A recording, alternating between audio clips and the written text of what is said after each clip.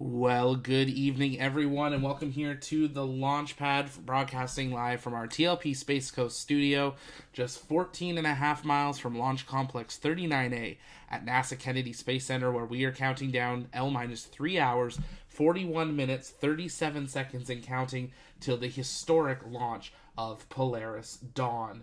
The crew is out at the suit-up room just at the base of 39A, and we are excited to have you joining us here for our live countdown to launch coverage of the historic Polaris Dawn mission. If it's your first time here, though, welcome. My name's Zach. I'm the founder and host here at the Launchpad, and here at TLP, it's our mission to inform and inspire the explorers of tomorrow, because we believe that space is better together. And I think we're just going live on a couple other feeds, so we're going to give it a minute, let people get in here, and then we will get underway. If you guys have questions, you can send those in the chat by tagging us at the Launchpad, and we will work on answering those live.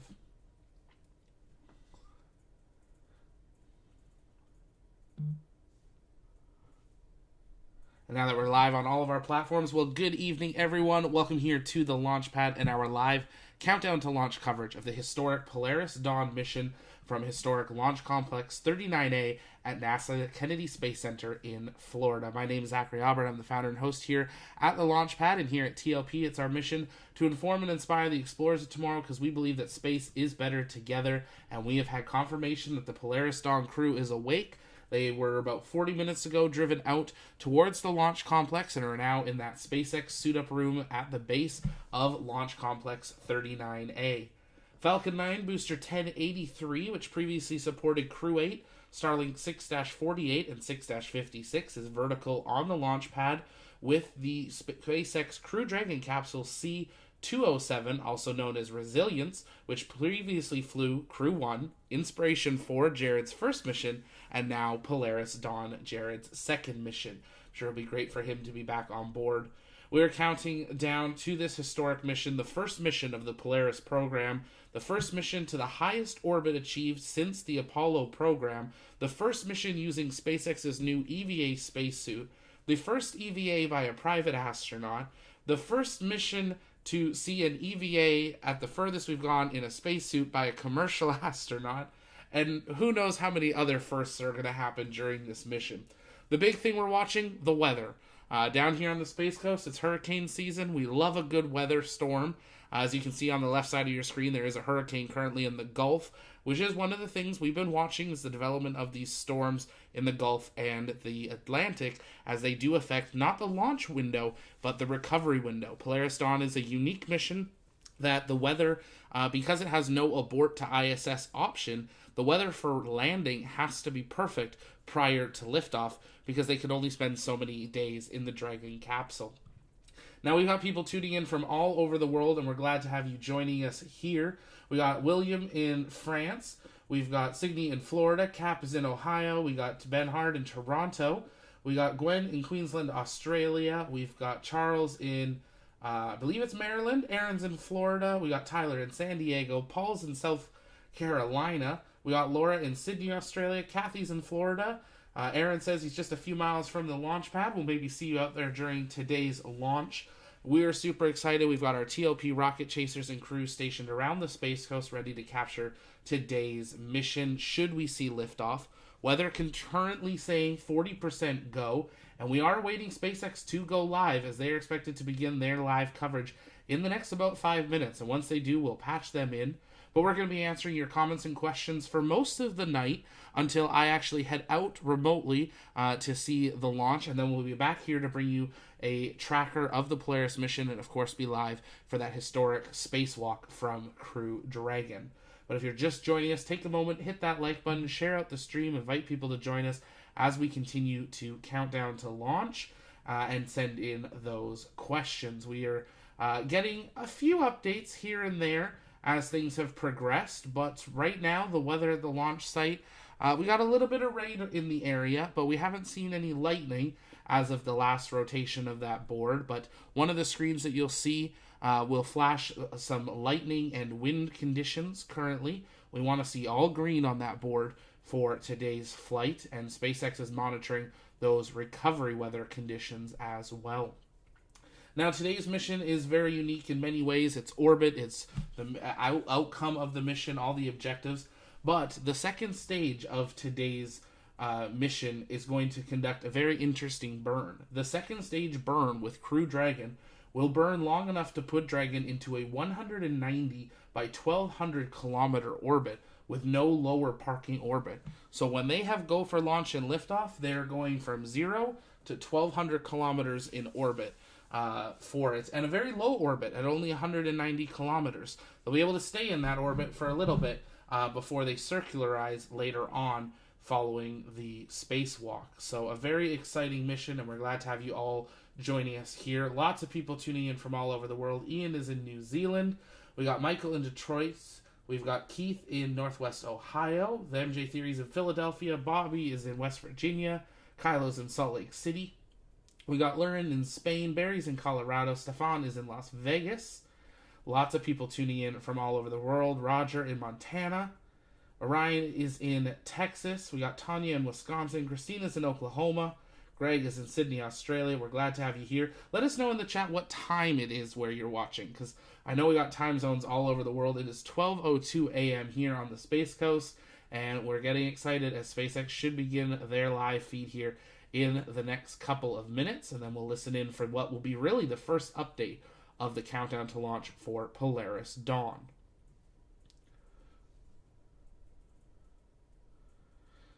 Now, we do have a backup windows if they need them for tonight. We have a backup opportunity at 5. I want to make sure I get it right here. At 5. It's loading very slowly. My notes. 5:23 a.m. Eastern and 7:09. So, should the crew suit up and be ready, but SpaceX wants more time or they're watching the weather, they can delay to those longer windows should they need to. At 5:23 and 7:09, as long as they have not begun fueling operations. So that's the big thing to watch here. That go, no go at T-minus 45 minutes for fueling operations locks us into a T0 at opportunity. Now, today's mission is in support of St. Jude's, similar to Inspiration 4, an amazing organization that changes the lives of children, and will definitely take some time. See if you can donate to the Polaris program and Polaris Dawn's mission in helping St. Jude's while also expanding our access into space exploration. Just under an hour ago, the Polaris Dawn crew drove by the NASA Kennedy Space Center press site on the way to the building at LC-39A where they will suit up for it. They started suit up, they should be at this point, and we're hoping we'll get those live views from SpaceX of them doing suit up and playing that card game, or we'll see what they do this time. Last time they did ring toss to get rid of that bad luck in the preparation for today's flight. If you haven't yet, though, take a moment, engage that like button, share out the stream, invite people to join us while we continue our countdown to launch coverage of Polaris Dawn. We'll be staying live through the entire launch attempt and waiting to get these live views from the launch site, which we are expecting here in the next couple of minutes while we continue through today's countdown to launch coverage. The crew on board today's mission, we've got Commander Jared Isaacman, Pilot Kid Poteet, Mission Specialist Sarah Gills, and Mission Specialist Annalyn Menon. Amazing thing is, Kid, Sarah, and Anna were all part of the support crew for Inspiration 4 in different aspects, and now they are flying on board as Mission Specialist, Pilot, and Medical Officer for this historic mission. 36 research studies and experiments from 31 partner institutes will be conducted during this mission, as well as the first ever Starlink laser-based communications study used by SpaceX on a mission. We've seen it used on demo missions with the Starship program, but we have yet to see it used on an operational mission like we are going to see, hopefully, here today. We are continuing to monitor the weather down on the coast here, with that little bit of rain passing through at this time. This is that rainy season. It makes it hard to squeeze some of these launches in that have very set criterias. But it is possible, and we'll hopefully have that availability of having one of those windows here today. Catching up on your guys' comments and questions that you're sending in the chat. Just make sure you're tagging us at the Launchpad on those so we make sure that we don't miss any of them. We're also making sure we're monitoring SpaceX. They said they were going to go live right about the 3.5 hour mark, which is any moment now. So we're keeping a close eye on that. Nathan Leach says, I can't wait to see the live spacewalk. I have confirmed with multiple people at SpaceX that there will be live coverage of the spacewalk, of the EVA.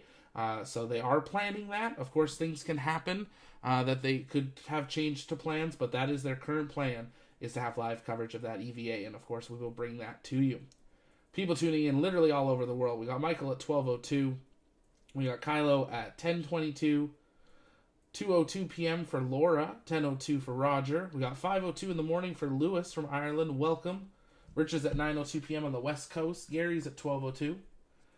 Jude's at 9:02 as well. Lots of people tuning in. 4:02 p.m. in New Zealand. 2 p.m. in Queensland with Ian and Rusty. It's great having you all tuning in with us. We're truly honored to have you all joining us as your live launch coverage provider for this historic mission. Very unique mission. Not a lot of press access has been given around this mission. Very few updates in the last couple of weeks as we've approached this T0. But nonetheless, we're excited to see Falcon out on the pad and the crew in the suit-up room ready to go for today. RJ says, when is the EVA happening? Well, to link to my last comment, that's a really great question. We haven't been given an update by the Polaris program on that schedule. We did have a mission timeline provided like 2 weeks ago that was available for a very short amount of time on like X, but we haven't had any email sent out that gave a set timeline. So we're waiting for those updates along with all of you. So we've got that spacewalk stream scheduled, and the moment we confirm a time, we'll update that time, and we'll of course be live for that, no matter what time of day or night it is, to make sure that we bring you that coverage of that historic mission, and that we can also bring you a recording so you can follow along if you want to watch it on demand later. We did have confirmation that the hypergolic fuel tanks on Dragon have been pressurized, and Dragon was turned on earlier this evening in preparation for flight as well. Another thing pointing towards another launch attempt here this evening.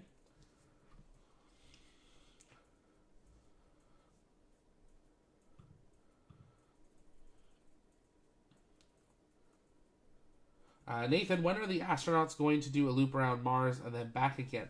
That's a really great question. Elon actually said the updated timeline they're working on is uncrewed Starship flights to Mars in 2 years, and if those land on Mars well, sending crewed flights 2 years later. So we're as close as less than 5 years from seeing people on the Martian surface, should they be able to land successfully. And it sounds like they're going to do landing missions first. They're not going to send them and bring them back right away. So it'll be very interesting to see. Ryan Rain go away, give Polaris Dawn a chance today. That is fantastic. Definitely we hope they'll be able to fly here this evening. Donald says, will I be able to view the launch from my home standing at my front door? I don't know where you live. You say Sanford, Florida. You should, depending on weather conditions, you should be able to see it from Florida. Florida's narrow enough of a state that you should be able to see it no matter what, depending obviously on your weather conditions. It is launching into a northern launch trajectory, so for any of you used to Falcon 9 crew missions launching to the north, keep in mind that trajectory, and if you're able to see that, you should be able to see today's flight as well. It is officially today's flight here on the Space Coast, now 10 minutes after the top of the hour, and a new day as we get ready to count down to the historic launch of Polaris Dawn. Minus 3 hours, 27 minutes, 46 seconds, and counting. Sharon, what update on the crew? We have not had an update on the crew or the rocket at this point. We'll have to wait and see. RJ, is it going over Toronto, and will it be visible? I don't believe you'll be able to see it in Toronto. It does fly over the ocean on its trajectory, so it stays off the coast of the eastern seaboard. RC stalling? Are you in Florida now? Yes, I have moved down here to the Space Coast, just about 14 miles from the pad. Can watch Starlink launches at 4 in the morning from the studio desk, and excited to be able to jump in a car last minute tonight while still broadcasting for you guys and head down to the waterline just a little bit closer to get to see today's flight. Really exciting, historic flight. I was here for the first flight with Jared Isaacman with Inspiration 4. I've always said Jared Isaacman was a huge part of making the launch pad what it is. He opened some amazing doors for us as we were getting started, and we're forever grateful for him doing so and helping us get underway. And we look forward to talking with him and the crew, hopefully when they come back. That was we're hoping to try to arrange that with them, and Jared would like to do that as well. We are keeping an eye for updates from SpaceX, as we have no updates as of yet. And they have not begun their live stream, which they said they would be at this point. So we're eagerly awaiting updates along with all of you on what will happen here this evening. While we wait for you guys to send in some more questions, I'll read through today's mission objectives for the 5-day Polaris Dawn mission.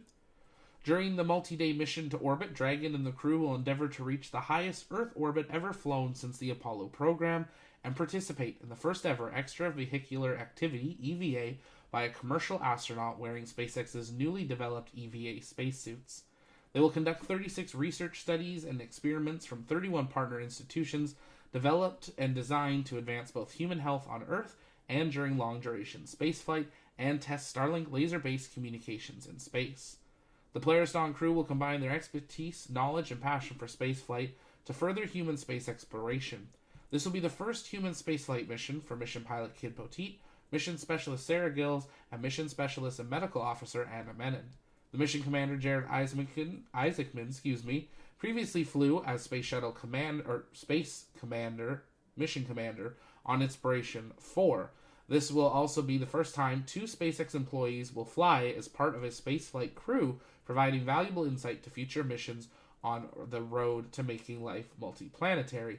And that is because Sarah and Anna do actually work for SpaceX as well. And it looks like we have got SpaceX beginning their live coverage here. So we are going to patch them in. And once they begin, we will listen in to their commentary for updates. Another incredible sign that they are getting ready to begin coverage here this evening.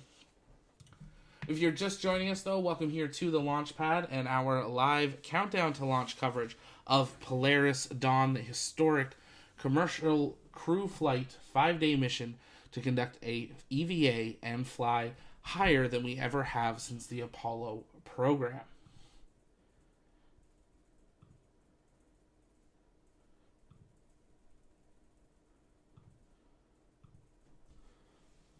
Waiting for SpaceX to begin that coverage, and the moment they go, they are beginning their coverage. And once they hand it over to one of their crew, we will pass it on over to them to listen in on an update on how the countdown is proceeding. But at this time, everything continuing nominal for this historic flight of the Polaris Dawn mission. JC Stalling, you have great coverage. We love you. Thank you so much. I appreciate that. We're navigating some fun things here this evening with minimal communication. I know we got lots of people tuning in from Brazil who no longer have access to X as well. We are glad that you are here. Thank you for being here and being part of this historic mission and our live coverage. You can keep sending in your comments and questions in the chat while we are broadcasting. I'll be back with commentary updates throughout today's broadcast, as well as we count down to this historic launch of Polaris Dawn. If we don't get to say it before it, Godspeed Polaris Dawn, good luck Jared and your crew, and we'll see you when you get back. Looking at a live view of the Falcon 9 rocket and Dragon spacecraft set to launch Polaris Dawn, Space's 5th Dragon mission flying civilians to orbit, and overall our 14th human spaceflight mission since 2020. Our 4-person Polaris Dawn crew is getting ready to head to space in just under 3.5 hours from now. This mission marks one more step toward our ultimate goal of making humans multiplanetary. Good evening. I'm Kate Tice, Senior Quality System Engineering Manager here at SpaceX in Hawthorne, California. And I'm Jesse Anderson, a Senior Manufacturing Engineering Manager.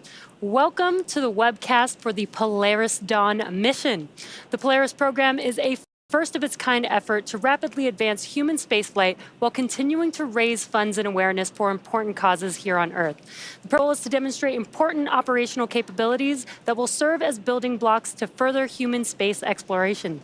Polaris Dawn is the first mission in the Polaris program. The program will consist of up to 3 human spaceflight missions that will demonstrate new technologies, conduct extensive research, and ultimately culminate in a flight of SpaceX's Starship with humans on board.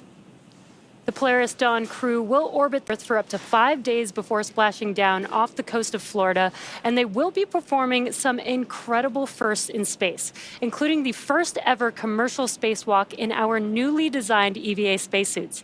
The spacecraft will also attempt to soar higher than any Dragon mission to date, and if successful, break the altitude record set by Gemini 11 a half a century ago.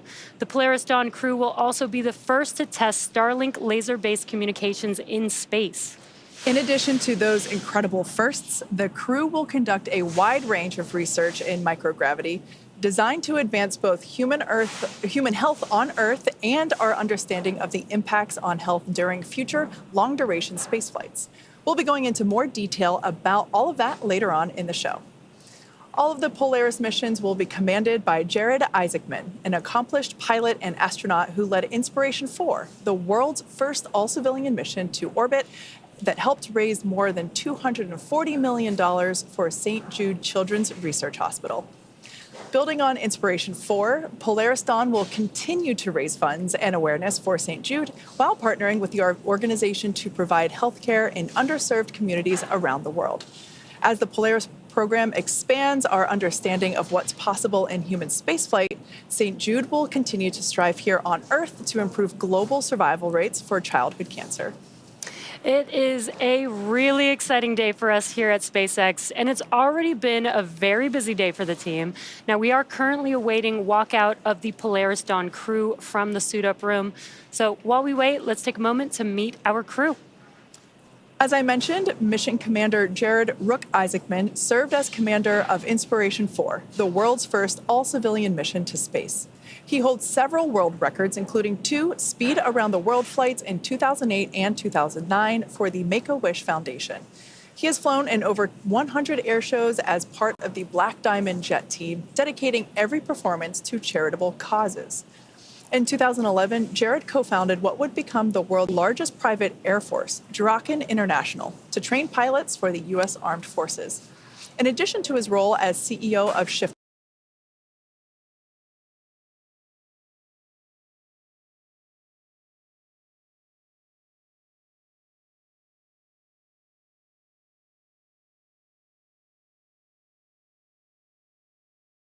And it looks like we got a bit of buffering happening on the SpaceX feed. The moment that's back, we'll listen back in. We have our countdown clock continuing. Jared is an accomplished pilot. Continuing to run in the top right corner of your screen. That is linked to the real world time here. And we'll see why they're having a little struggle on their live stream here this evening while they continue. And it looks like that is happening across all of the broadcasts. So it is not on our end that we're having this buffer. This is on SpaceX's side. So we hope they get that resolved here shortly as we continue our countdown to launch coverage of the historic Polaris Dawn mission. If you're just joining us, though, welcome. My name's Zach. I'm the founder and host here at the Launchpad. And here at TLP, it's our mission to inform and inspire the explorers of tomorrow, because we believe that space is better together. We're glad to have you all joining us live. People tuning in all over the world, you can keep sending in those comments and questions. Nathan says the EVA suit is awesome. They do look really, really cool. That gold sheen on the helmet, really special as well. Having just moved to the Space Coast, I do not have my space helmet to wear tonight, but next time Jared flies, I will. And the next crew mission, second next crew mission, I should as well. Still waiting for some of my stuff to get shipped down here as we get the new studio set up. But it's great to have so many of you joining us here. We're continuing to monitor weather conditions on the Space Coast. Currently 40% go for launch at the initial T0 of 3:38 a.m. Eastern Time. Fabio says, Twitter live stream, why don't they do YouTube anymore? Really, really great question. And it looks like they are back. Served as the mission director for Inspiration. There it is, your Polaris Dawn crew. As you can see, an incredibly impressive group with a diverse range of expertise that will certainly serve them well over the next 5 days in orbit. Working here at SpaceX, we've been fortunate to spend time with the crew. You'll see them walking around, getting lunch.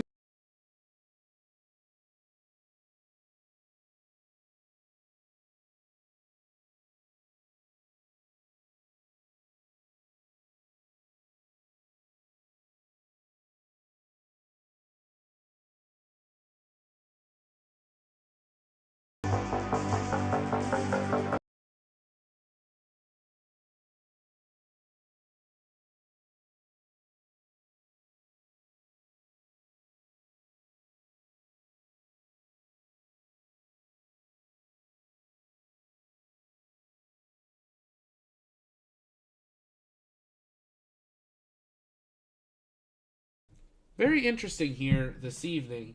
My live feed is cut to the SpaceX logo and restarted, I guess, but the broadcast has not. So we're going to do our best, figure out what's going on here as we get into this countdown.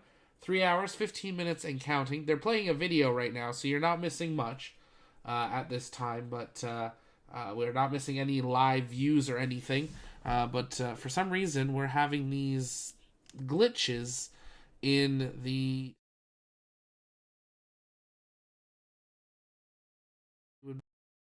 this point. But we're going to do our best to get it back sorted. We'll continue answering your guys' comments and questions while we do so. I'm going to take a quick switch and put us back to this feed while I make some updates on that feed. Try to get us back to the live broadcast for Polaris Dawn here with SpaceX, and hopefully we won't have any more glitches on their broadcast this evening.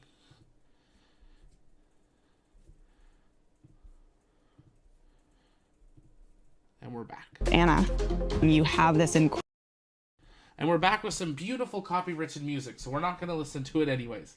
But if you're continuing to join us, we'll be continuing to answer your guys' comments and questions. Nathan says 5 years till humans go to Mars, and they're even talking about a VR controlling bots up there as well. Yes, they definitely are. Linux, what time will the EVA be? Will it launch early morning? They have not given an exact timeline just yet on that. So we're continuing to follow along and see what is going to happen with that. A propulsion engineer here at SpaceX in Hawthorne, California. You just heard from the crew while sitting inside their Dragon trainer, which is an exact mock-up of the Dragon that they will be living in for the next 5 days. Dragon is the first private spacecraft to take humans to the International Space Station, and it's currently the only vehicle capable of returning significant amounts of cargo to Earth. It's also the first private spacecraft to take an all-civilian crew to orbit during the Inspiration 4 mission in 2021. Over the last 4 years, the spacecraft has supported 13 human spaceflight missions and flown 50 crew members representing 14 countries. Through missions like Inspiration 4 and Polaris Dawn, Dragon is helping lay the groundwork for deep space exploration, rapidly expanding our knowledge of how humans will adapt, live, and work in space. Dragon can also help discover more about our home planet, and with the upcoming mission like From-2, we aim to do exactly that. Named in honor of the ship that helped explorers first reach Earth's Arctic and Antarctic regions, the crew of From-2 will be the first to explore Earth from a polar orbit. From-2 will be SpaceX's 6th commercial astronaut mission and will allow the crew to observe Earth's polar regions through Dragon's cupola at an altitude of 425 to 450 kilometers. Over the years, Dragon has proven to be quite a versatile spacecraft. It can autonomously dock to the space station when outfitted with the ISS docking adapter. In free flyer mode, the docking adapter can be swapped out for a cupola for the best views while in orbit, and that's going to be the case with the upcoming From-2 mission. Finally, we have the newest option, the Skywalker hardware, to support a spacewalk, and that'll make its debut on Polaris Dawn.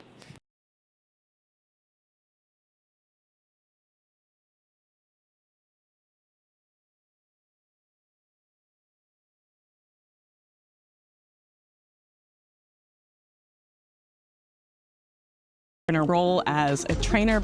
Anna, you have this incredible... Sorry about that, everyone. Their broadcast seems to keep glitching backwards rather than staying live, and I'm not too sure what's causing this.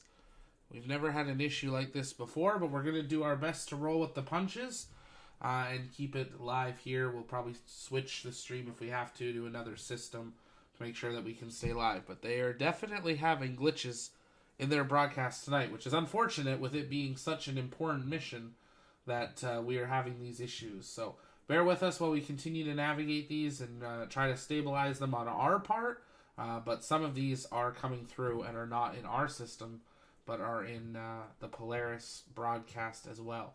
Fortunately, they don't broadcast to YouTube anymore, which was a much more stable system than what they are currently broadcasting on. Continue to send in those comments and questions. I'll work on getting to those over the next few minutes here while we continue our countdown to launch coverage. I appreciate all of your patience here while we navigate this. Stand by.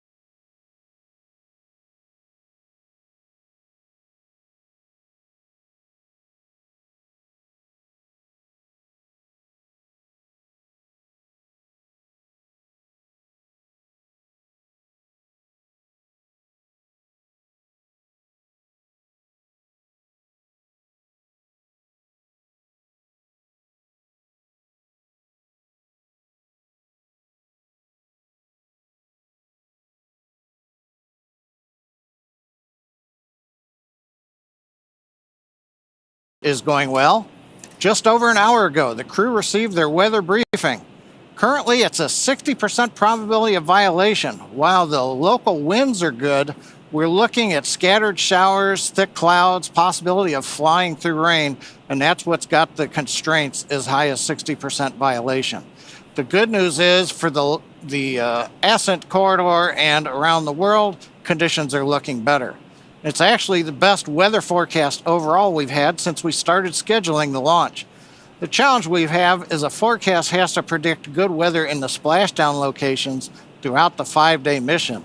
And that's what's caused delays since late August up until this evening.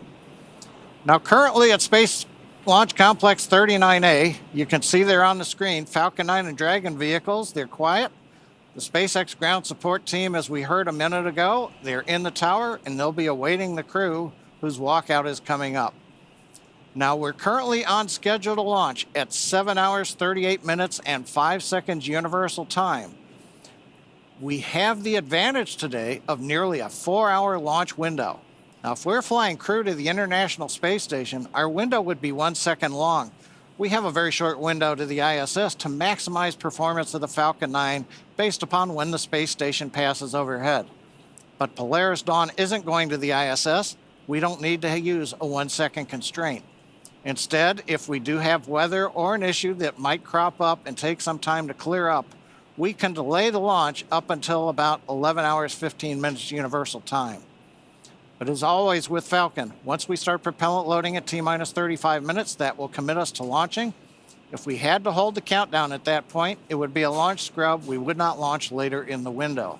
But at T-minus 3 hours, 8 minutes and counting, everything is go for launch.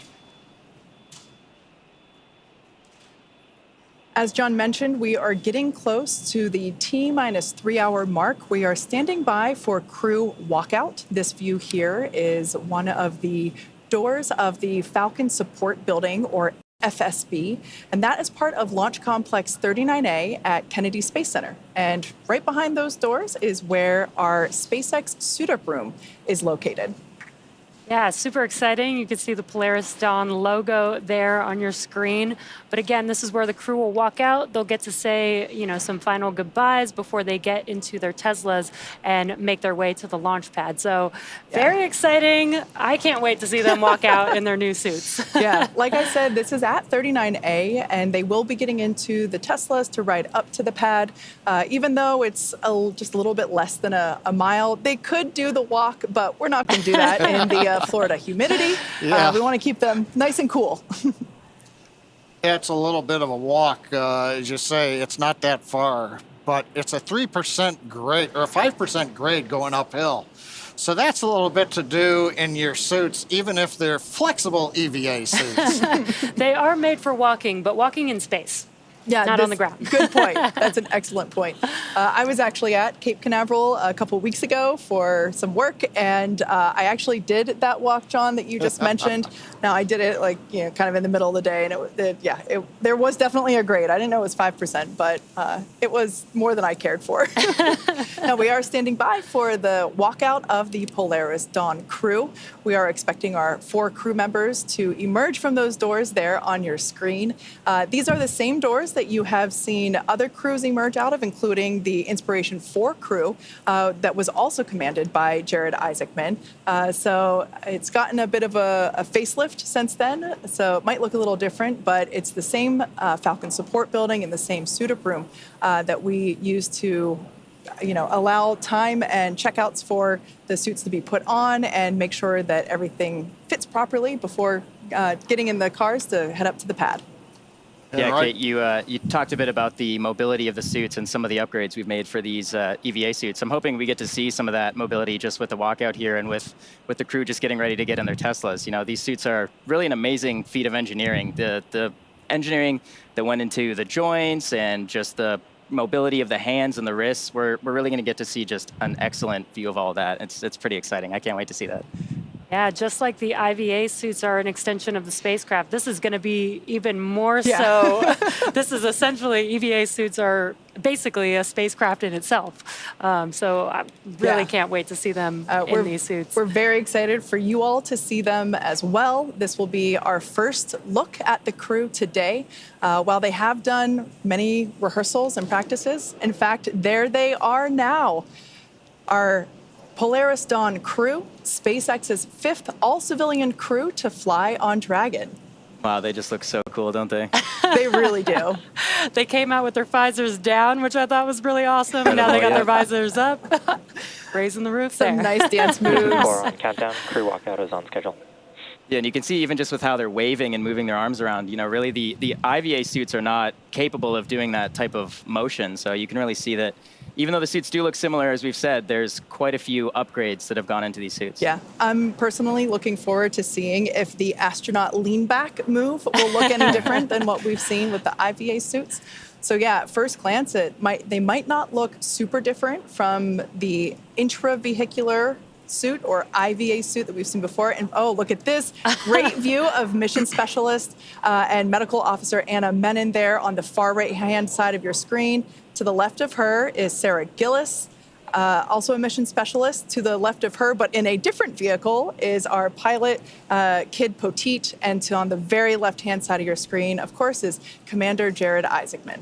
This is like one of my favorite views, getting to almost be inside of the cars with them, but getting to see the crew in their suits. Again, they use these vehicles to help keep cool air flowing through their suits as well, so they can connect their umbilicals into these vehicles as they make their way to the launch pad. But they also get to listen to, hopefully, at least a song on the way to the launch pad. It's only going to be about it's like 5 one minutes. song. Yeah, pretty short playlist. But they do get to pick, even though it's a short ride, their one song that they get to listen to is chosen by each of the crew members. So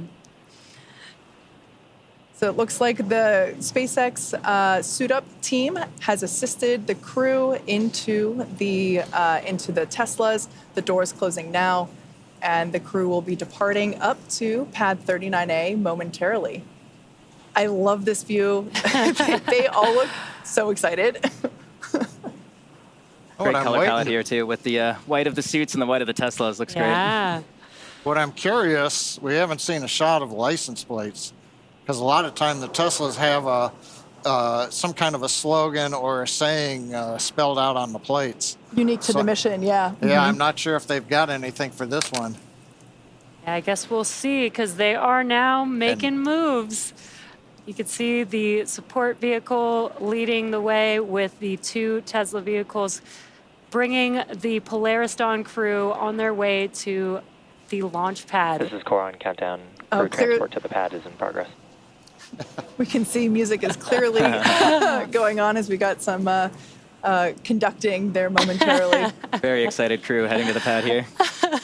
Yeah, just like Jesse mentioned, there is still cool nitrox or nitrogen oxygen air mixture flowing into their suits. That's what we saw the suit up team assisting with, helping to plug them in. So helping make sure that everyone stays comfortable in this short ride up to pad 39A. Some big smiles there. They're cruising. And you could already see the launch pad right there. You could see how close it was. Very short drive. Again, just enough for one song. Yeah. Now, like we said, the team has performed rehearsals, in fact, a full dress rehearsal where we simulated everything with the launch countdown up to T0. So while the Polaris Dawn crew has put these suits on and has ridden up to the pad in the dark, they've never done it on launch day before. And the feeling of standing next to your spaceship as it, is getting ready to have propellants loaded on board, it just must much be such a different experience. And Jared's feeling it for the second time, so I'm very excited to see his reaction in particular. I like how he told them, take less stuff. But yeah, I wonder what he's told them about this, because when they walked out of the FSB, when we saw them, and oh, by the way, they were right on time, so schedule's looking good. Anna was out. She was very excited. First one out the door. I'd be the same. But yeah, when they came out the FSB, they're on the south side, so they can't see the rocket until they actually start to go up the grade, up the pad. So I wonder what their thoughts are as they finally see it all illuminated, going, this is it, it's not a rehearsal. So while we don't have a close-up shot back there, we were just barely able to see the license plates. They say for St. Jude, and they have original artwork from St. Jude patients, which is so cool. I love that. I love that St. Jude has the patients do a lot of art and they utilize the art. Yeah. Oh, here's a great view. Oh, there we go.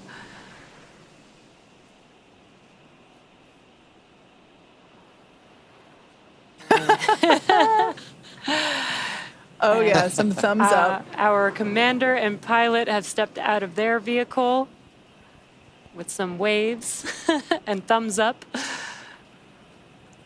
So you can see the machine there, which provides the cool air in the transport vehicle. The next step will be for them to take a look at their rocket and spaceship, and then they will enter the elevators and take that up to the 255-foot level. After that, they'll take a flight of stairs up the remaining 10 feet to where the crew access arm is located. Right now you can see there's a team with them helping assist them with anything that the crew needs. Even though these suits are very mobile, we do want to make sure that the crew is able to easily function, and you can see that they're helping with the umbilicals on each suit as they're going to make their way into the elevator and up the crew tower.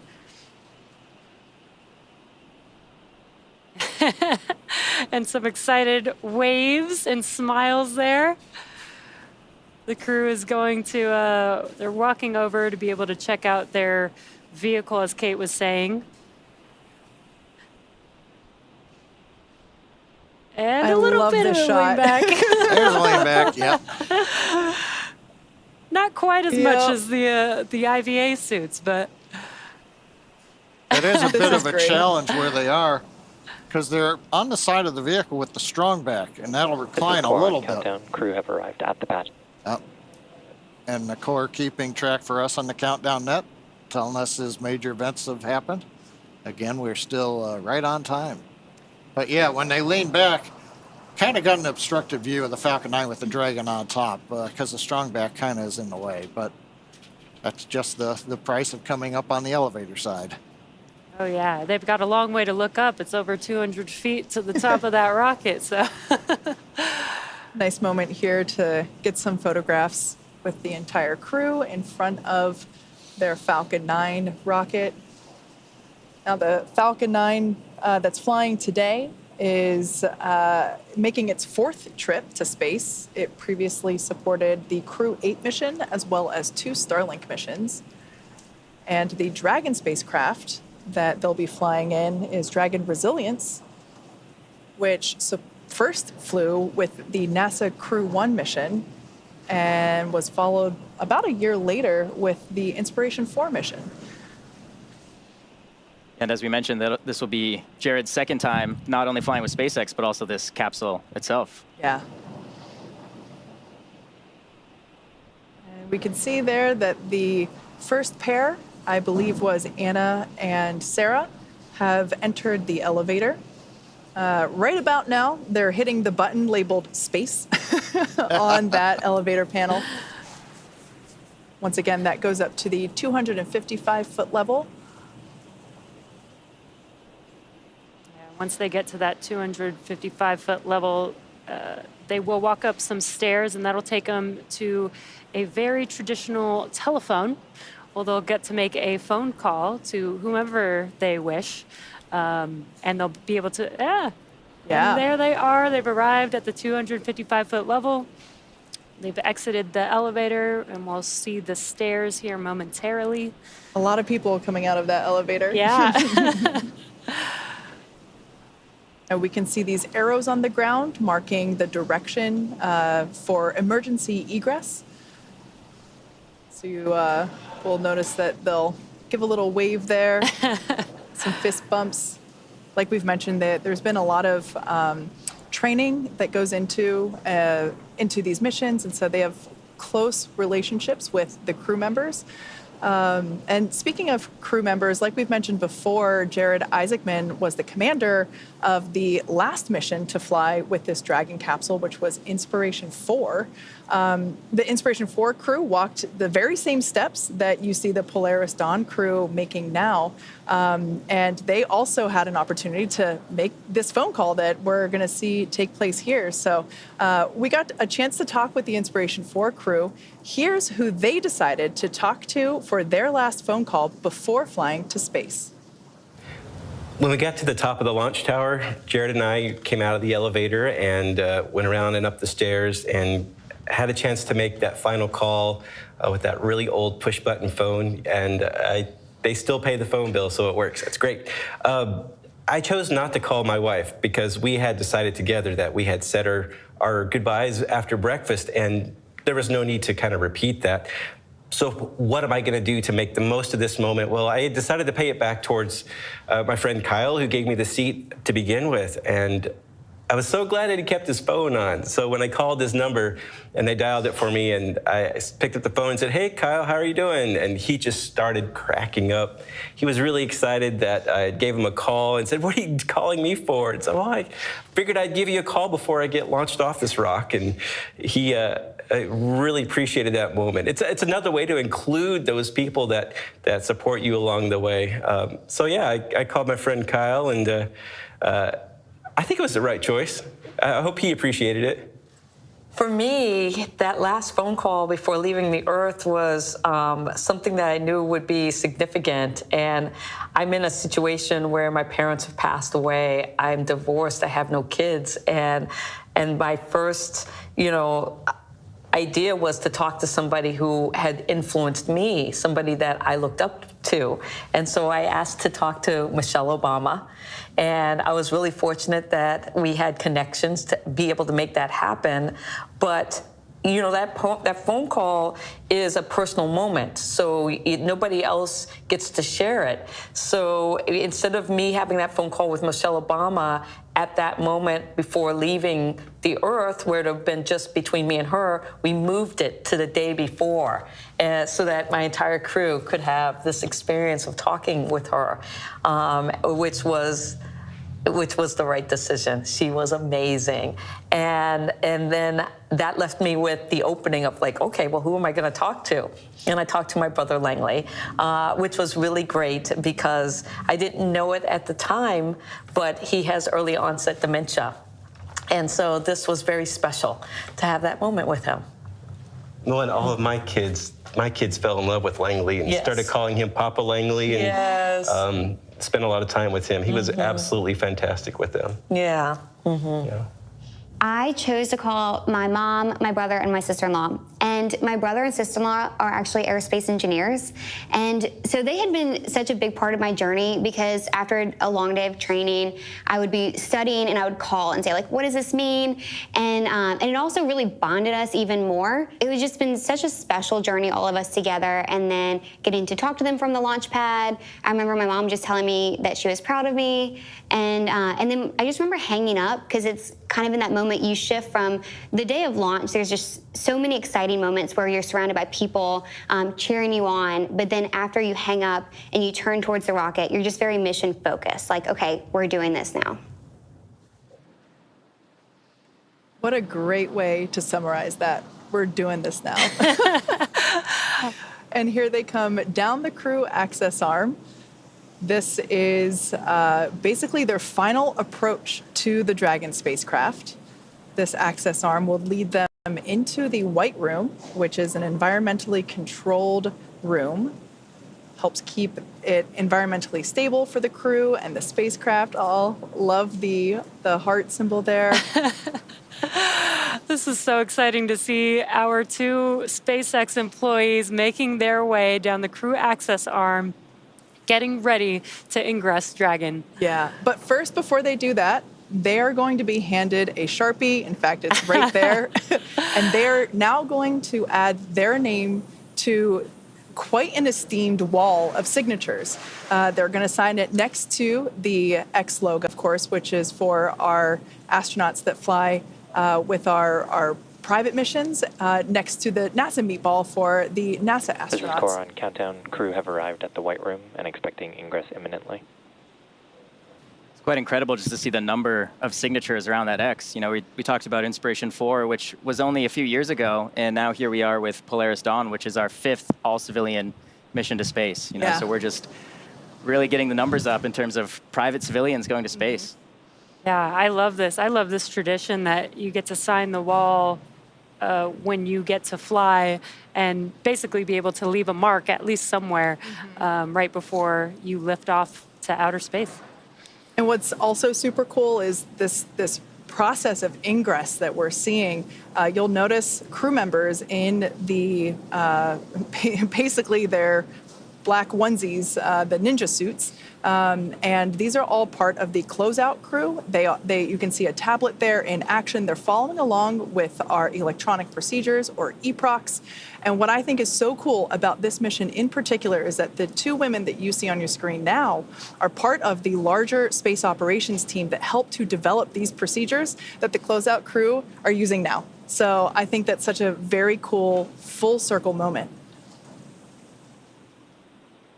Also note in the White Room, you know, it's a FOD, foreign object debris. Make sure there's not anything that you're tracking in. You don't want to bring it into the capsule. And the tablets are an example of that. You know, when I came up in the business, everything in the clean room was still paper. And you'd watch somebody actually using a pencil and eraser and trying to erase something, and then all of the little rubber shavings are going down on the ground. You're going, oh, wait a minute, that kind of violates the concept of no FOD. Yeah, that's a good point, John. The White Room is actually a clean room environment. So the crew arm is actually pressed up against the Dragon spacecraft to create a seal to make sure that, you know, it's environmentally controlled inside of the crew access arm as well as the White Room before they ingress to prevent, you know, FOD and any exterior weather entering inside the White Room. This is a great view of the crew access arm in its entirety. we can see that they are now entering the capsule very carefully. There are some protective pieces around the hatch that helps protect the hatch itself, as well as the suits and helmet. We can see now that Jared and Kid have entered the White Room and are about to add their signature. I have a feeling that Kid may have just pointed to Jared's original signature from his Inspiration 4, and I think Jared's probably trying to figure out what to do now. Yeah, where does he put his second signature? He's our second frequent flyer after MLA. Michael Lopez Alegria, who flew twice on Dragon, and now Jared gets to be a frequent flyer on the same spacecraft that he flew on before with Inspiration 4. Yep, very cool. I don't think we have an air miles program set up yet, but maybe one day we will. We got to work on that, yeah. So inside the capsule, Sarah and Anna are getting situated in their seats. There is a closeout team member inside the capsule helping them get buckled in with their safety harness. Oh, actually, we can see there now our first live view inside Dragon Resilience. Sarah and Anna occupying the window seats, as it were, which is absolutely the seat I would also want if I were flying in Dragon.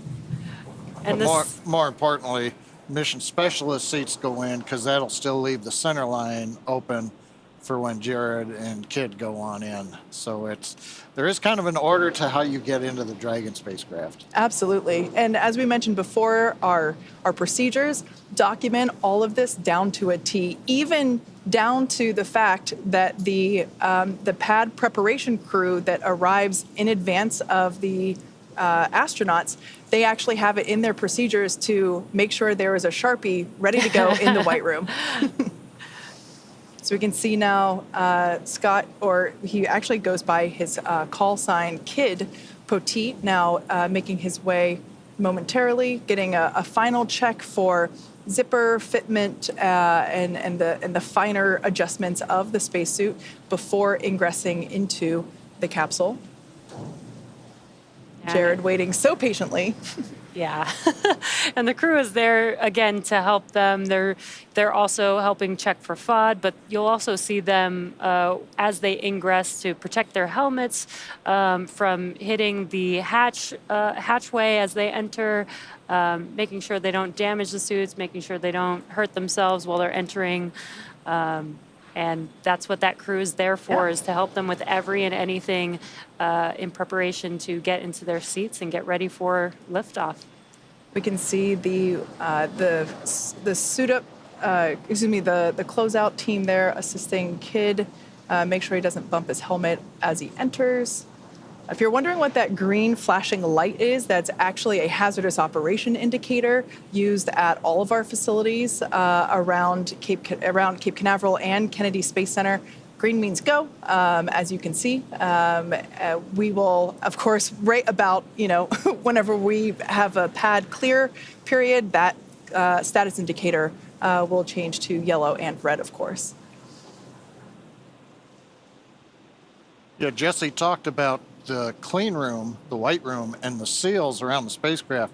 You get a little bit of a look as Jared gets ready to ingress, but the seals are in place. Later on, we ought to see, they'll retract the seals, and then you can see daylight, or in this case, night, around the spacecraft as we get ready later on to retract the arm. And there goes Jared into Dragon. The last Polaris Dawn crew member to ingress the Dragon spacecraft. I can't wait to see an up-close photo of what Jared decided to do with signature number 2. We can see all 4 crew members now in their seats, Sarah and Anna. So just a quick rundown on the far left side of your screen. In seat number 4 is Anna Menon. Then to the right, we have Kid Poteet, our pilot, followed by Jared Isaacman, our commander. And then on the far right side, Sarah Gillis, now getting strapped into her 5-point safety harness as well. A nice view of the vehicle from the exterior as well as the interior. For those of you that have just recently joined us, this is pad 39A. This is personally my favorite launch pad in the world. It's where many shuttle missions took off, as well as many Apollo missions, including Apollo 11. This is where humans first left for the moon from. And Kate, as we look at this view, we talked about they went up to the 255-foot level and then 10 feet up and across the arm you see on the right, and now in the capsule. You go back to the shuttle days, just to give you an idea of the size of Falcon 9 with Dragon. Shuttle, they got off at the 195-foot level and then entered the shuttle.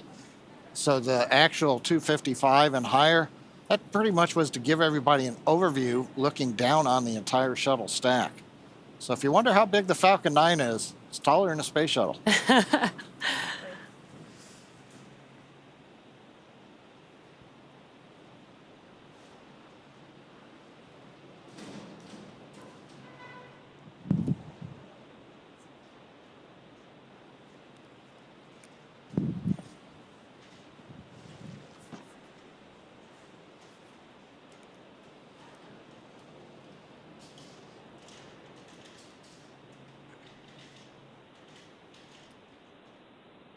Now, while the crew gets situated in Dragon, let's just take a moment to get familiar with the spacecraft that they will call home for the next 5 days.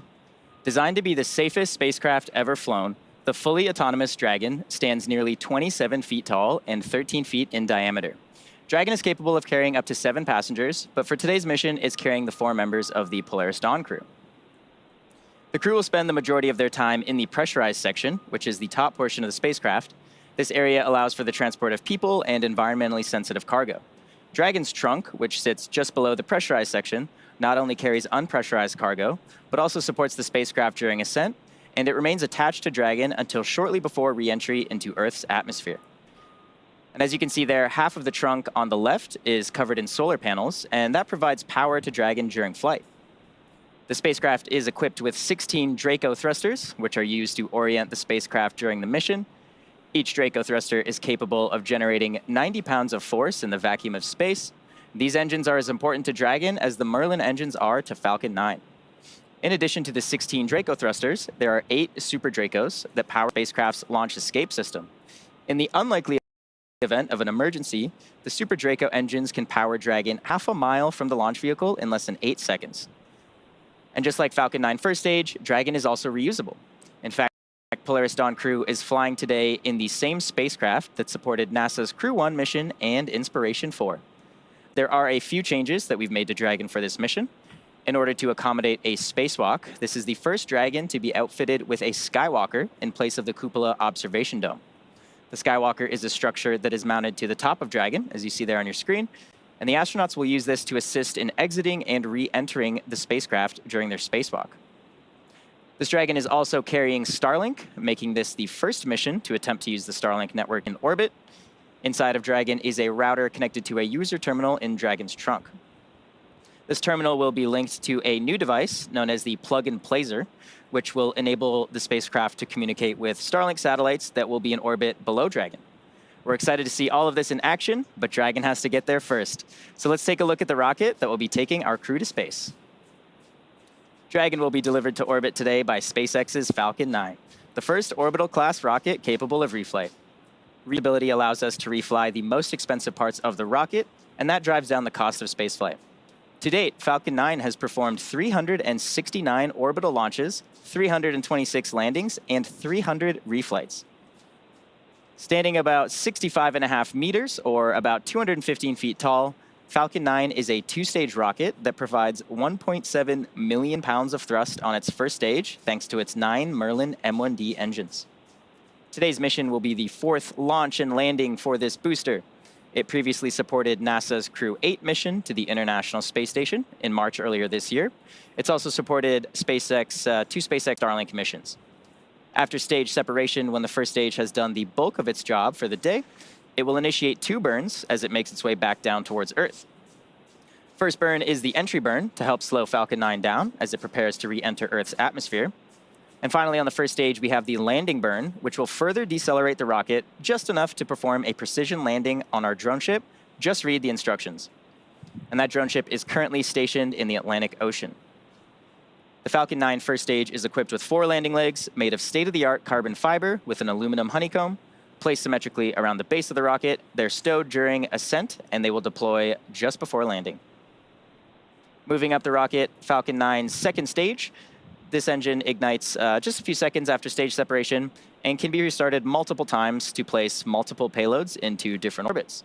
The second stage is powered by one single Merlin vacuum, or MVAC engine, and this engine is capable of more than 220,000 pounds of thrust. The MVAC features a significantly larger expansion nozzle to maximize the engine's efficiency in the vacuum of space. At full power, the Merlin vacuum engine operates with the greatest efficiency ever for an American hydrocarbon rocket engine. And let's not forget the unsung inner stage, a composite structure that connects the first and second stages. It also houses the pneumatic pushers that allow the first and second stage to separate during flight. That's also where you'll find Falcon 9's 4 hypersonic grid fins, which are at the base of the inner stage, and these help orient the rocket during re-entry. Here in Hawthorne, you can actually have lunch in the cafe while watching the inner stages be made just across the aisle. All right, while we continue to count down here, how are things going, John? Well, Atticus, things continue to go well. We're mostly watching the weather. We're just over T-minus 2 hours, 36 minutes. We saw the crew ingress into Dragon less than 15 minutes ago. They're currently in their seats. They're going through the process of settling in. They're getting the tablets stowed, their umbilicals hooked up. They're going over the final preparations with the SpaceX closeout team that's both inside and outside of the Dragon spacecraft. Now, with the umbilicals connected and everyone complete with their initial setups, the SpaceX core, we ought to initiate a communication check with the crew. That'll happen somewhere in the next several minutes. We should hear that over the countdown net. Now, once those comm checks are complete and everybody has checked through Dragon, made sure everything underneath the seats of the crew is clear out of the way, and then the ground team backs away, the crew seats will rotate into a launch position, and then the SpaceX ground team will begin the work to close the hatch. That'll include suit leak checks, closing the hatch, doing hatch leak check, working our way through until what eventually becomes about T-minus 1 hour when everything's buttoned up and the ground support team heads out of the pad area and we count down to launch.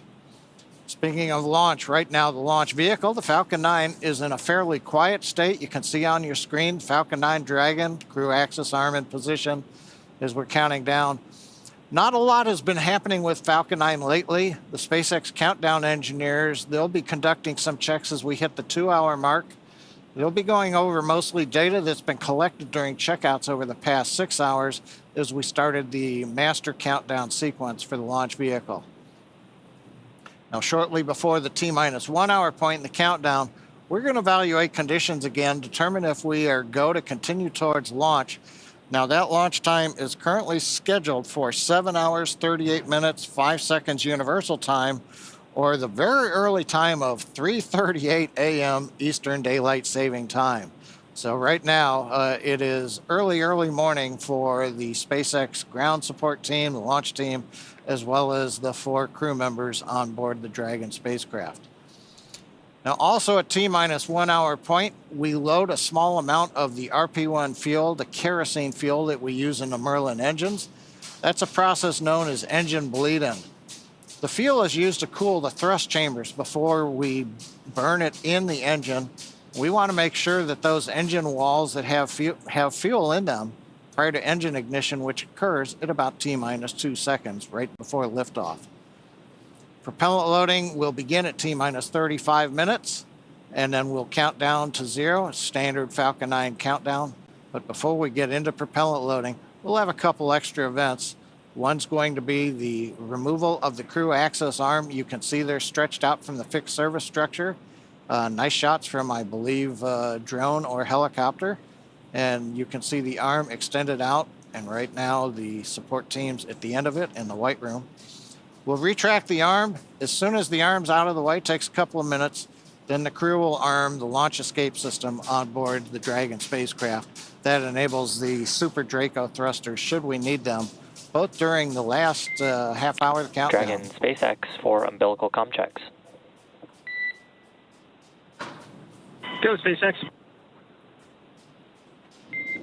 Dragon, looking for a comm check from Commander Pilot MS1 and MS2. Copy that, SpaceX. Commander, comm check.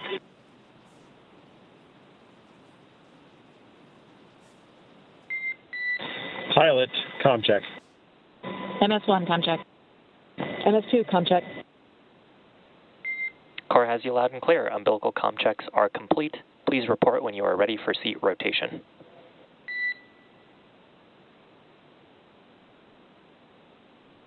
SpaceX Dragon, we're ready for seat rotation.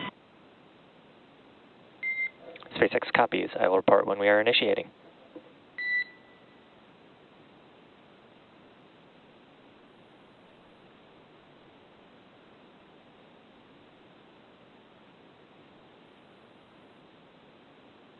As you just saw and heard, the Polaris Dawn crew members inside Dragon, they've completed their umbilical comm checks. There you see a view looking through the hatch into Dragon. You can see some of the crew inside their white suits, and then the black-garbed SpaceX ground support team getting out of the way right now as we get ready for seat rotations. Now, we heard the comm checks. That's umbilical. The spacecraft is hooked up through electrical lines, and that's how they're getting communications up to the crew and back down to the core, the mission director, the launch director. And that comes through umbilicals in their suits. So they've got those hooked up, they've checked out, and so that's the landlines. That's one of the ways that the SpaceX mission and launch teams and crew can talk to each other. Now, once in space, we obviously don't have a long electrical umbilical or any physical connection to Dragon. So instead, to talk to the crew, we use ground stations and NASA's relay satellites. We'll be checking those out a little bit later in the countdown, and we'll bring that to you when that happens. Right now, the crew waving. Dragon SpaceX, we are beginning seat rotation. And here comes seat rotation.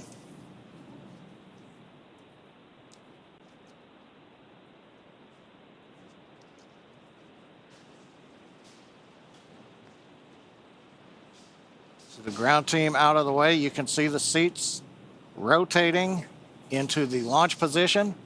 This allows them to take the roughly 3.5 to 4 G's acceleration lying back. That makes it a little easier for the heart to pump blood up to the brain without having to fight the acceleration vector as we head up into space. First stage ride, pretty simple, 3.5 G's. Second stage, about the same, a little bit more, but something that's easily tolerated. And of course, the crew has been trained on it. Dragon, seats are in the launch position. There you go. SpaceX, we show sync. Their seats have been rotated upright, and they're rotated from the upright position. They're now in that reclined launch position.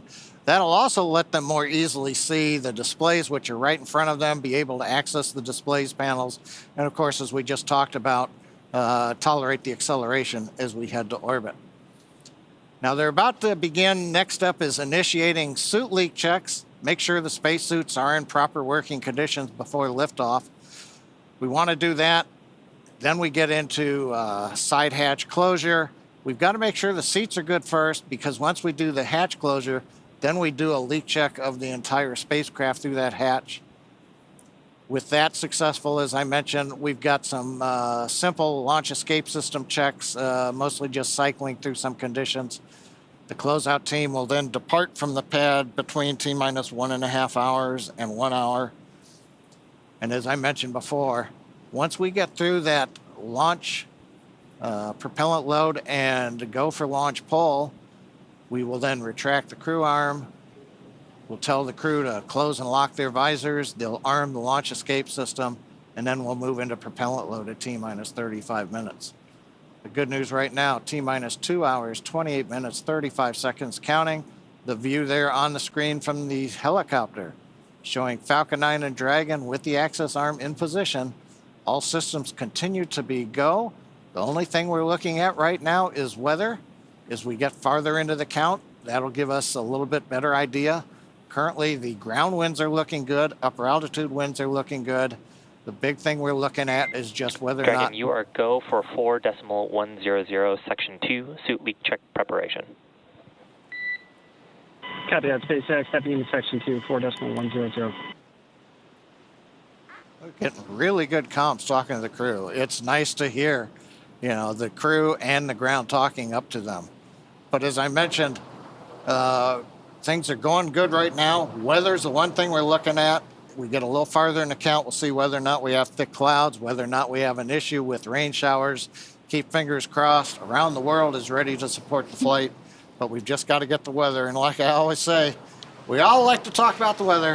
We can't do a thing about it. Yeah, you bring up a good point, John, and that has been such a tricky element of this mission so far is the weather. And it's not just the weather at Florida that we're looking at, it's also weather for where Dragon will splash down in 5 days' time.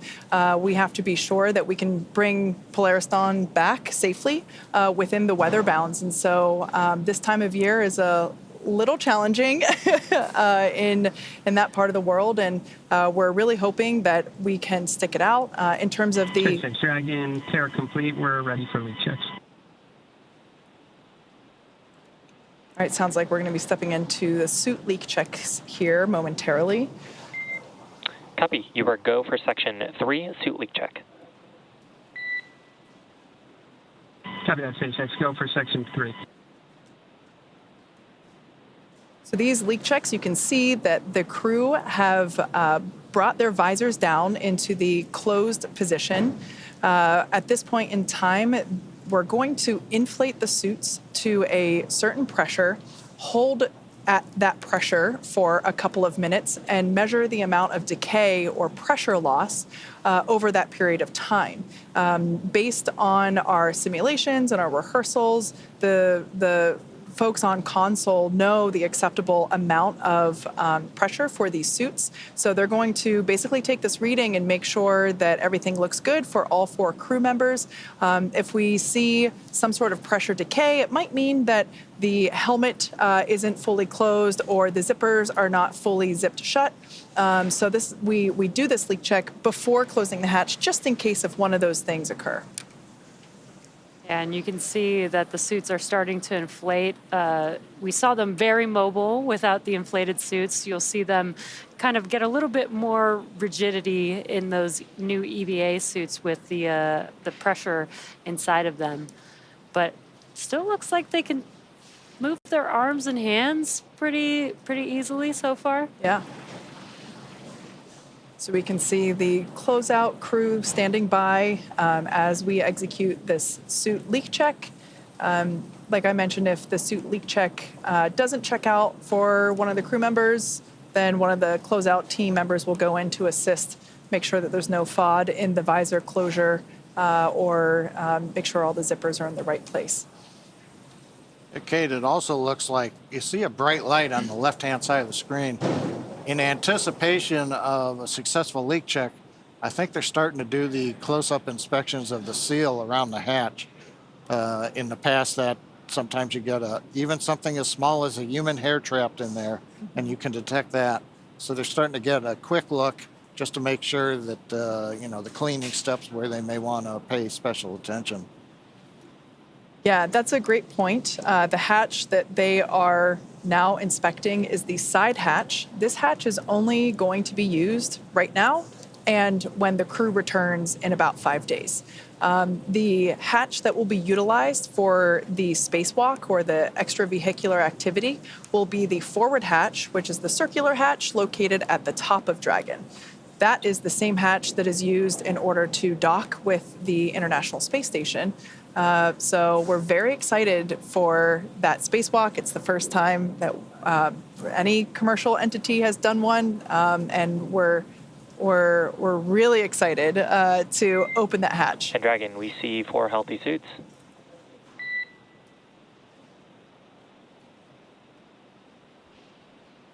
You might recognize that voice and that face. That is our fellow webcast host, Shiva, doing his real job as SpaceX, 4 good suits.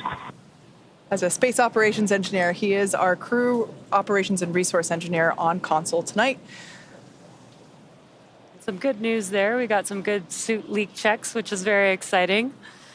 Next up, they will also do some comms checks to make sure that the umbilicals in their suits are working properly and that they can get communications through all the loops that they're using between the crew and all the supporting teams.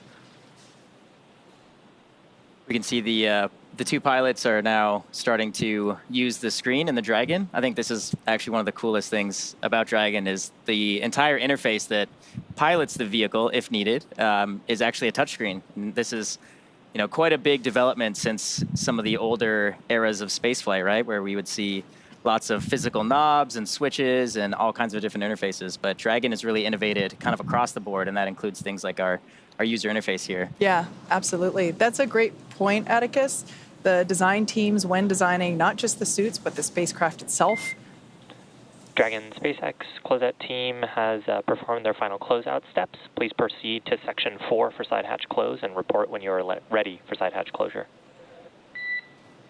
Copy that, SpaceX, stepping into section 4. Yeah, the design team, wanted to build a vehicle that was robust and safe. And so not only did they want to make it function like a spaceflight vehicle of the future, but also look like one as well. And one glance inside the capsule, and even to this day. SpaceX Dragon in section 4, 4.100, we're ready for side hatch closure. Core copies, ready for side hatch closure. Even to this day, almost 10 years here, I still get so excited and giddy stepping into a Dragon capsule. It's just so otherworldly in itself. Well, you think about it. If you've been to the Smithsonian or some of the other museums where the Apollo command modules are from the flights in the late 60s, early 70s, there's about 450 switches in there. So 3 people had to know where everything was. But it also meant that if you were on the left side and your switches were yours, it wasn't like the person in the middle or the right could do the same function. Whereas with the touch panel displays, worst case, your screen goes bad, just use the person's next to you, or have, in this case, Jared can take Kid or Kid can take Jared's functions over, and vice versa. So you can just shift capabilities back and forth across the screen. So it's something that we didn't have decades ago, even in the shuttle, where they went to glass cockpits partway through the life, but a lot of mechanical switches. Yeah, John, that's a great point, that if you have the mechanical switches, it's a lot harder to, make any updates or be even more flexible. It's almost like those switches are just what they are, whereas the display screens, you can kind of make whatever updates you need to, pending the hardware of the displays, but a lot more flexibility. So we saw some waves happening with the Polaris crew. It looks like the closeout team is preparing. Yep, they're removing the protective paneling that they put around the side hatch to protect the hatch itself during ingress. And it looks like they're removing that now in anticipation of side hatch closure. Now, once we close the side hatch, we will do something very similar as we just saw with the suit leak checks. We will perform a hatch leak check where we inflate the seal around the hatch itself, hold it at a certain pressure for a couple of minutes, and do the same thing, measure that it holds the correct amount of pressure over that period of time. As John mentioned before, the smallest piece of FOD can prevent that successful leak check. So we can see many panels being removed, and this helps to protect that side hatch, and we're going to see them do another inspection before enclosure. What's exciting about this mission is typically we usually say when that side hatch closes, it's the last time that the Dragon capsule will be opened until they return back to Earth. But in this case, we will be opening up a different hatch during this mission for them to do a EVA spacewalk. And it looks like they are taking some closeout pictures. Again, they do an inspection of that.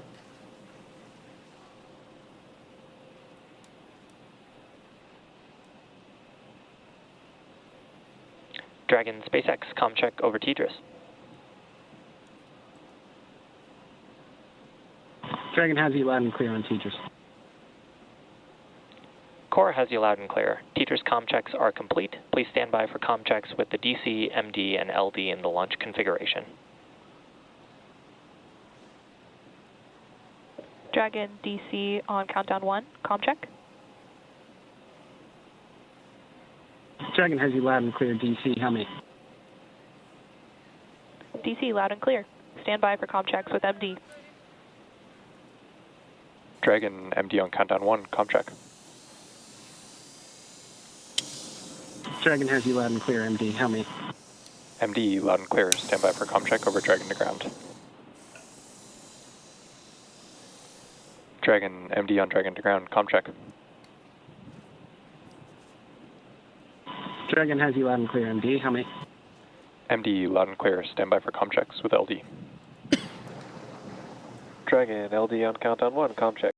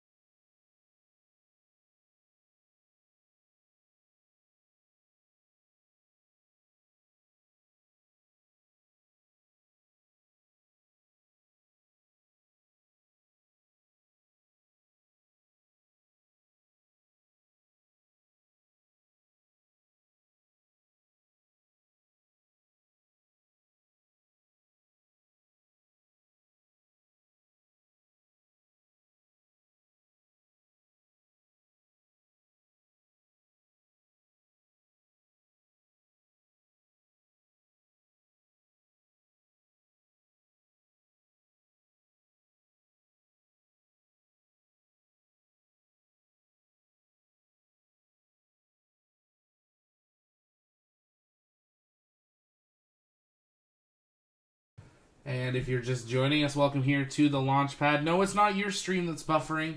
It's SpaceX. Twitter is deciding to buffer again as we continue to count down to the historic launch of Polaris Dawn. We'll work to get this back as quickly as we can over the next few minutes here. They'll hopefully get it back up and running. But yeah, we've had some issues with them buffering, and I have to say we never had this issue, SpaceX, when you streamed on YouTube.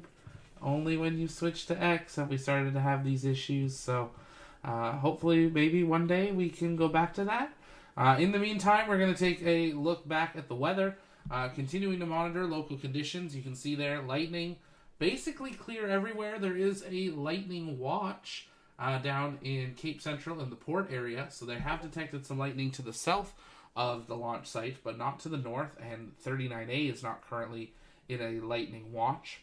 Teams are continuing through hatch closure while we get closer and closer to this targeted launch time, and we're hoping to have this live feed from SpaceX resume here momentarily, as it is still frozen on our end again. Unfortunately, to see this type of event on such a historic mission, that we're not able to see these uninterrupted views of this commercial crew getting ready to fly. So the moment we get those back, we will patch them in. So stay with us. If you guys have questions, you can send those in the chat by tagging us at the launch pad, and we'll work on answering those live while we wait for SpaceX to figure out their internet connection. Maybe they should broadcast using Starlink. Maybe it'd be a bit more stable. We do have a confirmation. Crew seats are rotated. Suit leak checks and comm checks are now all complete.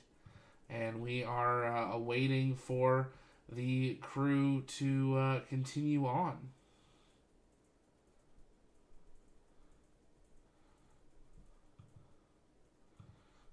The SpaceX feed is still currently a black screen with a white spinning bar of death. So the moment that we get that back, we will patch them in. Philip, if only SpaceX could stream on some kind of dedicated video platform. Yeah, it's interesting. We're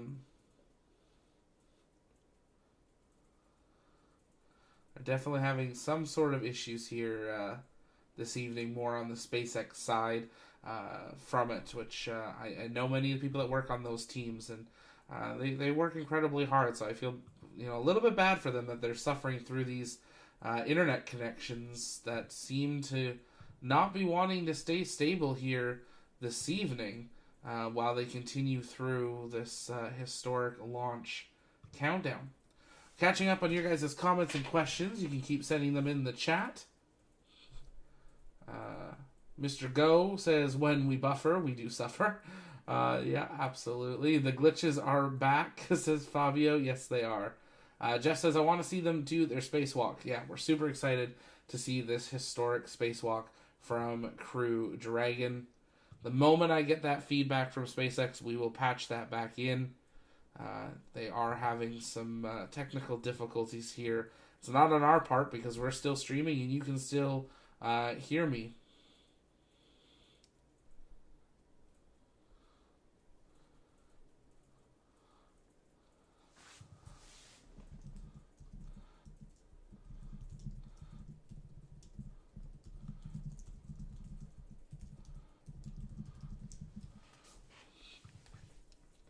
Continuing to follow along with your guys' questions. I've had confirmation that the transponder is now turned on also on Dragon, so everything continuing on today's timeline. The next timeline would be confirmation of hatch closure. That was what they were working through when we ended up losing the SpaceX feed, and we're hoping that we'll get that back here momentarily as we await for this broadcast to resume. Unfortunately, well, we got lots of time till launch, so we should be able to have it back by then, but we're waiting on SpaceX to resolve whatever technical issues they are having, and we'll patch them back in. Patrick, you should add a dot to the map that indicates where KSC is. That's a really smart idea. I appreciate that idea. Thanks for sending that in, actually. Yeah, we'll definitely be able to do that. Philip says, thank you for streaming these launches on YouTube so I can watch them on my Apple TV. Absolutely, Philip. We are definitely going to bring you the best coverage we can of everything space.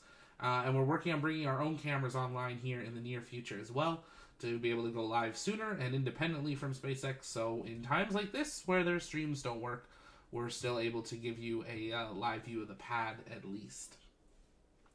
But definitely, that's because of your guys' generous support. John at home says Zach volunteered to fix their issues. I mean, I got one fix. Don't stream to YouTube. So we'll see. But at this time, we have not had that. We have had a loss of signal SpaceX, and I feel like I'm gonna have to make a graphic sooner or later. This LOS SpaceX. While we wait for them to resume their live coverage. We switched our systems to our backup just to make sure. But yeah, everything continuing to be interesting here. JPax, check your audio level. If you guys can give me 5x5s. Am I too loud, too quiet?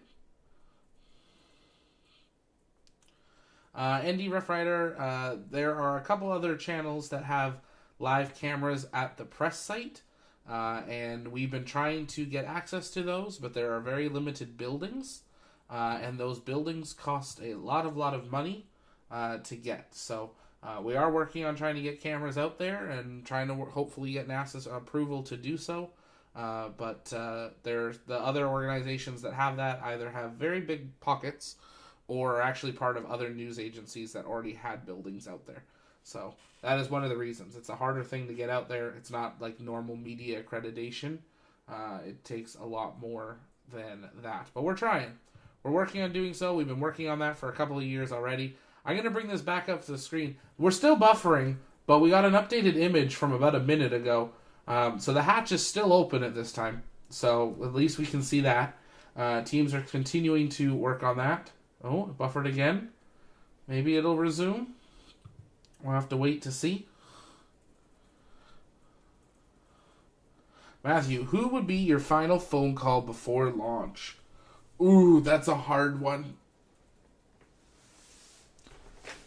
See, I would want to say something like my grandparents, but I feel like if I did that, I'd be too emotional to do my job. I feel like it would be either Jared Isaacman I honestly do think he'd be on my short list. Or my grade 12 leadership teacher, Mr. Young. Those would probably be a couple of the people on my short list. I'm sure there's some others that I would think of, but yeah. M7 JRF Fergie. Oh. We're going to see if we get that feedback here from SpaceX. Are you a ham radio operator? I did have my license. I have to redo it. I got it when I was a kid, and unfortunately I let it lapse. So I do need to get that back. But I had it once and look forward to getting it again. But yes. JXPat, Super Chat, thanks for streaming SpaceX. I appreciate that. Thank you so much. All that goes into expanding our gear to bring you guys even better quality and everything. So I appreciate that support. Audio levels are good. Okay, awesome. We're continuing to follow along with SpaceX, waiting for them to restore their video connection. Their feed has now gone to the point where it says reload. It's not even buffering anymore. It's a full. It's a full dropout of the stream. This is very unfortunate to see at the 2 hour 6 minute mark. So we wait for confirmation of hatch closure. Akash, do we need a license to fly in space? Yes, multiple licenses actually.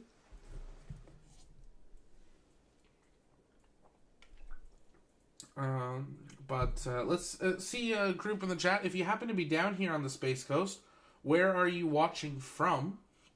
Are you watching somewhere along the Indian River? Or, yeah, we'd love to hear from you guys where you are watching today's launch from if you happen to be down here on the Space Coast. If you do happen to take photos or videos of today's launch, make sure you send those to us on the Discord, which is free to join for everyone, or on our social media, TLPN_official on X, or the Launchpad Network on Facebook or Instagram. I can't do that, Fox, as they would...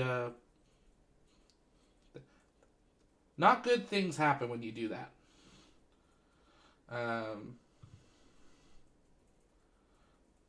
Catching up on the chat. Denise, Zach, Launch Over is always great when you host, glitches or not. I appreciate that.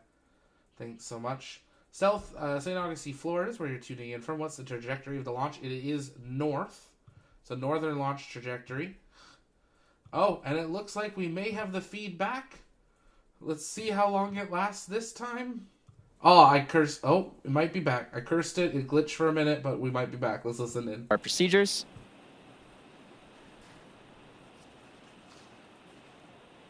If you're just joining us, you're looking at a live view of historic Launch Complex 39A at NASA Kennedy Space Center in Florida. Until they splash down in 5 days. The side hatch is now closed, one of the last major milestones for the crew before liftoff. As we mentioned before, this is actually Jared's second time flying on Dragon, but for Scott, Sarah, and Anna, this is the first time that they're experiencing what it's like when that hatch closes right before liftoff. And since we can't get their thoughts on what they're feeling right now at the moment, let's hear what the Inspiration 4 crew... Dragon, we are commencing health check for the launch escape system. Expect a momentary flight computer state change, followed by a transition back to pad hatch closed.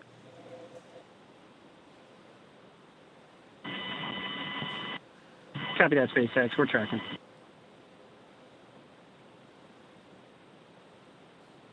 So that was just a quick update for the crew to let them know that the health checks will begin momentarily and that they can expect just a state change of the computers that are displayed on their touch screens. Now, Jared has experienced this before. As we mentioned, he was the commander of Inspiration 4, which actually flew in this very same Dragon capsule on its last mission, Dragon Resilience. Now, that side hatch of Dragon Resilience is closed, and I'm sure they're all very excited to, as we said before, hurry up and wait. They've got 2 more hours before they get to lift off, and we can't really ask them what they're feeling right now, but we were able to ask Jared's Inspiration 4 crew, what they had to say about their experiences flying in this same capsule. I remember when they closed the hatch because the engineer, Maddie, she's actually now one of my best friends, but one of the last things she said was, bye, have fun in space. And I found out 2 years later that the reason that she said have fun in space was because my little brother had asked her to say that. He wanted to pass on that message to us. And so I loved it in the moment. And then years later when I found out, I was just so excited.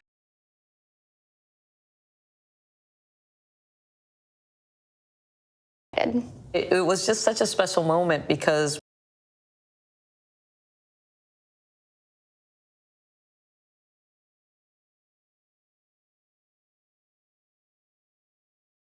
we'd worked so hard, and we really took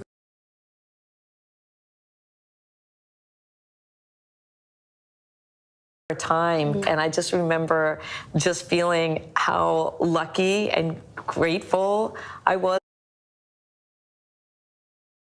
to go on this journey. For me, being the mission pilot, I was like, in my head, I'm like, don't mess this up. Orbital crew that's going to be breaking down new barriers to let more people go to space. And so that sense of awe and responsibility kind of swept over me for a little while. And that's important. But at the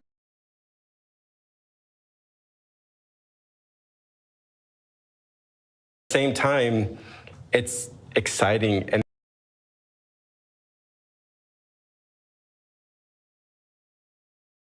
it's fun. We've trained so long and so hard with some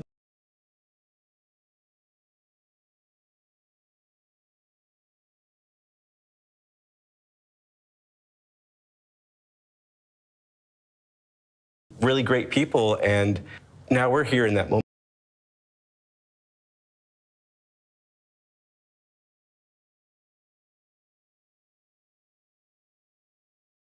Ready to go.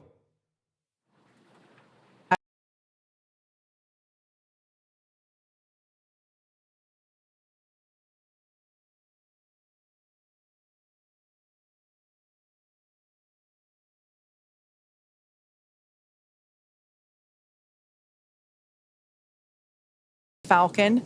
Now, while we wait for those, let's take a look. I think like a lot she'll be watching Astronaut someday.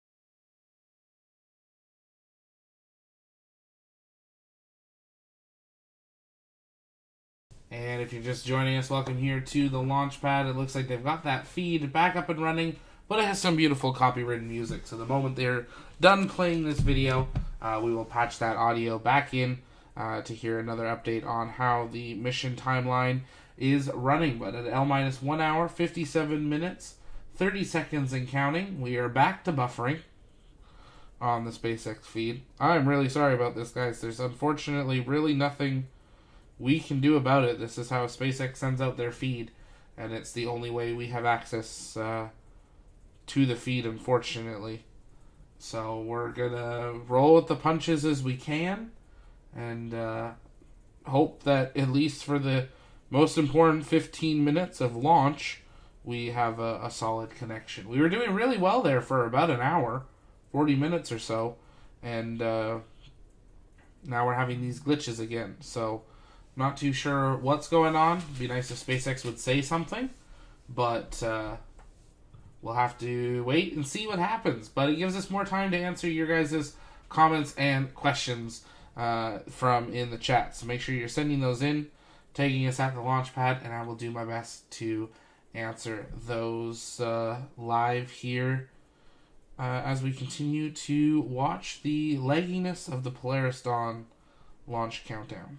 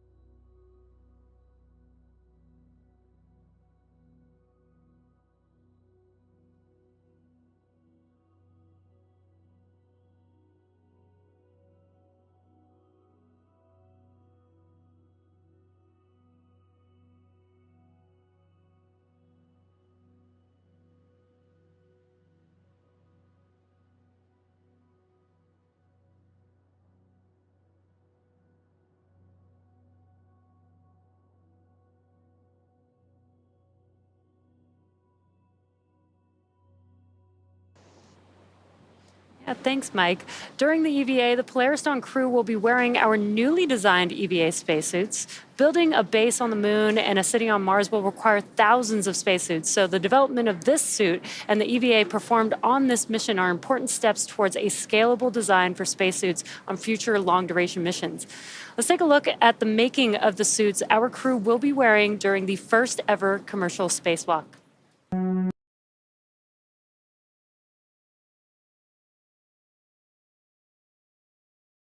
And if you're just joining us, welcome back here to the launch pad and our live launch coverage of the historic Polaris Dawn mission. SpaceX is playing another beautiful video with copywritten music that will probably break their stream and cause it to buffer again here momentarily. I feel like we almost need a new poll, not about launch, but on how many more times are we going to buffer here this evening. But unfortunately, fortunately, we are back right now. L-1 hour, 37 minutes and counting till launch. Weather is currently red here on the Space Coast. We do have a lightning warning in effect at Kennedy Space Center due to lightning being within the range. And if we were to have that, they would not be able to go into fueling operations. But we still do have about 45 minutes or so until when we are expecting that go-no-go for fueling operations. So we're hopeful that the weather will clear out and give them that window of time. But we're continuing to monitor those conditions while we can continue to count down to launch. We're doing our best, but unfortunately I can't fix SpaceX's feeds. So when they start buffering, there's not much more we can do. But we will be bringing you as many updates as we can. We're also continuing to answer your guys' comments and questions that you send in the chat by taking us at the launch pad, and we'll work on answering those. So if you haven't yet, also take a moment and hit that like button. It really does help us out, and we'd appreciate your support in that way. SpaceX played through a video right now explaining how they made the new SpaceX EVA spacesuits, a new spacesuit compared to their normal IVA spacesuit.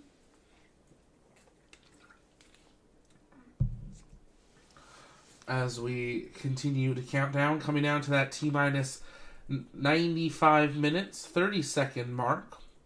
The next major milestones won't happen until we really have all that pad team clear, which we should be into that at this point. So we'll probably refresh and move us on that timeline down to pad team clear. And the next thing will be that go-no-go for propellant loading, and that's set at T-minus 45 minutes and counting. So we've got a good little bit of time until that is going to happen. But at this time, we are definitely so back with the live stream, and we'll have to wait and see how long it holds out for.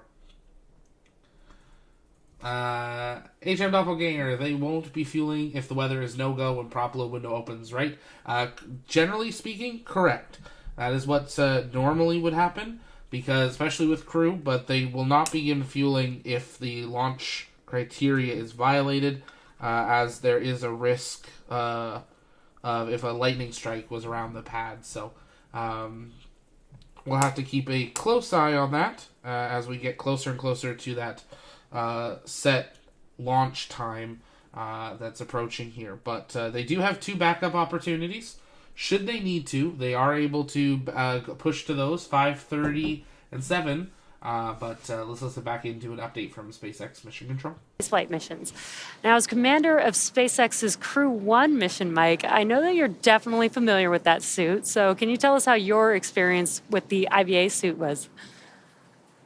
Yeah, I love the suit. I thought it was a fantastic suit. It was very comfortable. I thought it was easy to get into. I thought easy to close up and get it into a sealed condition. I don't ever remember us in any of our training or while we were on the mission itself when we had to do a suit leak check. I don't ever remember us having a case where we failed that leak check. And so I thought the suit was very reliable, again, very comfortable and very effective for what we needed it for. That's awesome feedback. Now, both the IVA suit and the EVA suit, great suits, both of them. And we might be able to immediately notice some differences. Since the original suits were only intended for use inside of Dragon, SpaceX designed this new suit to perform both in and outside the spacecraft. Some of the upgrades include new joint designs that remain soft until pressurized. We saw that a little bit during the suit leak checks. And all this is done while maintaining mobility as well as improved thermal management. Now, Mike, in your opinion, what is the most important feature of an EVA suit? Yeah, I think that you heard Chris and Maria and Eric talking about that, and that's the mobility. When you're out on the spacewalk itself, you want as much mobility as you can get. And of course, the IVA suits, they're really designed to help keep you alive in the event of emergency and get you back down to Earth. And so from a mobility standpoint, you need just enough to be able to do what you can on the controls with the screens and all of that. And so you don't have to have as much of that mobility. And so with the suits that the new suits, the EVA suits that you guys have designed, that just ability that you can't believe how hard just the shoulder rotations and how much you need to use your hands and grip, the difference that it makes when you have the good mobility with it. And I also got to tell you, I really love the HUD that you have inside that gives you a little bit of that information. That I would love to be able to try out that suit. Yeah, Mike, in addition to the new mobility that the suits have, the new suits also have a feature upgraded helmet with an exterior coating that acts like a sun visor, as well as the team added a camera and heads-up display, like you mentioned, to provide some quick glance information to the astronauts on the status of their suits. Now, our team likes to incorporate feedback from the crews wearing our suits. Yeah. Mike, can you talk a little bit about that process and maybe how you were able to help provide some feedback? Yeah, it was kind of fun because when we were going through our training, they were also initially designed in the suits. So the feedback that we were giving was kind of like what the Polaris Dawn crew has gone through with the new suits, the new EVA suits, is you're getting actually to help design the suits that all the crews that come after you are going to get to wear. And so that was fantastic, and they were just wonderful about taking our inputs and trying to design the suits that fit us in the best way possible. And then, of course, the other thing that I don't know if a lot of people realize, that each suit is custom made to each astronaut, and so you go through an individual sizing with it. And so not only did we get to help design the suits, but then you get to have that feedback to try and make your suit fit you as well as you can. Well, it's clear that a lot of work goes into both EVA and IVA suits.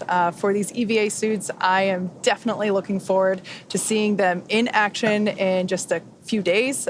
We'll be broadcasting that live, that spacewalk as well. But until then, let's take a look at how the actual EVA suit came together.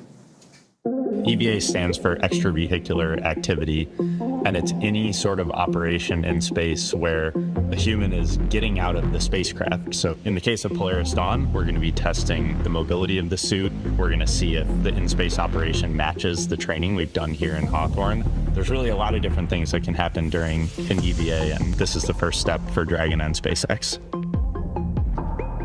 When I first started working at SpaceX, I never thought I'd be training a crew to do an EVA. It's brand new, it's so unique, we've never done anything like this before, and so we wanted to make sure we had the best possible training program for this mission. We want to see if we can train a spacewalk on Earth in a way that's representative of what it feels like in space.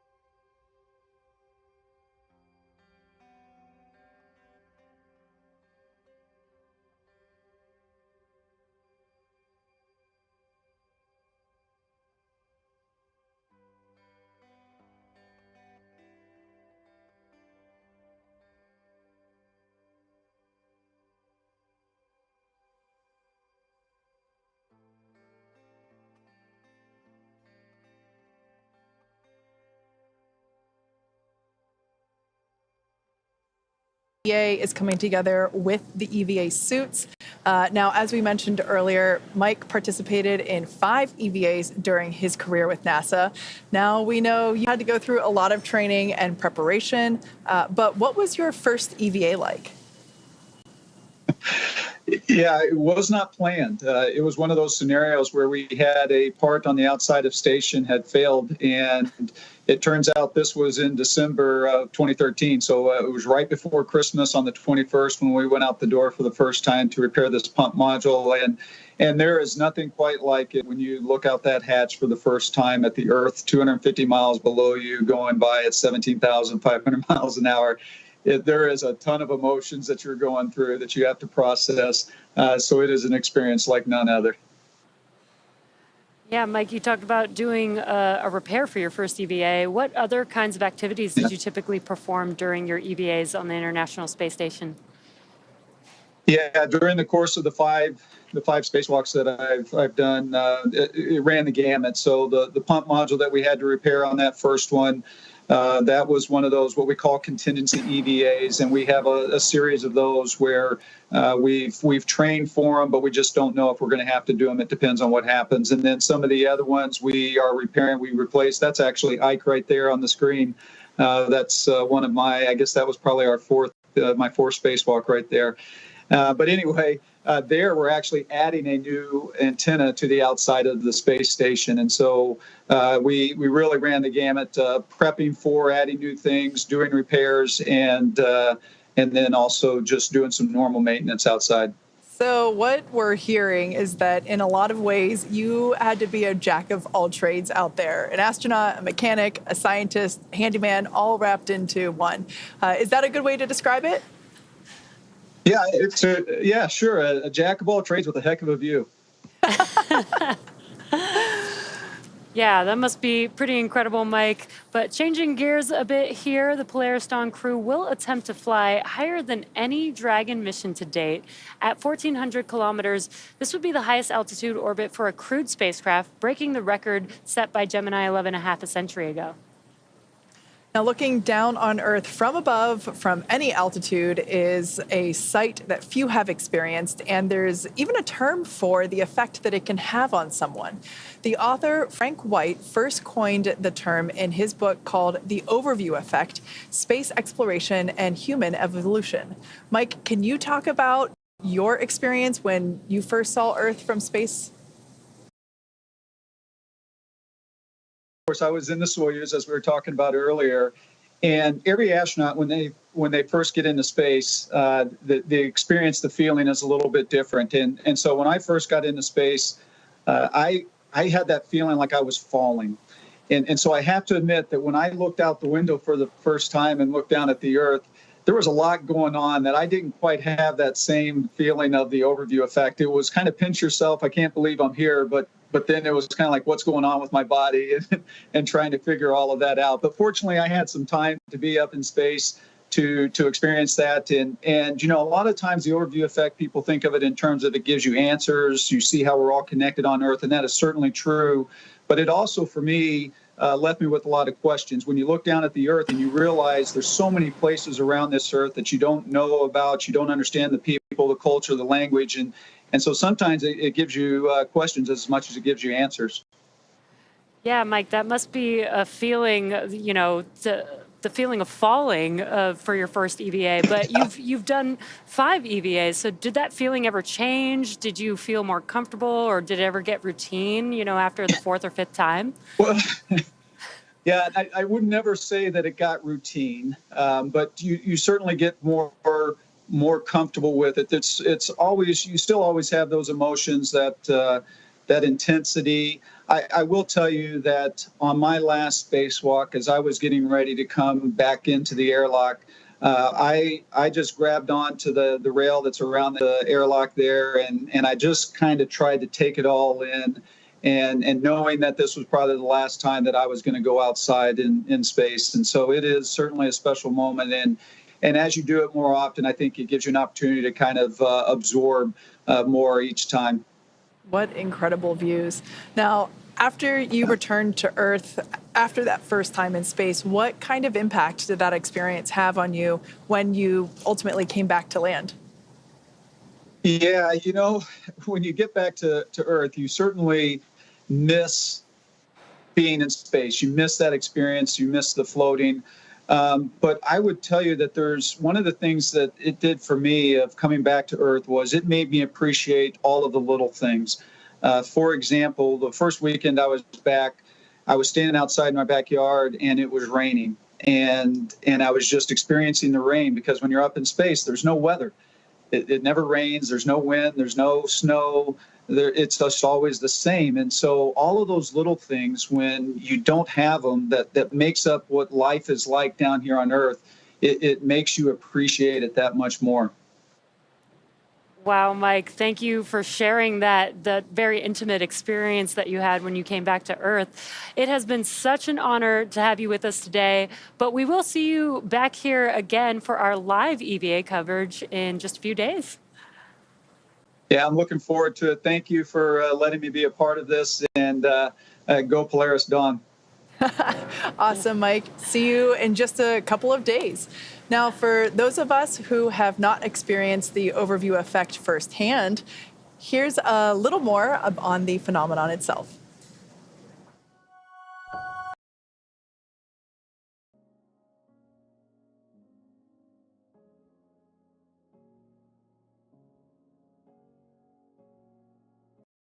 And if you're just joining us, welcome here to the launch pad and our live countdown to launch coverage of SpaceX Polaris Dawn, the historic mission taking people further than we've gone since the Apollo era.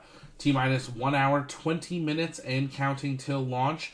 The crew is on board, the hatch is closed, the pad team is clearing, and we are getting ready for that final go, no-go for propellant loading at the T-minus 45-minute mark. We're continuing to closely monitor these weather conditions. It is rumbling outside the Space Coast studio, so we do have some lightning passing through, but we are hoping that they'll be able to thread the needle and go for propellant load and launch here this evening. Now, if they need to, they do have two backup windows, one at about 5:30 and one just after 7, but they would be continuing to wait and monitor the weather conditions for each of those as we get closer. Once they begin propellant loading, we are locked in for the launch attempt. So we're going to have to keep a very close eye on it as we continue through the live broadcast here. I appreciate that the SpaceX team redid that interview there with the Crew 1 astronaut once they got the live streaming fix there with the lagging. But hopefully we'll have a clear rest of the broadcast. We'll be monitoring that. The Polaris Dawn crew has been training for the last 2.5 years for this 5-day mission, and they are on board and ready to fly, but we're continuing to monitor, as I said, those weather conditions. Let's listen in to Mission Control. Along some personal items for their 5-day trip around planet Earth. We caught up with the crew during training to get a little more insight on what each of them are planning to take to space. What am I going to bring to space?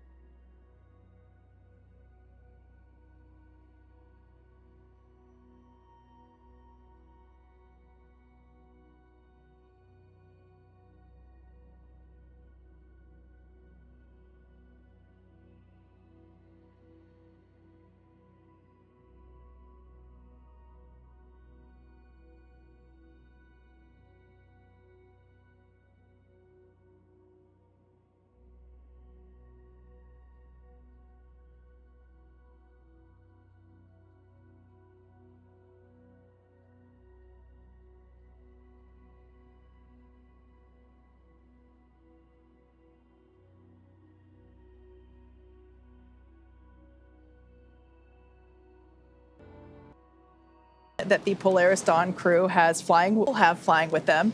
Anna actually penned this book as a love letter to her kids. And you can actually get one for yourself from major publishers, as well as from penguinrandomhouse.com.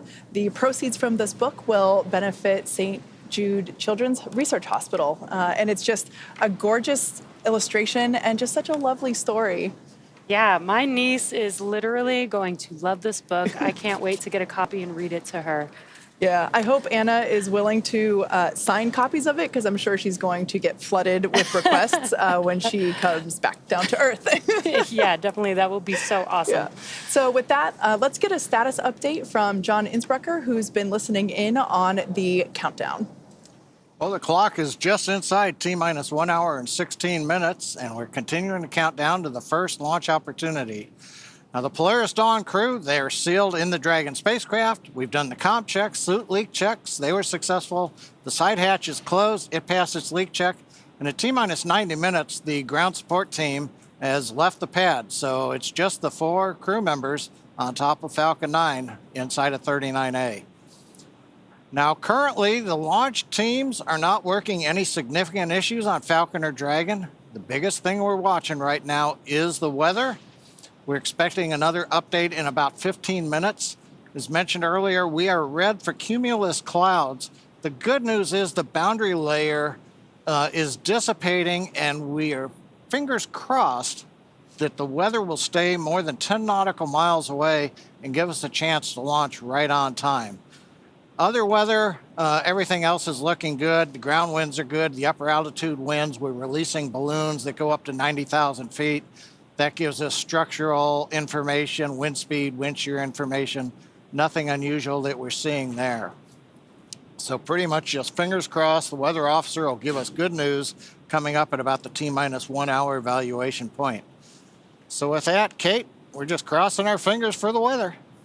Thanks so much, John. Love to hear the good news about the progress, and we will keep our fingers crossed about the weather conditions. Now, Polaris Dawn is the first of 3 planned missions in the Polaris program that will conduct extensive research, scientific research, to expand our knowledge of humans adapting, living, and working in space. Much of this research is also intended to improve life here on Earth. And like all science and research, it begins with collecting tons of data, and that process started well before today. Let's take a look. We are in the Houston SpaceX office.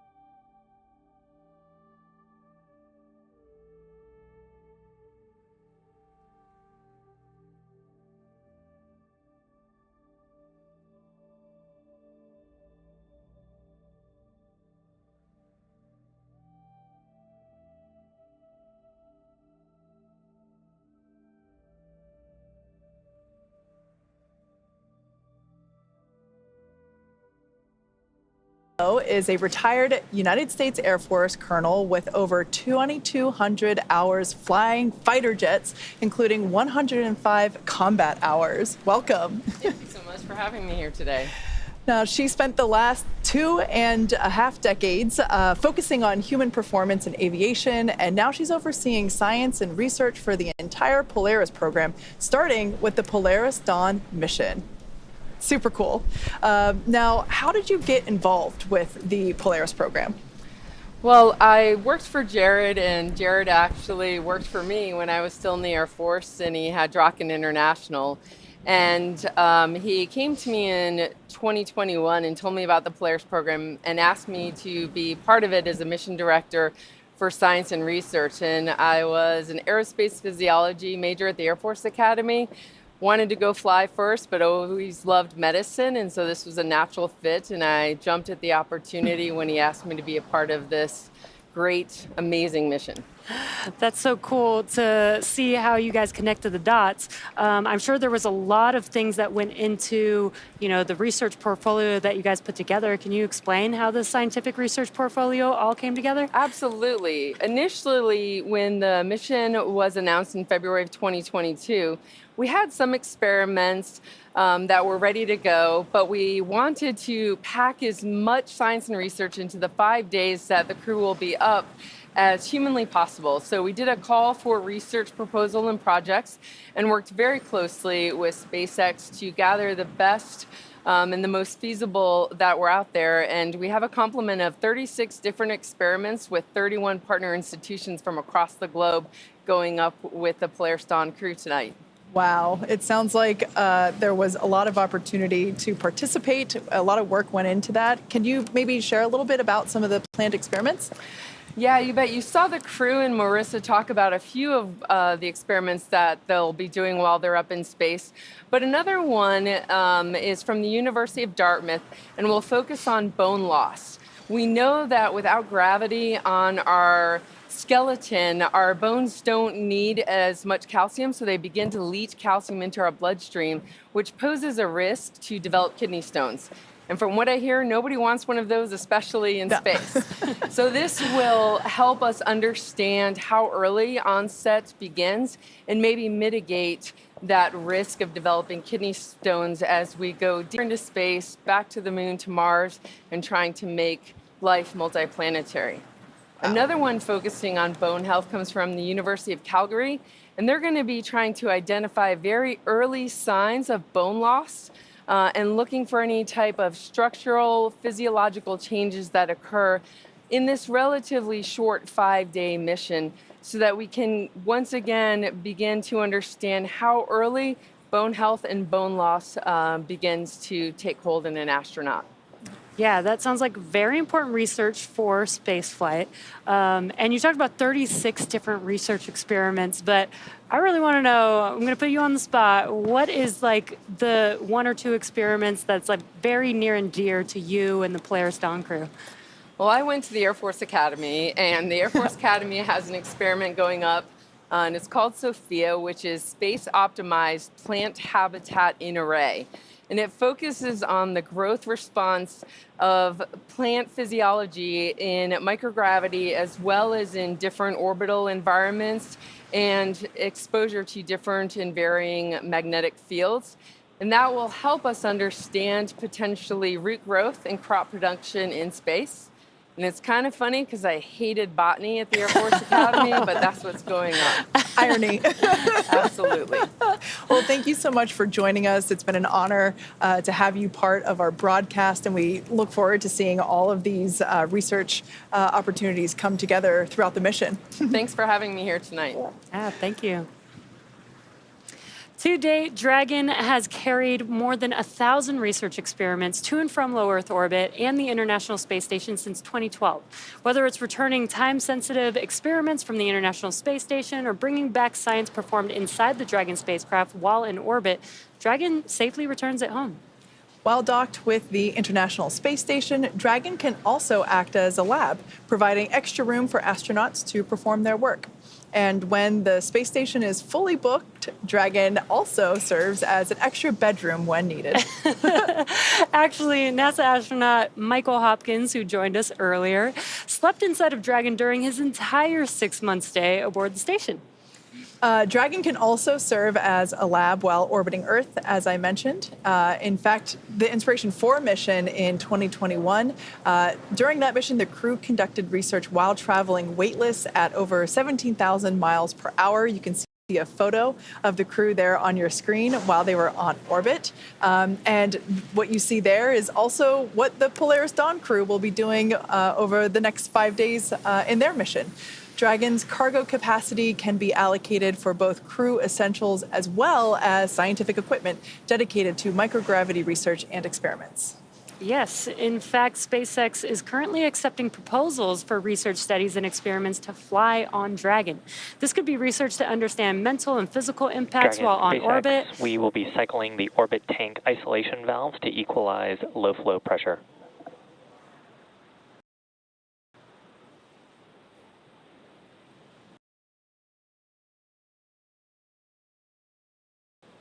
Copy that, SpaceX.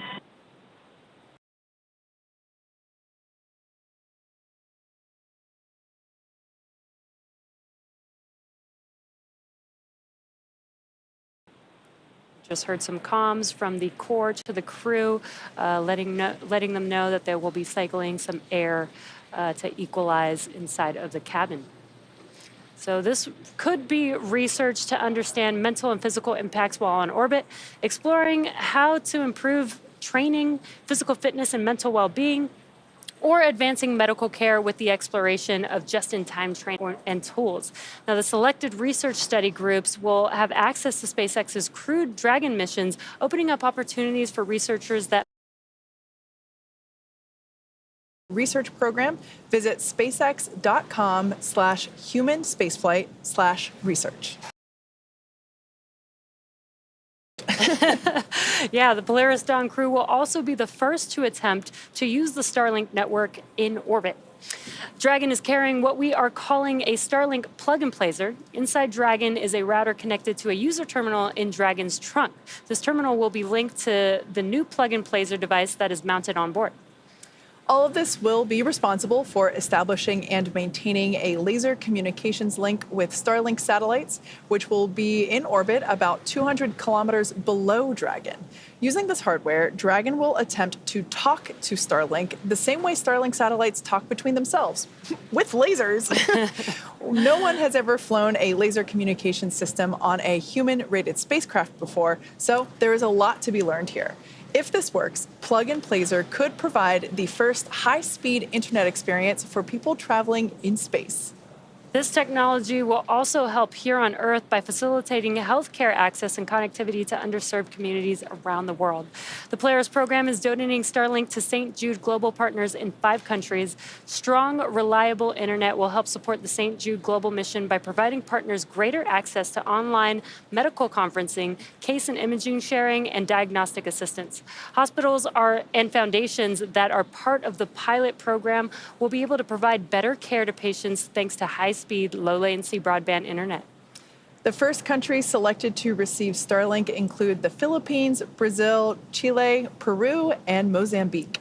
The Polaris team is also donating Starlink to 100 schools in Chile and Brazil, striving to increase internet connectivity, which can improve education and telemedicine efforts for communities in need. The Polaris Dawn crew had a chance to hear from students in Chile after Starlink was installed.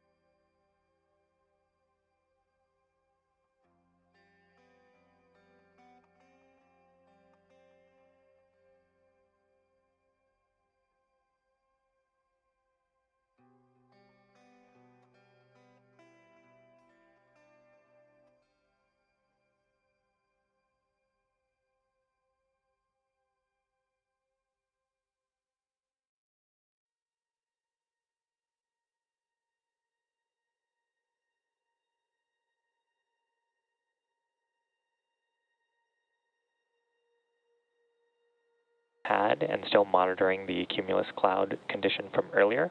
We're going to be taking the weather decision down to T-minus 50 minutes, and in the meantime, evaluating system readiness for LES arm. With that, we're going to have you start section 5 of 4.100 and report when you are go for launch. All right, copy that, SpaceX. For weather, you're tracking rain, and you're going to take this down to a T-minus 50-minute mark while you evaluate for LES arming. We are go to step into section 5 for LES arming preparation. That's a good read back, Dragon. All right, so quick update there for our Polaris crew, just continuing to monitor the weather, as we've been saying all evening. Unfortunately, just one of those things that we can't control. Now, thinking back to the crew that will be involved with the HLS program, the Starship vehicle will perform one uncrewed demonstration flight before that Artemis 3 mission, which will be the first human surface expedition of the moon since 1972.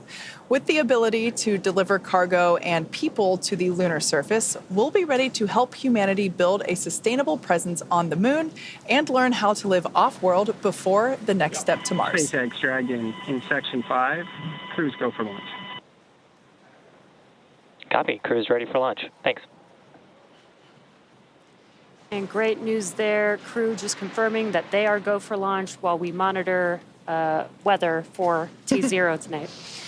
When the time comes for humans to explore the moon and beyond, they'll have to take everything with them for a surface mission. Building bases or even cities will require huge amounts of cargo and eventually crew, and that's where Starship comes in.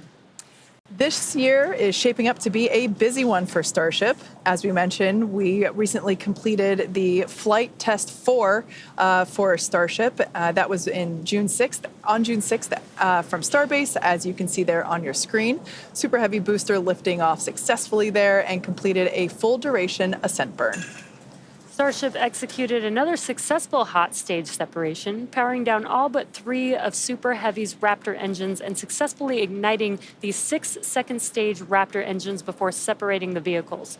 Following separation, the Super Heavy booster successfully completed its flip maneuver and boost back burn to send it towards the splashdown zone.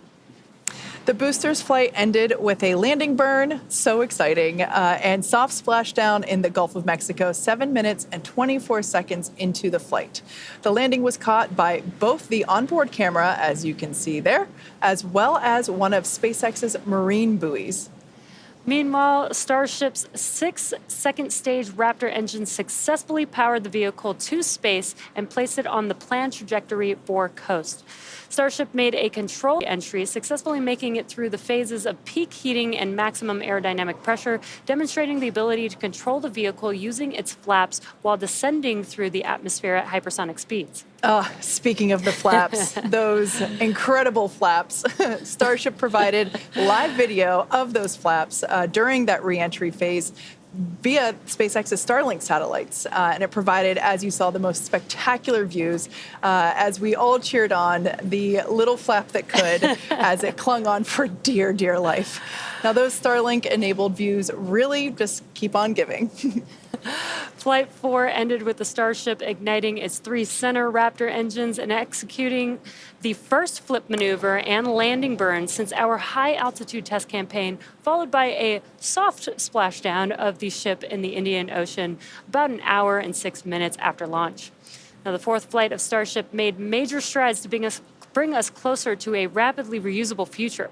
Its accomplishments will provide data to drive improvements as we continue to rapidly develop Starship into a fully reusable transportation system.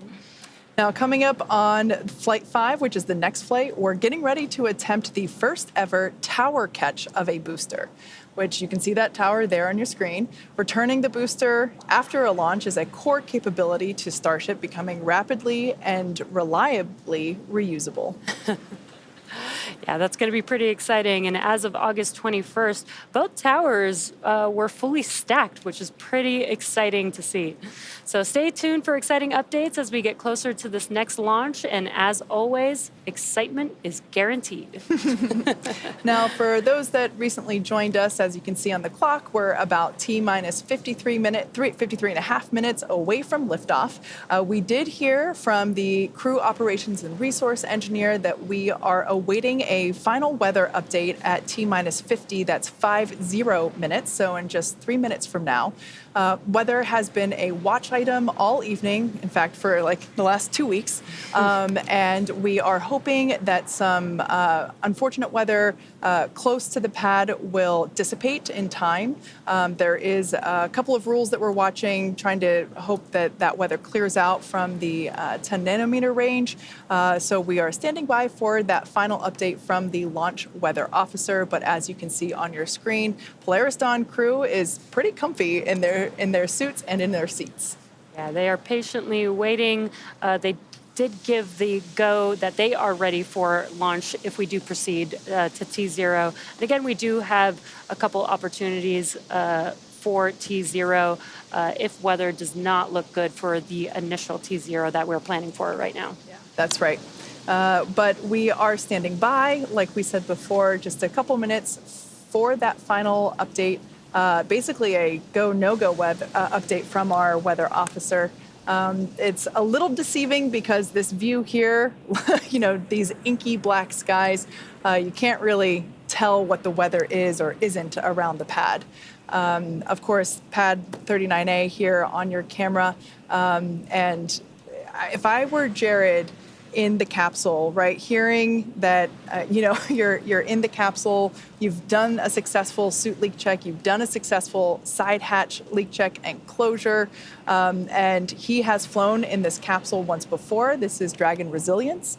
This is, of course, the capsule that took the Inspiration 4 mission on its, couple-day mission around planet Earth. And, if I were Jared, I would be really impatient at this point and just like... Yeah, we're listening in right now. The launch team is talking to the launch weather officer. They're trying to look in the crystal ball and figure out, do we think things may clear up in 51 minutes enough, keep the clouds, everything away more than 10 nautical miles from the pad? Or should we go to the second T0, which is at 9 hours, 23 minutes universal time, just under 100-minute delay if we have to wait? They're asking the LO questions. We have the propellant load and launch go-no-go poll coming up at 50 minutes, or at 45 minutes. So everything's coming together right now. So we're going to listen in just a little bit more and see whether or not we roll the dice and proceed to 0, hoping that the little cells that are popping up dissipate in 20 to 30 minutes and give us a clear launch to space, or if we decide we're going to delay a bit. Yeah, we knew going into the countdown today that the probability of violation of the launch weather rules was 60%, i.e. only 40% favorable. So we knew that there was a chance here, but in the event that, the clouds parted, or rather just stayed away out of those 10 nautical miles, we wanted to try and take advantage of the opportunity if it presents itself. So we're keeping our fingers crossed and really hoping for that opportunity. And of course, we're talking about launch weather, but something that we've been looking at for the last couple of weeks is not only the launch weather, but also the booster downrange recovery weather, as well as the ascent phase abort scenario weather patterns. Want to make sure that if Dragon, for some reason, has to activate the launch escape system during the ascent phase, that all that weather along that corridor is clear, and the weather 5 days from now to make sure that there is a viable path for safe crew return when their mission is done. So There's a lot going on. Yeah, there's a lot to look out for. And again, we are trying to make this call prior to propellant loading starting on the vehicles. That will be important for us to be able to hold if we decide to go to the additional T0 opportunities that we have. We'd like to make that call before we start loading propellant. Exactly. So we're now under T-minus 48 minutes. We are standing by for the final update from the launch weather officer. We're hoping that we get the okay to proceed into propellant load. This is such a great view. It reminds me of Tron, really. This view with the crew access arm illuminated from the interior. I love daytime launches, but there is something even more futuristic about the nighttime all launches. Operators proceed with 18.85, propellant load, go, no go, pull. And just a quick note, launch director telling the team to proceed with the go, no go pull. Corps going to talk to crew now.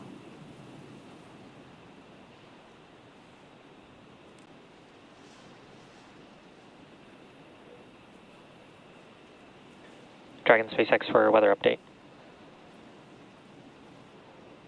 Go SpaceX.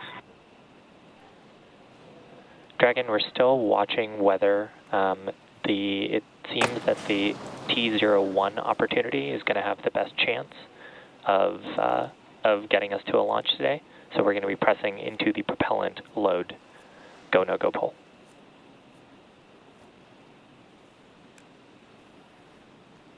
And copy that, SpaceX. And just for good readback, we are presently no-go for weather, but we are stepping into the prop load pull.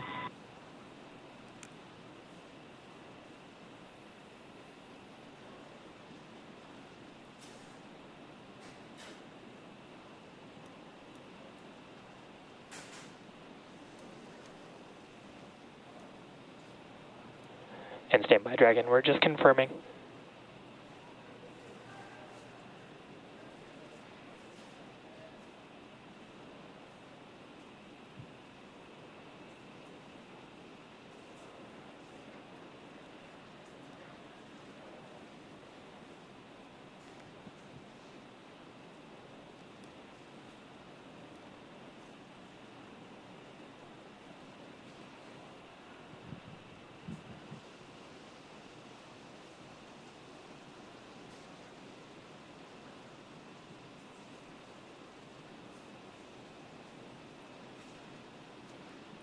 Yeah, we're coming up on T-minus 46 minutes. They've made a determination to continue on, betting that the weather will be go in 46 minutes from now. We heard Corps bring it up with the crew briefly. We're waiting now for the directions from the launch director to the launch team for the readiness for propellant load and launch pull. Currently, they are continuing to talk with the launch weather officer, but it looks like if you look at the upcoming T0 or the next one in about 100 minutes, it's about an equal opportunity. So we're going to move into propellant load, it appears.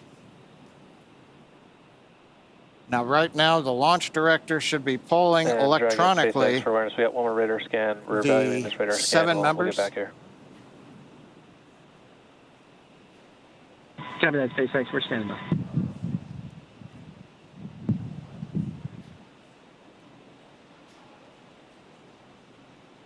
Yeah, there's some discussion on the weather net about a cell to the northwest and whether or not it's exceeding constraints.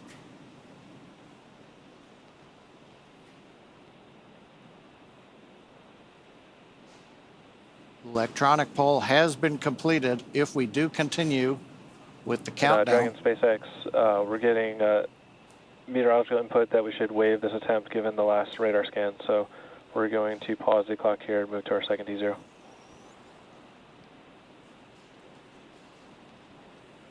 Copy that, SpaceX, and we are standing by for the second T0.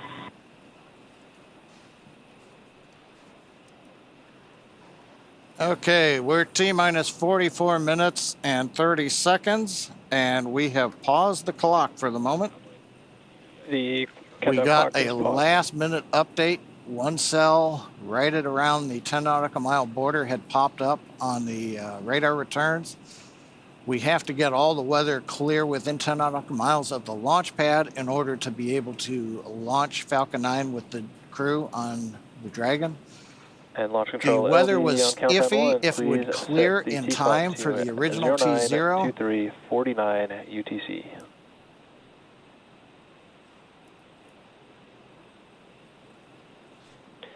And LD, that's 09:23:49 UTC. That is correct. Launch director confirming the planned new T0, 09:23:49, I believe, universal time. That would be at 5:23 a.m. on pad 39A. And the clock is counting to 09:23:49 UTC. As you can see on the webcast screen now. Dragon SpaceX launch T time has been moved to 09:23:49 Zulu. Stand by for seat rotation, after which you will remain in the capsule with the side hatch closed. Please confirm when you are ready for seat rotation.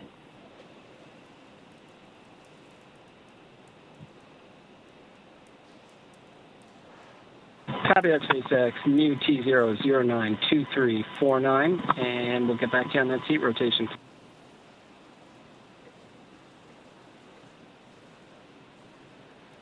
We just heard the core. SpaceX Dragon, we're ready for seat rotation. SpaceX copies. We will report when initiating.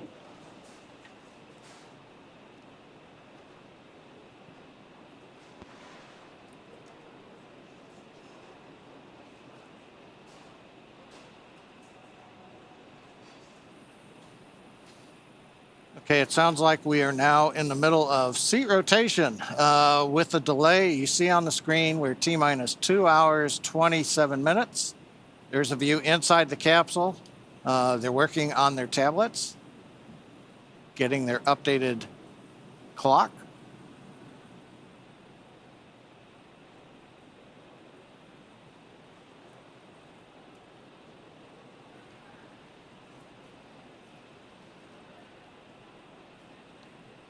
Okay. Updating for those who are watching right now, we got down Dragon, to SpaceX just is initiating seat rotation. a lot going on here.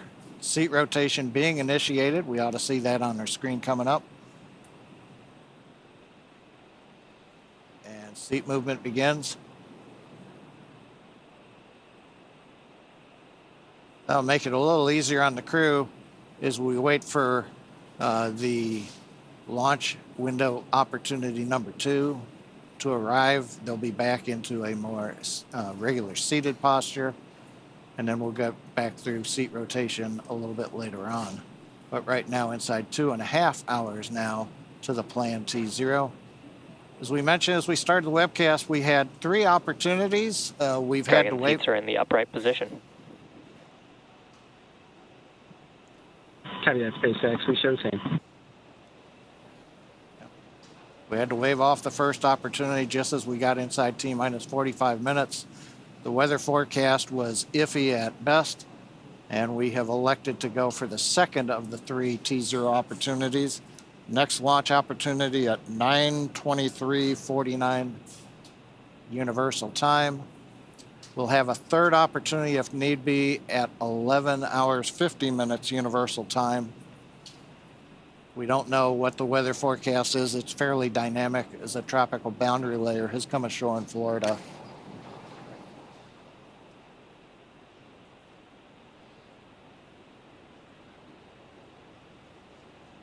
Now, just before we had the hold, the launch chief engineer had pulled both the Dragon and Falcon 9 teams, verifying that if we were to hold at this point in the count, just at T-minus 45 minutes before we began propellant load, that both the Dragon and the Falcon teams were in a good position to hold the clock and then recycle back to the T-minus 2 hours and 25 minutes that you see on the screen now.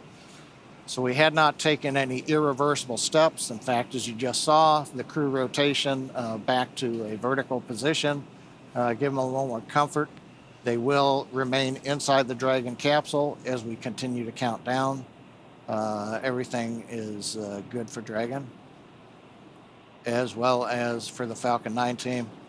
We had not begun loading propellant into the Falcon 9, and so we were able to hold the clock and wait till we get closer, and then we can resume the final checks and the propellant load of Falcon 9. Hopefully, fingers crossed, for a launch coming up in 2 hours and 24 minutes. And of course, we'll be continuing to watch the weather throughout the early morning in Florida. As I mentioned just a moment ago, it is dynamic conditions. The concerns we had were not winds. It was twofold. A shower was passing over the launch pad that was just had rain in the ascent trajectory, but we expected the rain shower to dissipate. The bigger problem is there are frontal boundaries north and south of the launch site, and we were then seeing cells popping up, and that made us a little concerned that they may still be around at T0, and we would then have had to scrub for the day. So the good news is we are still counting down for launch. We're going to wait 2 hours and change and see how things go. And with that, Kate, Atticus, Jesse, we got close. So close. But we're still here with another chance. Yeah, but we're not out of the fight yet. Obviously, we would have preferred for weather to cooperate, but the safety of the crew is the top priority. So we're unfortunately going to have to wait around just a little bit longer. SpaceX Dragon for T0 clock. Go Dragon. Yeah, SpaceX, just wondering when we should expect a reset on our T0 clock.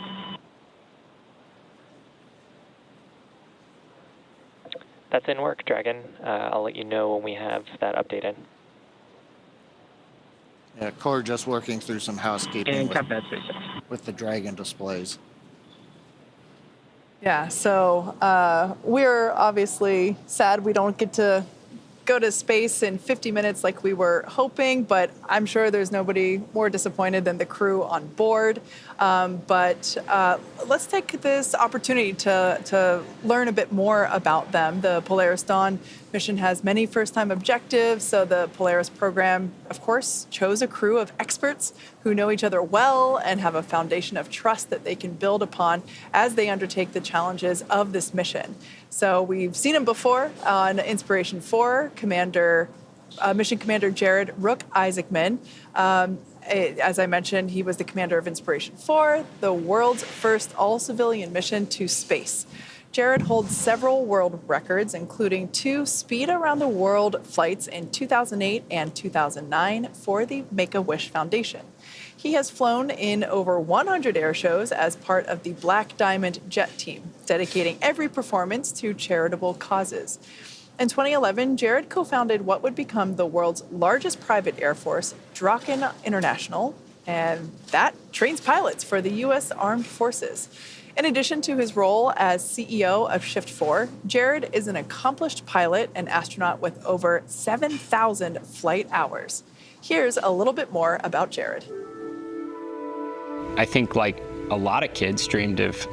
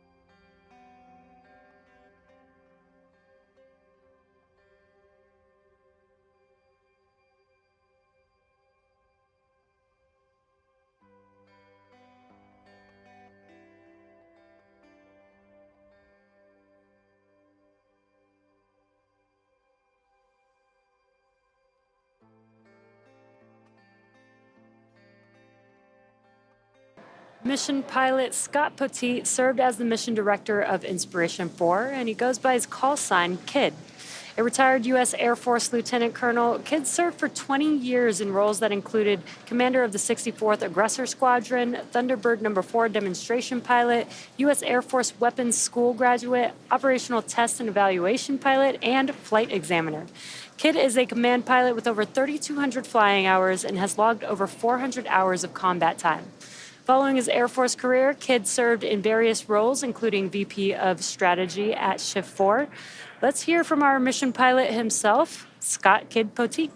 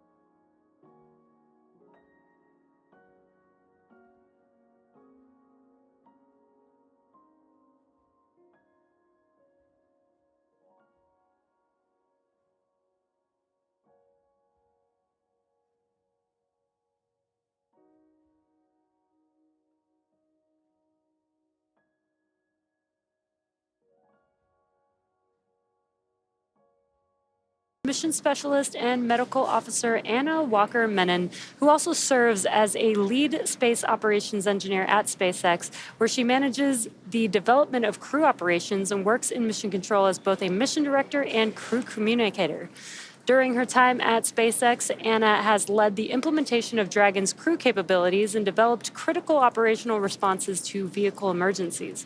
Prior to SpaceX, Anna worked for 7 years at NASA as a biomedical flight controller for the International Space Station. She received her bachelor's degree in mathematics and Spanish from Texas Christian University and her master's degree in biomedical engineering from Duke University. Let's hear a little bit more from our other SpaceX team member, Anna Walker-Menon.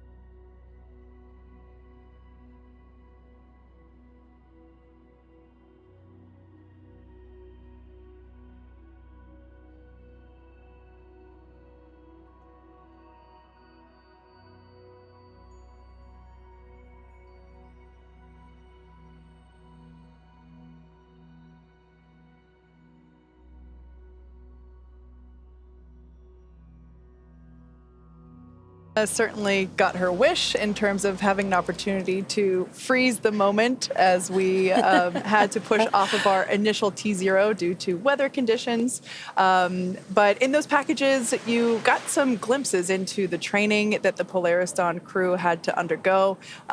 They not only went through the same SpaceX training as our NASA astronauts, but they also had to train to perform an EVA, or an extravehicular activity, or spacewalk, as it's better known as. For basic SpaceX training, they were trained on everything from orbital mechanics to how to live in microgravity. They also ran through numerous simulations of what the full mission will look like while seated inside our Dragon training spacecraft. Yeah, and in addition to ensuring they are familiar with SpaceX's Falcon 9 rocket and Dragon spacecraft, the crew went through an extensive training regimen to build their physical endurance and mental toughness, ensuring they are well-rounded and prepared for spaceflight, and especially for the first ever commercial spacewalk. From scuba diving to skydiving, we had an opportunity to talk to the crew about some of the rigorous training that they went through, and here's what they had to say.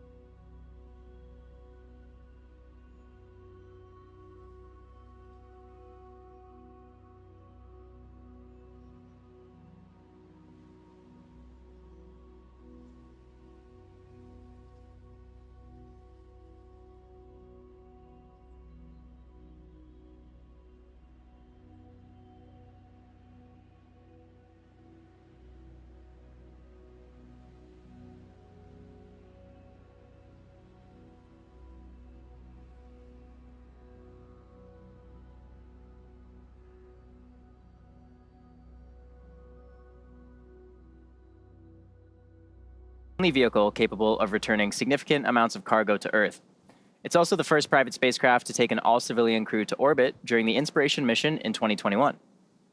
Over the last 4 years, the spacecraft has supported 13 human spaceflight missions and flown 50 crew members representing 14 countries.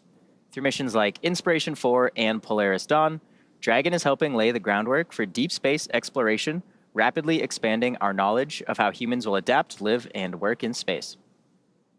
Dragon can also help discover more about our home planet. With upcoming missions like From-2, we aim to do exactly that. Named in honor of the ship that helped explorers first reach Earth's Arctic and Antarctic regions, the crew of From-2 will be the first to explore Earth from a polar orbit. From-2 will be SpaceX's 6th commercial astronaut mission and will allow the crew to observe Earth's polar regions through Dragon's cupola at an altitude of 425 to 450 kilometers. Over the years, Dragon has proven to be quite a versatile spacecraft. It can autonomously dock to the space station when outfitted with the ISS docking adapter. In free flyer mode, the docking adapter can be swapped out for a cupola for the best views while in orbit, and that'll be the case with the upcoming From-2 mission. Finally, we have our newest option, which is the Skywalker hardware to support a spacewalk, and the Skywalker will be making its debut on Polaris Dawn. And in addition, who knows what else the future will bring. Now, while the crew gets situated in Dragon, let's take a moment to get familiar with the spacecraft that we will call home, that the crew will call home for the next 5 days. Designed to be the safest spacecraft ever flown, the fully autonomous Dragon stands nearly 27 feet tall and 13 feet in diameter. Dragon is capable of carrying up to 7 passengers, but for today's mission, it's carrying the 4 members of the Polaris Dawn crew. The crew will spend the majority of their time in the pressurized section, which is the top portion of the spacecraft you see there on your screen, and this allows for transport of people and environmentally sensitive cargo. Dragon's trunk, which sits just below the pressurized section, not only carries unpressurized cargo, but also supports the spacecraft during ascent, and it remains attached to Dragon until shortly before re-entry into Earth's atmosphere. And as you can see there, half of the trunk is covered in solar panels on the left side, and that's to provide power to Dragon during flight. The spacecraft is also equipped with 16 Draco thrusters, which are used to orient the spacecraft during the mission. Each Draco thruster is capable of generating around 90 pounds of force in the vacuum of space, and these engines are just as important to Dragon as the Merlin engines are to Falcon 9. In addition to these 16 Draco thrusters, there are 8 Super Dracos, and these power the spacecraft's launch escape system. In the very unlikely event of an emergency, the Super Draco engines can power Dragon half a mile away from the launch vehicle in less than 8 seconds. And just like the Falcon 9 first stage, Dragon is also reusable. In fact, the Polaris Dawn crew is flying today in the exact same spacecraft for NASA's Crew 1 mission, as well as Inspiration 4. That said, there are a few changes that we've made to Dragon for this mission. In order to accommodate a spacewalk, this is the first Dragon to be outfitted with a Skywalker in place of the cupola observation dome. The Skywalker is a structure that is mounted to the top of Dragon, as you can see there, and the astronauts will use this to assist in exiting and re-entering the spacecraft during their spacewalk. This Dragon is also carrying Starlink, making this the first mission to attempt to use the Starlink network in orbit. Inside of Dragon is a router connected to a user terminal located in Dragon's trunk, and this terminal will be linked to a new device known as the Plug and Placer, which will enable the spacecraft to communicate with Starlink satellites that will be in orbit below Dragon. Now, we're very excited to see all of this in action, but Dragon has to get up there first. So let's take a look at the rocket that will be taking our crew and Dragon to space. Dragon will be delivered to orbit today by SpaceX's Falcon 9, the first orbital class rocket capable of reflight. Reusability allows us to refly the most expensive parts of the rocket, and that in turn drives down the cost of spaceflight. To date, Falcon 9 has performed 369 orbital launches, 326 landings, and 300 reflights. Standing about 65.5 meters tall, or about 215 feet, Falcon 9 is a 2-stage rocket that provides 1.7 million pounds of thrust on its first stage, thanks to those 9 Merlin M1D engines. And today's mission will be the 4th launch and landing for this particular booster. It previously supported NASA's Crew 8 mission to the International Space Station in March earlier this year. It's also supported 2 SpaceX Starlink missions. Now, after stage separation, when the first stage has done the bulk of its job for the day, it will initiate 2 burns as it makes its way back down towards the surface of Earth. First is the entry burn to help slow Falcon 9 down as it prepares to re-enter the thicker layers of Earth's atmosphere. Finally, the landing burn will further decelerate the rocket just enough to perform a precision landing on our drone ship. Just read the instructions. And that drone ship is currently stationed downrange in the Atlantic Ocean. The Falcon 9 first stage is equipped with 4 landing legs, and these are made of state-of-the-art carbon fiber with an aluminum honeycomb. These are placed symmetrically around the base of the rocket, and they are stowed during ascent and deploy just ahead of landing. Now, moving up the rocket, a Falcon 9's second stage engine ignites a few seconds after stage separation, and this engine can be restarted multiple times to place multiple payloads into different orbits. The second stage is powered by one single Merlin vacuum, or MVAC engine, and this engine is capable of more than 220,000 pounds of thrust.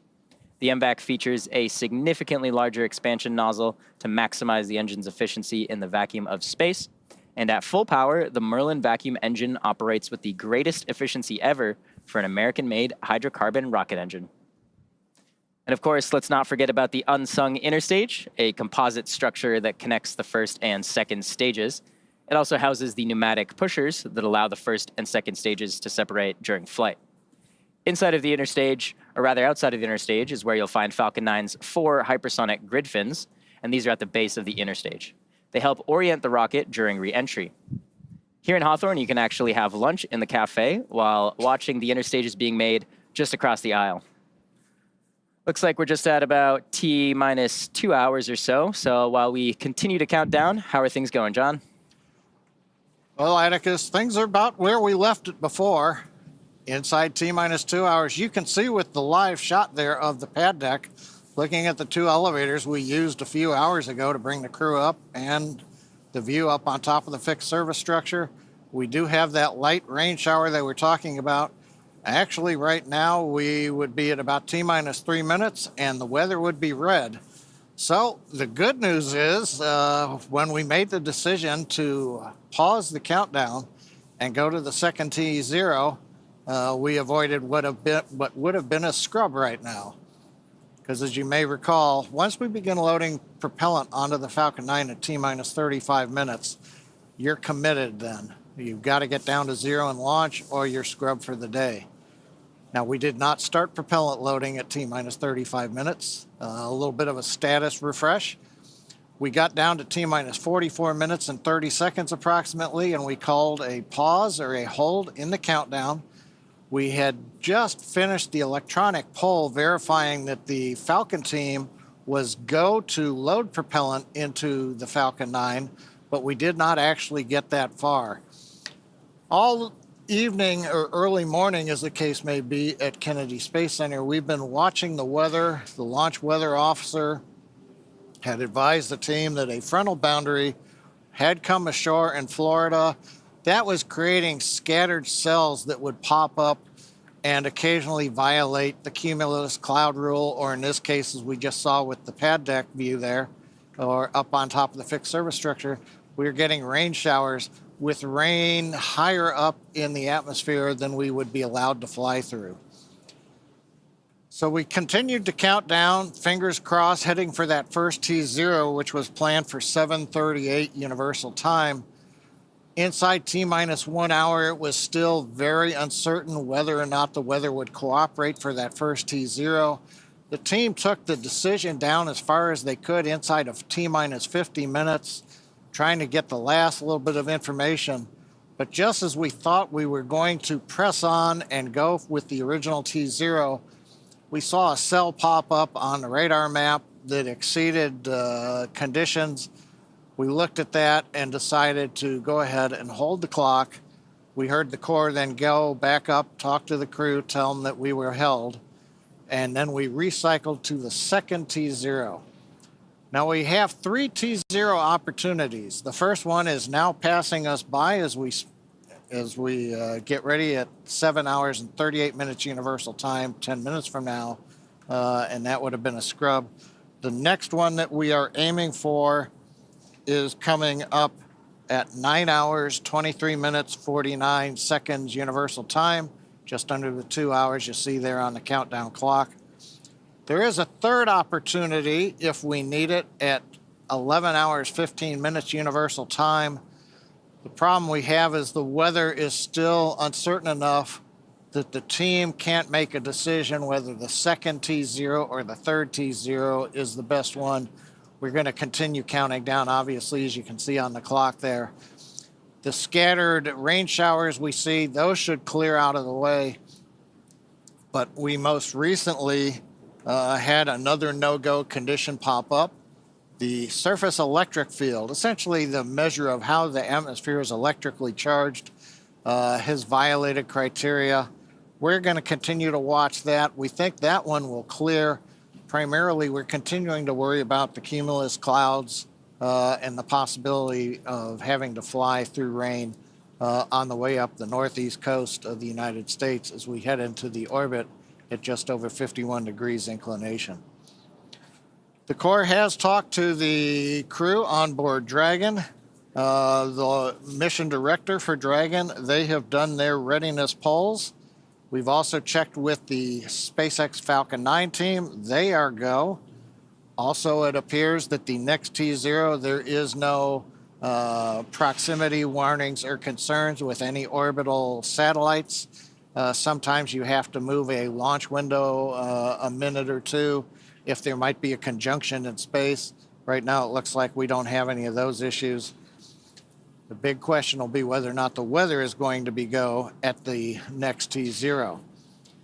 The other plan that we have is while we are in this hold for a little while, this is giving the Dragon and Falcon launch teams a chance to rotate people on and off console, take a few minutes break.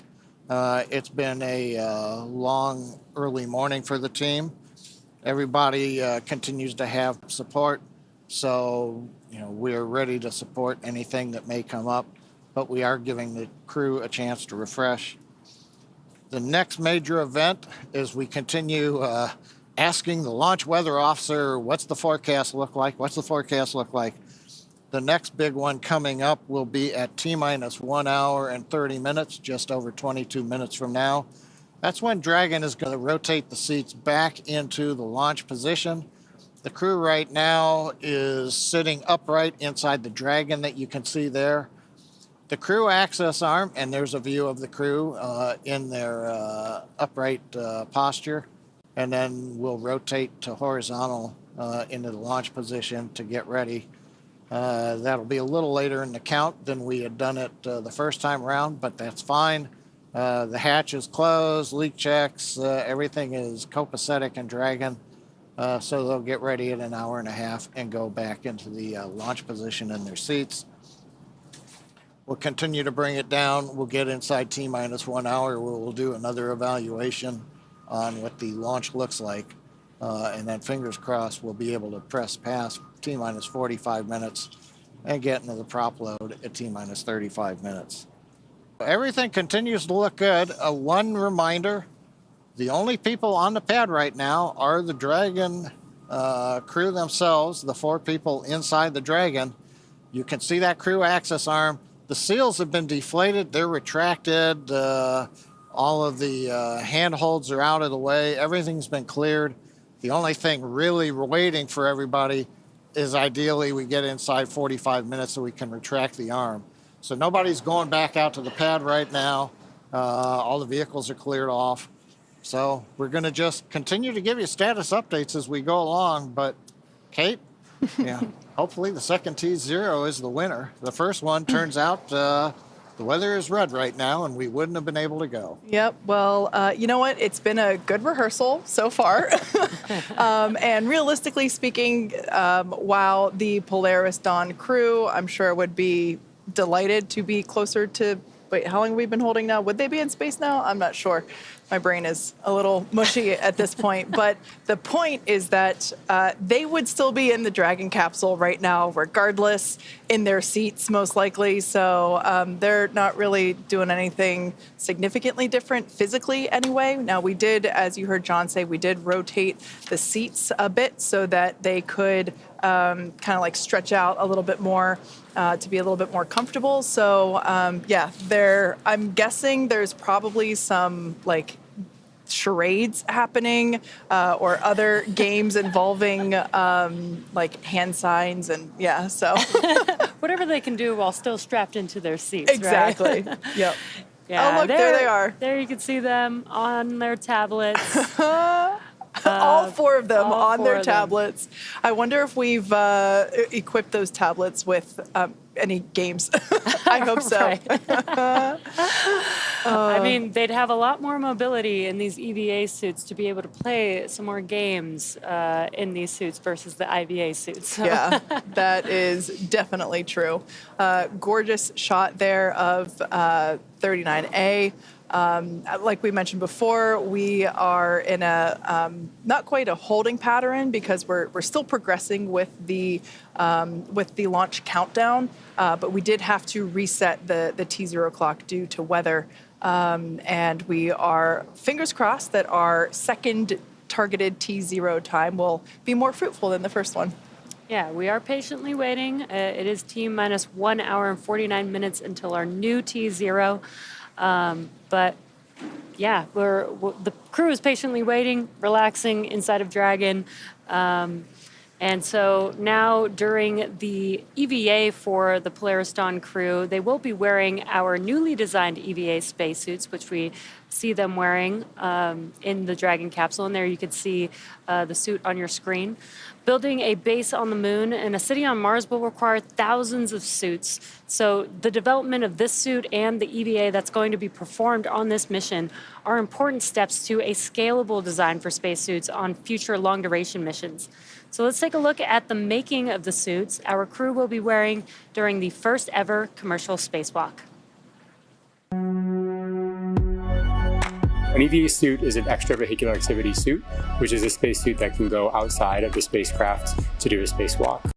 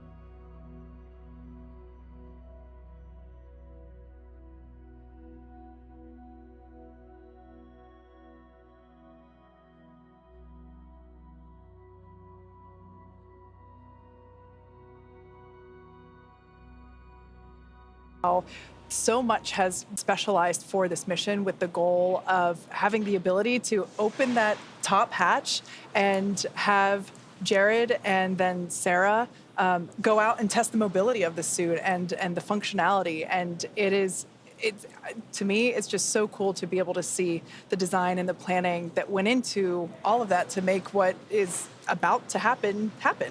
Yeah, what I think is super cool is that historically, they've done training, and the crew has done, scuba diving, but typically training has been done in a swimming pool in their suits, right? But as we just saw, the training team got very creative and found different ways to not have to submerge, each crew member in their suits into water and have to deal with that, but like be able to do this simulation training in a different way that made it a lot easier to maybe repeat the training and, keep the suits clean and be able to manage that, which I think is so cool.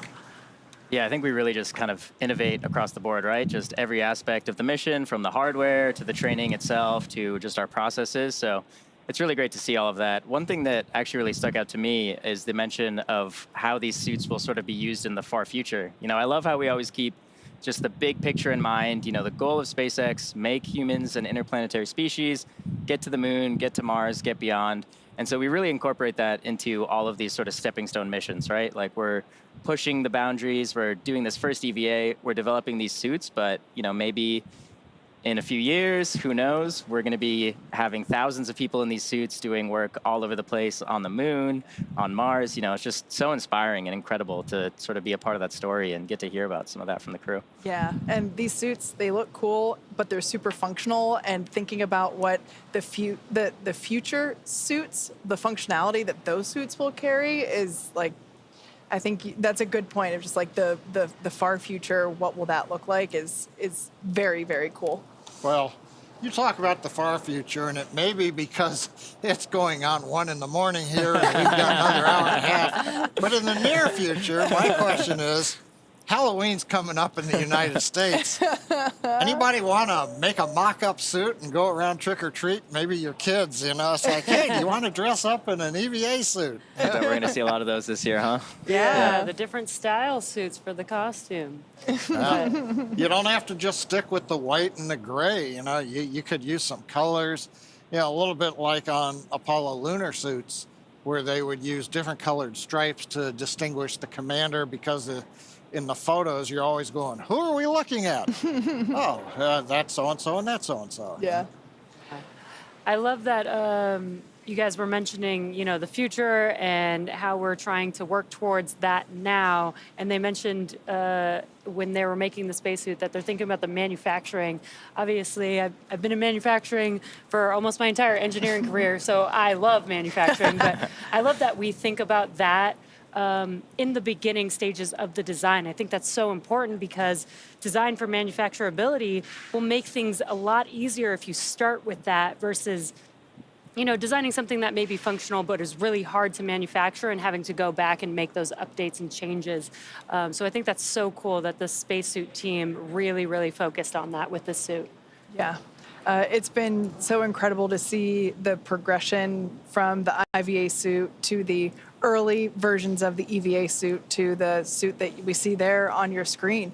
My personal favorite element is not shield, the visor. There we go, that's the word. And the views that we will see of Jared and Sarah as they emerge from the top hatch. It's going to be incredible, and just the fact that just the visor itself, not only does it look cool, but it insulates them on the inside and the outside, depending, if they're looking toward the sun or away from it. It helps to keep them cool or warm, respectively. I think that's just, it looks awesome, but it has an important functionality to it as well. Yeah. Kate, you mentioned the moment that Jared and Sarah are going to exit the capsule, and we heard a little bit about that experience from Mike on his multiple EVAs, and a little bit about the overview effect. I think, traditionally, the public hasn't really had, a live view into these events. So it's truly a very unique, very historical and special event that we're also going to be live streaming for the public. We're going to see their first overview effect. We're going to see them have that experience and kind of get to be along for the ride with them. So pretty exciting. That is so cool. We will have our own overview effect. Yeah, that's that's an excellent point. Yeah, there's a camera inside of their helmet, so we'll actually get their personal perspective of that, at least for Jared and Sarah exiting the vehicles. But also we'll get to see Anna and kids, point of view from their camera too. There's also a camera located on the Skywalker structure, so we'll also be able to see Earth/space with Jared/Sarah somewhere in that photo or video, which will be so cool. Another one I'm interested, we've heard, for example, the Inspiration 4 crew talk about their thoughts. Jared comes back. He flew the first time into relatively low Earth orbit. So he saw his overview effect, but the Earth that close kind of fills up everything. Now he's going to be 1,400 kilometers up. Yeah, not doing the EVA right there, but he's going to look out through the windows. And Pete Conrad, when they went up on Gemini 11 in 1966 to just below where Jared and team are going, Pete was, he was out loud. The Earth is round. It looks different from this high. So it's like, okay, Jared, compare and contrast for everybody else who's stuck down here on Earth. What's it really like? Could you tell you are 1,400 kilometers up versus being, 250 kilometers or so the first time around on Inspiration 4? Yeah, and even just the different viewpoint of having the cupola versus not, and, being able to stretch your arms out and not hit the domed structure would certainly be an experience. Although it's one of those things where it's like when you get on the roller coaster, you're told keep your hands inside the ride at all times. We know they have certain motions they're going to be doing to test out the mobility of the suit, but I hope they'll have an opportunity to just chill for a minute in the time that they are up there, because they're going to be seeing some incredible views. Yeah, that's going to be super exciting. We'll get to watch them live the whole time. Again, as Atticus mentioned, we'll have live coverage, but also, they do have an EVA. It will be scheduled. They will need to follow some procedures. Obviously, the EVA is for a test. It's to test the EVA suits, but we do have some margin in there, so they might be able to get, if they're able to complete their test, they might just be able to get a minute or two to themselves to be able to enjoy that view. Now, we are excited to watch that with them live whenever the EVA is actually happening. But for those of us who haven't experienced the overview effect personally, firsthand with our own eyes, here's a little bit more info on that phenomenon. The overview effect is that sensation or that feeling that you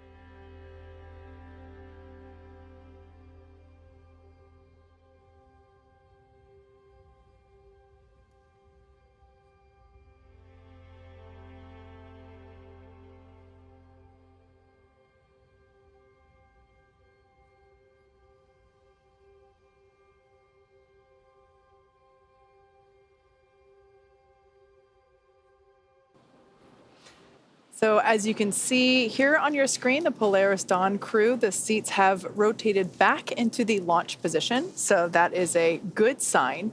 Everyone remains comfortable, buckled into their seats. We're now just under an hour and a half until the next launch opportunity. And we are keeping our fingers crossed that the weather cooperates better this time than it did last time.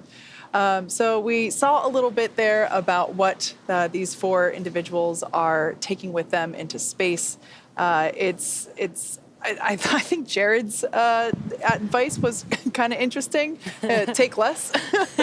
I kind of agree with that. I personally would probably just take my wedding ring, some flower seeds to plant, and my favorite book. Speaking of which, we already mentioned it earlier, but it's just such a beautiful book. This is a book that Anna actually co-authored, and it is basically just like a story for her children, and she's taking a copy with her to space. And I'm going to order one for myself and very kindly ask her to sign it when she gets back. Yeah, that's pretty cool that Anna gets to bring something that she wrote and created onto the vehicle with her. But Atticus, what would you take? I don't know, maybe just some popcorn, some candy, some soft drinks, some snacks. Yeah, some snacks. It's a long trip potentially. So. Would you save any for you to eat when you came back to Earth? Or Oh, that's a good idea. Yeah. Maybe share with my friends some space candy. There you go. Some gifts. What about you?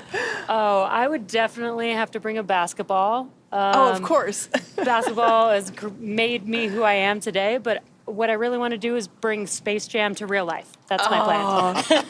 Amazing. Yeah, your basketball will be your zero-G indicator. That is genius, John. Or a Nerf ball. Yeah, a Nerf basketball. There we go. Not for a mission with an EVA operation, though. Oh, yeah. John, what would you take? I'll be more of a sentimentalist. When I was in the Air Force, working Titan launch vehicles, not the ICBMs, but the above-ground launch vehicles, the Air Force only had one way to distinguish, and that was to give you a rocket badge that you would pin on to your uniform shirt. And so it said, yes, you're working launch vehicles. Well, I've had that since 1980 when I started working launch vehicles, and it's actually been to space and back on a Falcon 9 first stage. So I would take that well-worn and well-traveled badge, and I'd take it with me again, and away it would go. Yep. And then come back down. So it'd have 2 flights on it. Yeah. And it would be a rocket badge. It'd be pretty cool. I also thought of another one that you could do, your binder. The infamous webcast binder, just like I always have my my notebook. I think those would be 2 staples if we were to go. Yep. My brains. Who knows, maybe we'll do a webcast from space one day, right? We'll have some of our own employees up there, maybe broadcast live. You never know, right? That could be cool. Anna and Sarah are making the way for us to go up there. So that could be a thing. Yeah. We heard earlier that kid puked the whole time during his training. That would be me, 100%. I can barely ride in the back of an Uber. Oh, man. Yeah, it's a little bit more spicy than an Uber on the way up to space. It's okay. I will hold down the fort here while you guys go. It's only 4 Gs. Only 4 Gs. Yeah. Anyway, we are continuing to count down to the next launch opportunity for the Polaris Dawn crew. For those of you that have just recently joined us, all 4 of our crew members are inside that Dragon capsule there on your screen. They are the only ones left at the launch pad. The closeout crew have departed the pad, and we unfortunately had to reset the countdown clock just past, I think it was like T minus 48 minutes. So unfortunately, there was a last-minute radar scan that showed basically non-conforming weather requirements, and so we had to stand down and basically reset for our next opportunity, which is coming up in just an hour and 22 minutes. So the crew has remained in the Dragon capsule, folks here for mission control. are cycling through, getting an opportunity to stretch their legs, get some refreshments or some food, and really get refocused as we come back into almost right where we left off. Yep, so as the clock continues to count, we're just at about T-minus 1 hour and 20 minutes. So far, everything with Falcon 9 and Dragon are being reported as healthy. But in the meantime, John, can we get a further status update? Well, thanks, Atticus. T-minus 1 hour and 22 minutes, as you're just saying. Everything is kind of in abeyance for the moment. We're waiting to get more information on weather. You can see a view of Dragon spacecraft on top of Falcon 9 at Launch Complex 39A on Kennedy Space Center. Lights are on in the crew access arm, but it doesn't mean anybody is in the arm. And you can see there on the screen the crew. We rotated their seats back into the launch position at T-minus 1 hour and 28 minutes, just about 7 minutes ago. Currently, we're slowly moving up on T-minus 1 hour where things start to pick up. Update. And here comes the weather update. Go, LB. All weather rules just cleared about 30 seconds ago, so we have a green range for weather rules, and we'll have our SpaceX meteorologist fill you in for the next T0. That's great to hear, and standing by. And Dragon SpaceX weather officer here. We did violate a number of launch rules for that cumulus that popped up at that initial T0, so made a good call there from the whole team, SLD 45 and all. And we are tracking a much better POV for this next T0. The elbow is tracking a 35% chance of violation, and if everything holds as it currently looks for another 20-30 minutes, we should be able to step that POV down. But overall, looking good for this next launch attempt. And copy that, weather officer. That's really great to know. 35% presently for POV, and should be stepping down in the next 20 minutes or so. Good to hear.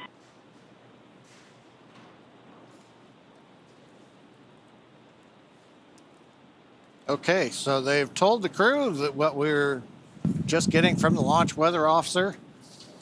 The first launch attempt we had to hold as we got inside T-minus 45 minutes. A cell had popped up, and it looked like we were going to be no-go at T0, which would have scrubbed us for the morning.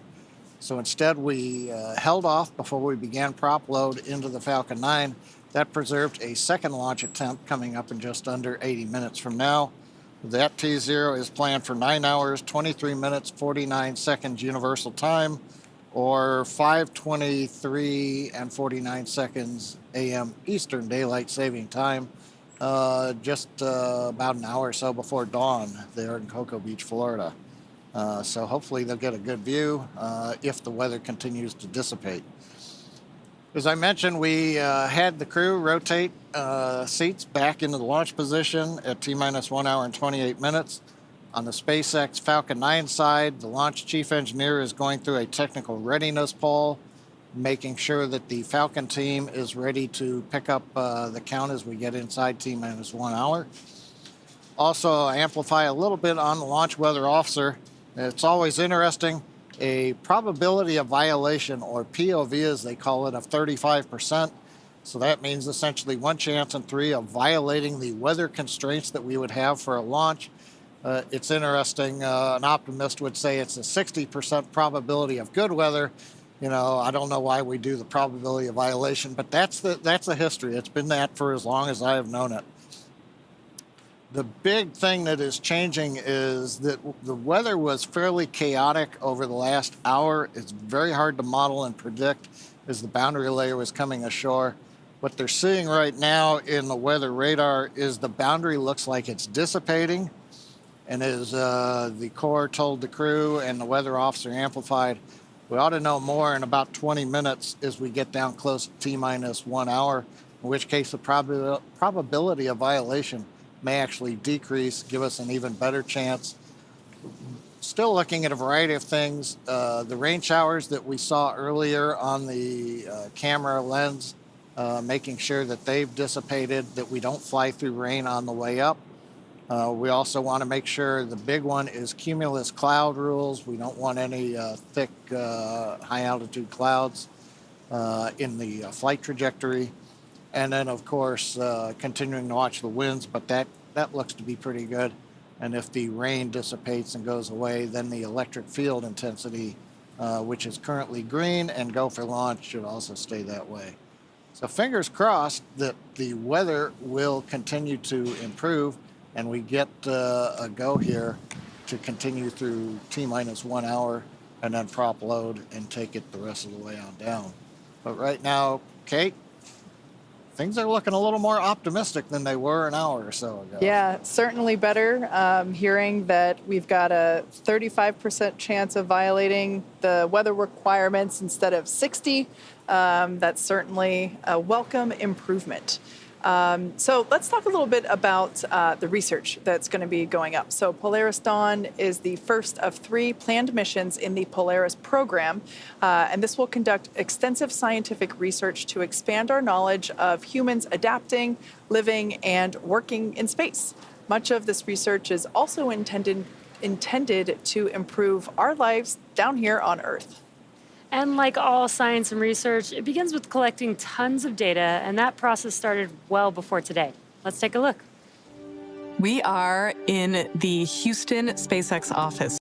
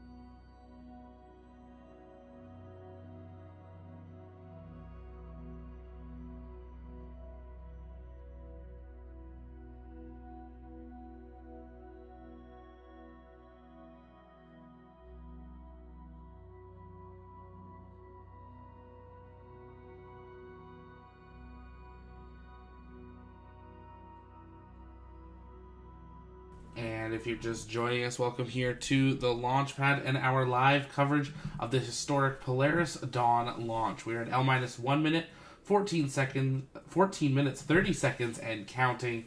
We heard there in the last 15 minutes some weather updates. Weather now improving to 65% go at this next T0, which we are counting down to, and there is a chance that it improves even more. Teams are continuing to monitor weather conditions, though, around the Space Coast, but it is definitely starting to improve, and things looking a little more positive for today. We are green across the board, no lightning or wind conditions at this time at NASA Kennedy Space Center. The Polaris Dawn crew remains in their seats, suited up, ready to go. Their visors do remain open, so they will be able to still be able to be a little more relaxed while they wait. The crew's seats were rotated down into more of their relaxed position, the position they are when they ingress, for about an hour, and they've been rotated back into that launch position for the last 90 minutes of the count. We've got people tuning in from all over the world, and we're glad to have you joining us here. If you haven't yet, take a moment, let us know in the chat where you're watching from, and we'll do some shout-outs. If it's your first time here, though, welcome. My name's Zach. I'm the founder and host here at the Launchpad. Here at TLP, it's our mission to inform and inspire the explorers of tomorrow, because we believe that space is better together. We bring you full live coverage of not only NASA and SpaceX, but all the launch providers around the world, as well as docking, undocking, and return to Earth coverage, and the Launchpad News, expanding and bringing you your daily and weekly news recaps of the biggest stories of everything space. We got people tuning in from all over the world. We got Bell Pepper is in New Zealand. Magnet is in NATO City. We got Aiden in Bristol, England. Quacky is in Croatia. Jess is England. Jordy is in New Zealand. We got Princess in Canada. And we've got Mark in Cape Town, South Africa. It's great having you all joining us here I know for our friends over in the UK and Europe, it's actually becoming a decent hour of your Tuesday morning. For those of us here in North America, it is the absolute middle of the night. And we're glad to have those of you that are staying up late with us as we continue to follow along. We're going to listen back into SpaceX Mission Control, but keep sending in your comments and questions in the chat, and we'll be answering those live.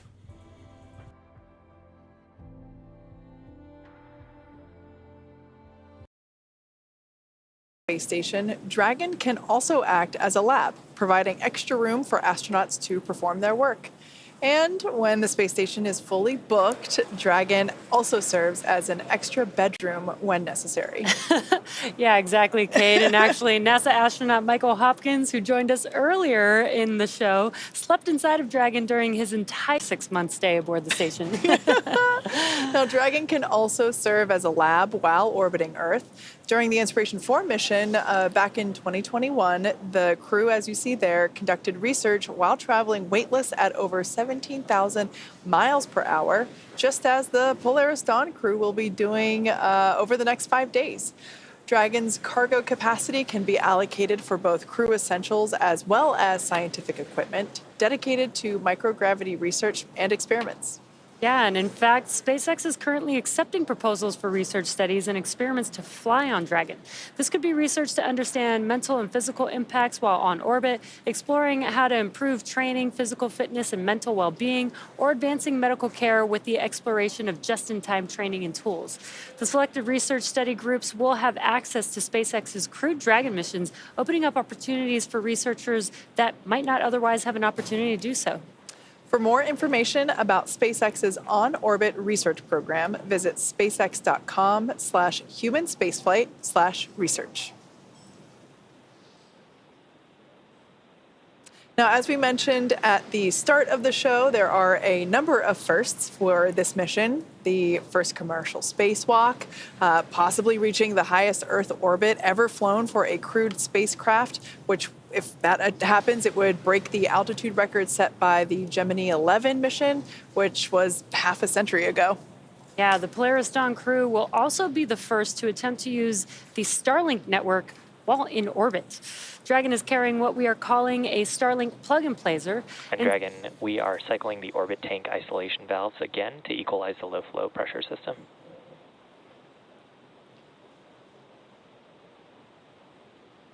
Copy that, SpaceX. We're following. And just a quick update from the core to the crew.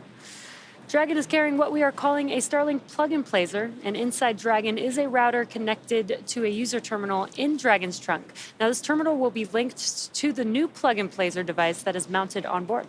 And all of this will be responsible for establishing and maintaining a laser communications link with Starlink satellites, which will be in orbit about 200 kilometers below Dragon.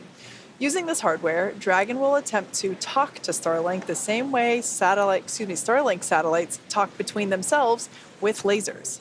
No one has ever flown a laser communication system on a human-rated spacecraft before, so there's a lot to be learned. If this works, the plug-and-placer could provide the first high-speed internet experience for people traveling in space. Yeah, this technology will also help here on Earth by facilitating healthcare access and connectivity to underserved communities around the world. The Polaris program is donating Starlink to St. Jude Global partners in 5 countries. Strong, reliable internet will help support the St. Jude Global mission by providing partners greater access to online medical conferencing, case and imaging sharing, and diagnostic assistance. Hospitals and foundations that are part of the pilot program will be able to provide better care to patients thanks to high-speed, low-latency broadband internet. The first countries selected to receive Starlink include the Philippines, Brazil, Chile, Peru, and Mozambique. The Polaris team is also donating Starlink to 100 schools in Chile and Brazil, striving to increase internet connectivity, which can improve education and telemedicine efforts for communities in need. The Polaris Dawn crew actually had a chance to hear from the students in Chile after Starlink was installed.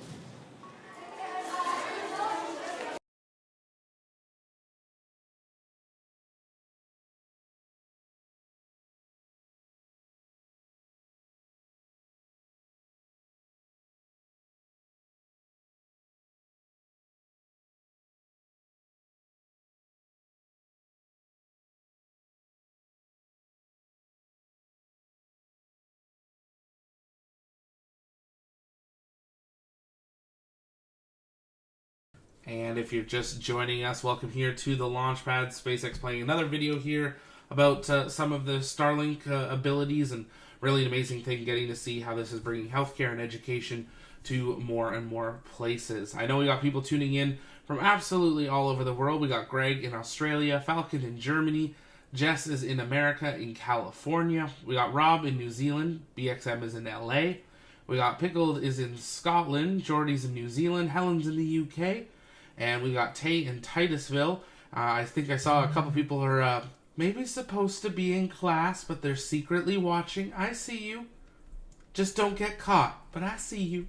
And we're glad to have you all tuning in while we count down to this historic mission. Take a moment, let us know in the chat where you're watching from, and keep letting us know your questions or comments by tagging us at the Launchpad, and we will work on answering those live. This might be it. We might be coming down to the final hour. We might be making it here. We'll see. Weather's improving. 65% go for launch, and we hopefully will be able to have a liftoff here today. But if not, they do have backup opportunities over the next few days. They do have the ability to launch from 39A till the 14th, prior to there having to be observations on if they can push it a little bit further, as 39A has to get ready for Falcon Heavy and their Europa Clipper.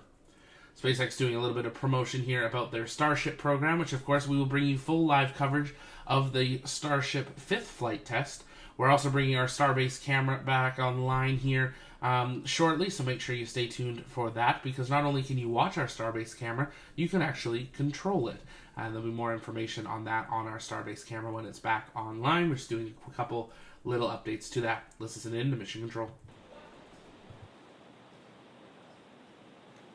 All right, so just the core syncing up with the crew, informing them that we are continuing with the launch countdown.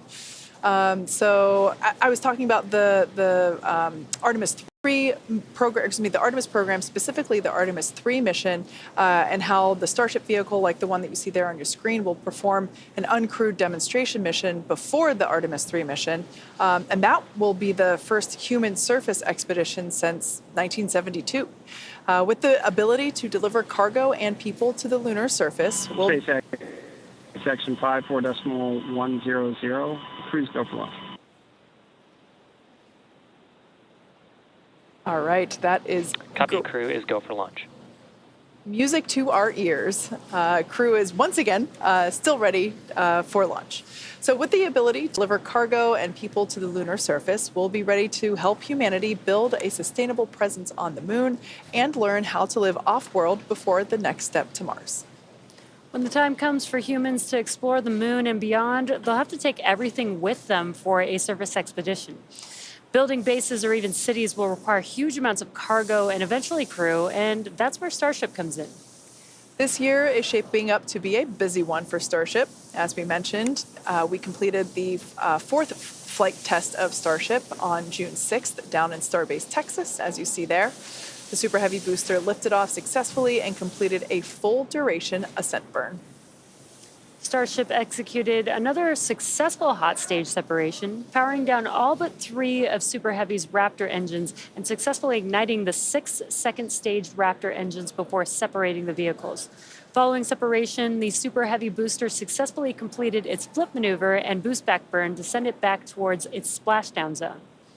The booster's flight ended with a landing burn and soft splashdown in the Gulf of Mexico, 7 minutes and 24 seconds into flight. The landing was caught by both the onboard camera as well as one of our marine buoys. Meanwhile, Starship's 6 second stage Raptor engines successfully powered the vehicle to space and placed it on the planned trajectory for coast. Starship made a controlled re-entry, successfully making it through the phases of peak heating and maximum aerodynamic pressure, demonstrating the ability to control the vehicle using its flaps while descending through the atmosphere at hypersonic speeds. And speaking of those flaps, Starship provided live video throughout re-entry via SpaceX's Starlink satellites, providing most spectacular views. And we all cheered on the little flap that could as it hung on with the last strings for dear life. Now, these Starlink-enabled views, they were incredible, and we're looking forward to having similar incredible views on Polaris Dawn. Yeah. Flight 4 ended with Starship igniting its 3 center Raptor engines and executing the first flip maneuver and landing burn since our high-altitude test campaign, followed by a soft splashdown of the ship in the Indian Ocean about an hour and 6 minutes after launch. The 4th flight of Starship made major strides to bring us closer to a rapidly reusable future. Its accomplishments will provide data to drive improvements as we continue rapidly developing Starship into a fully reusable transportation system. Now, looking forward to Flight 5, we're getting ready to attempt the first ever tower catch of a booster. Now, returning the booster after launch is a core capability to Starship, becoming rapidly and reliably reusable.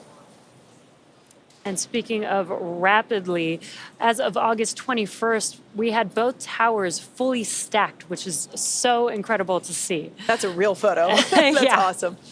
So stay tuned for exciting updates as we get closer to this next launch.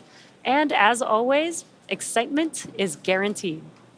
Now, for those that have just recently joined us, you picked a great time because we are exactly 1 hour and 1 minute and 13 seconds away from launch.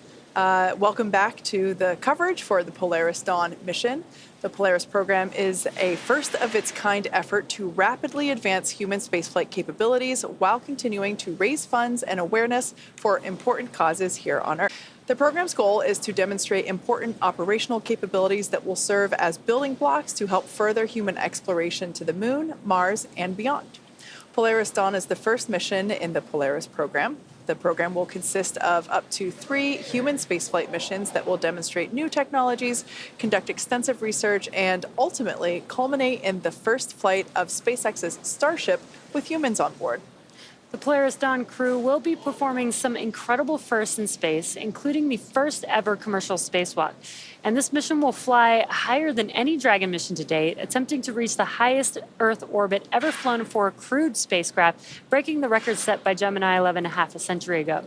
The crew will also be the first to test Starlink laser-based communications in space. They will orbit the Earth for up to 5 days before splashing down off the coast of Florida. And over the course of their mission in orbit, the crew will conduct a wide range of research in microgravity designed to advance both human health on Earth and our understanding of human health during future long-duration spaceflights. Now, liftoff time is still holding for 5:23 a.m. Eastern, and we're currently tracking no technical issues with Falcon 9 or Dragon. The range is green, and weather at the moment is cooperating, but the last POV that we had was 35%, and we heard that it was going to improve as we get closer to T0, so fingers crossed it stays that way.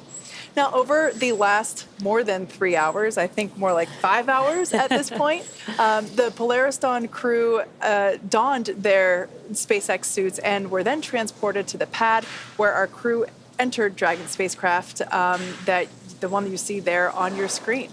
Since arriving at the spacecraft, the crew were helped by our closeout team to get in their seats, those seats that you see there, attach their suits to the special umbilicals that provide breathing air and communication link to Dragon systems. They conducted successful leak checks and communications checks with the core here in Hawthorne, and that is the person who they will be speaking to directly throughout the mission. That stands for Crew Operations Resource Engineer.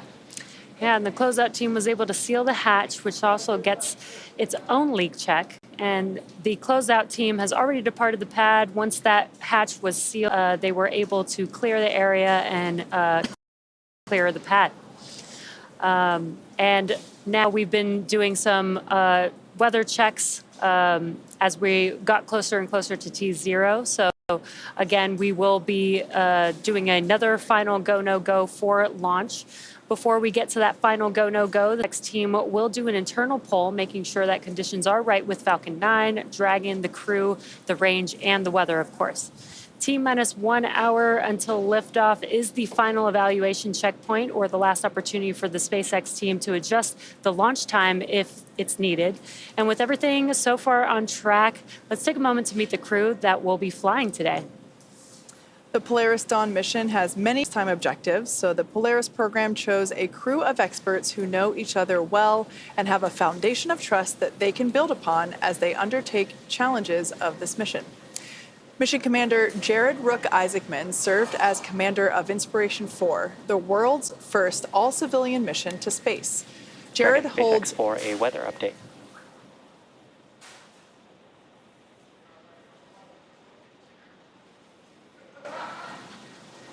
Go, SpaceX. Dragon, we are currently go for launch. Updated probability of violation is 20%. So with that, we are going to be pressing towards T02. We'll keep you updated if any other weather comes through. Hey, copy that, SpaceX.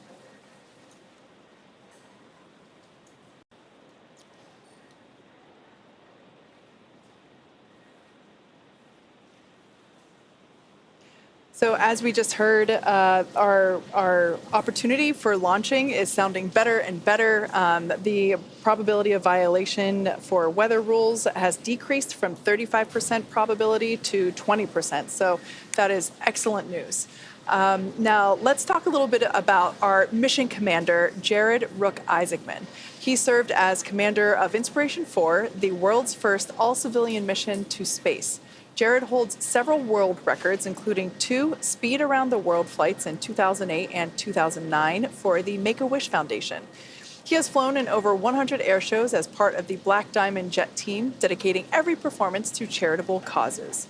In 2011, Jared co-founded what would become the world's largest private air force, Draken International, and that trains pilots for the U.S. Armed Forces. In addition to his role as CEO of Shift 4, Jared is an accomplished pilot and astronaut with over 7,000 flight hours.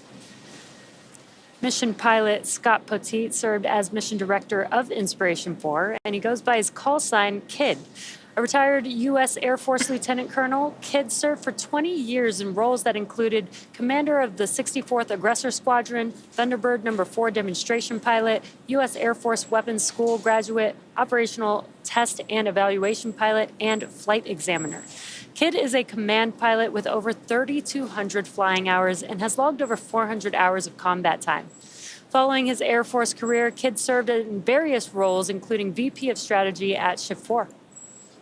Mission Specialist Sarah Cooper-Gillis is a lead space operations engineer at SpaceX, responsible for overseeing the company's astronaut training program. She helped prepare NASA astronauts for the Demo 2 and Crew 1 missions, and most recently directly trained the Inspiration 4 astronauts.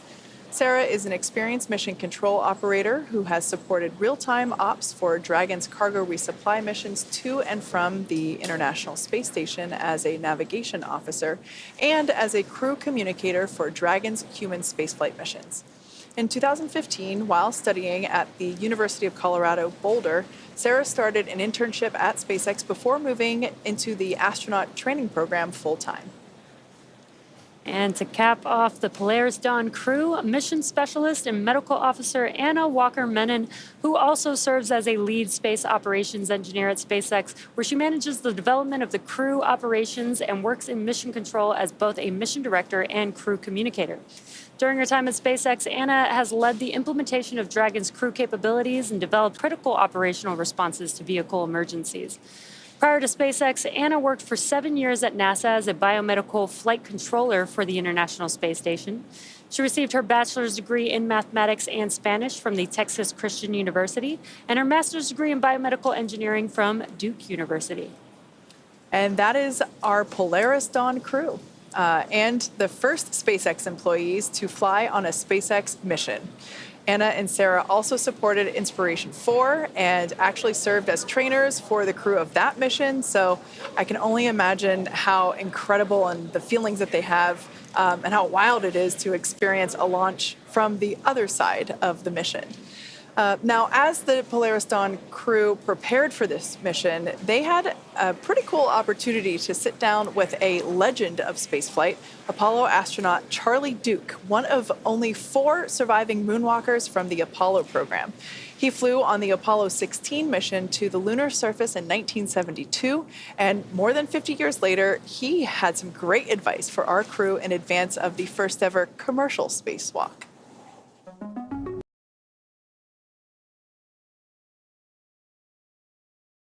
And if you're just joining us, L minus 52 minutes, 35 seconds and counting. we are coming up to when this gets really exciting. We are coming up to that final go, no go for propellant loading of the Polaris Dawn rocket.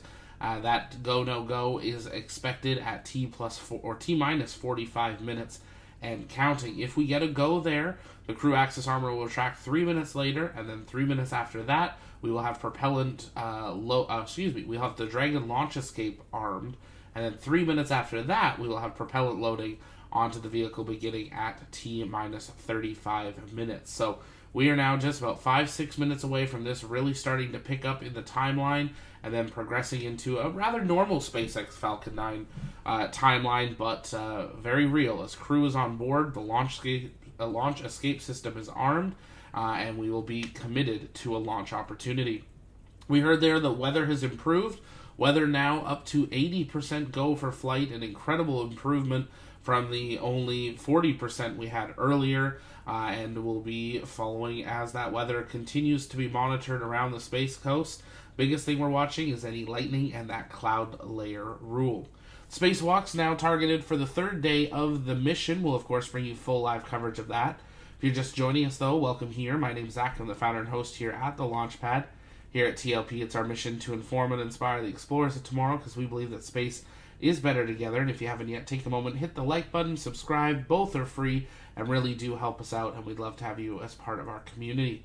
We also have our TLP Discord, which is open for anyone to join. That's where our community hangs out in between streams and talks about everything space, and we'd love to see you in there. Catching up on the chat, your questions and comments. Chris in Tampa, excited to hopefully see the Draco thrusters in action. I hope that it is clear enough for you, Chris, to be able to see the streak across the sky for you. It's always a great view to see. Bill is also watching from Tampa. Or he's watched from Tampa in the past, but better views Palm Beach. Yeah, that definitely, the closer to the East Coast you are, generally a little bit better. Tonight's launch is launching on a northeastern launch trajectory up along the coast of North America. So if you happen to be up along the coast north of Florida for a few states, and you're wanting to head outside, and you have good viewing conditions, you may be able to see Falcon 9 launching Polaris Dawn to low Earth orbit. We're at T minus 50 minutes and counting. A very different story this time than it was about 3 hours ago. Weather improving, teams getting ready to do that poll for go, no go for propellant loading, and we'll be following along with those updates. You can stay up to date where we are in the count with those ticks on the top right of your screen. That will take you through if we have had crew access arm retract, a launch escape arm, and if propellant loading is underway. And of course, we'll be patching in SpaceX Mission Control to listen in as they inform the crew once they complete this video with some beautiful copywritten music on it. You can keep sending your comments and questions in the chat by tagging us at the Launchpad. We'll work on answering those live while we continue through the broadcast. True says, safe flight for humanity's future exploration. I do completely agree. True saying, but the weather looks really bad, isn't it? So a lot of the blue that you're seeing on that radar is actually ground splatter that happens on the radar around here. So we're looking more for those big cells, those yellow cells. Let's listen back into SpaceX Mission Control for that go, no-go poll. And this is the first time in the 4 billion year history of Earth that it's possible to realize that goal. Missions like Polaris Dawn are helping accelerate those efforts by developing and testing technologies that will enable humans to live and work in space, while also improving life for us here and now. I'm a total believer in the space.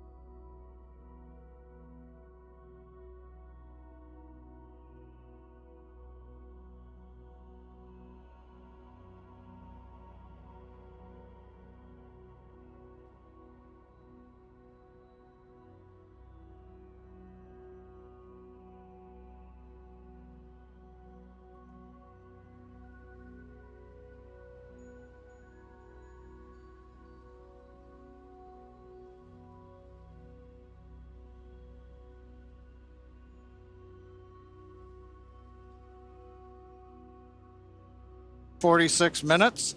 The launch director and the launch team have conducted their electronic poll. The launch director has also checked with the Dragon mission director for their readiness. Everything continues to look good. We're going to be hearing some instructions from the SpaceX launch director. He'll be making announcements on the control room lockdown and protocols for hold or launch escapes. And he'll also be reminding the team that inside of T-minus 10 seconds, only the computer can abort the launch. Now, once the LD, the launch director, gives these instructions, they will clear the team to proceed with moving the crew arm away from the launch vehicle. You can see the arm is in the access position right now, but once we get... Poll is complete and the team is ready for crew access arm retract, propellant loading, and launch. Both control rooms will go into lockdown at T-minus 45 minutes and remain in that state until the launch escape system is disarmed. All operators are remain at their console and maintain a sterile cockpit until MD confirms successful disarming of the launch escape system following orbit insertion or propellant offload in the event of a scrub. For non-urgent no-go conditions, brief the C or LD and they'll approve aboarding the countdown. For urgent issues affecting the safety of the operation, operators shall call hold on the countdown net. Launch control will abort the launch auto sequence immediately and proceed into the launch abort auto sequence. At T-minus 10 seconds, launch control will be hands-off, relying on automated abort criteria for the remainder of the count. Operators advise the launch director whether structural breakup or fire is imminent or occurring per Dragon manual escape flight rules. Launch control, you may proceed with arming the crew arm for movement.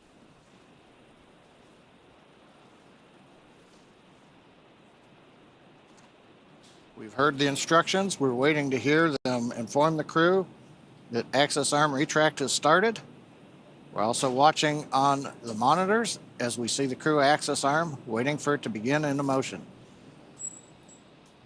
Now, once we get through this, then we will be arming the launch escape system. And there's a view. Access arm retraction has started. Crew access arm retraction has started. Once that's all the way back in the stowed position, we'll arm the launch escape system, proceed down to propellant load starting at T-minus 35 minutes. One other update, weather. Probability of violation, as we mentioned, down to 20%, and they just checked with the launch weather officer. Nothing appears to be in the area that would be a risk to T0 in just over 44 minutes.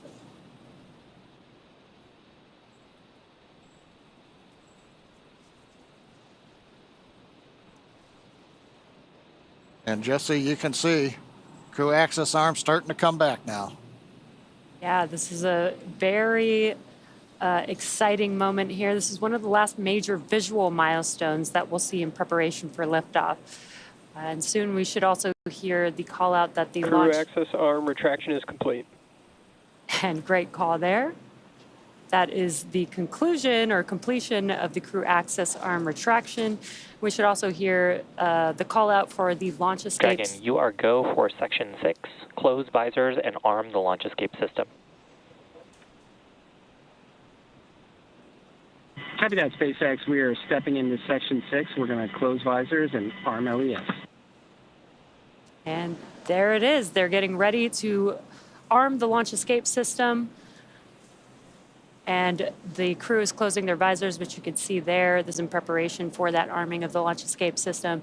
And then also coming up will be Falcon 9 prop loading beginning. Yeah, we can see their tablets there on their legs, strapped on top of their SpaceX suits. Dragon, section 6.2, our visors are closed, and we are proceeding with arming LES. SpaceX copies. So those tablets that they have provide all the information that they need for the mission. The crew, as you can see, reporting that they are ready for the next steps, reporting that all their visors are closed. Arming of the launch escape system now coming up.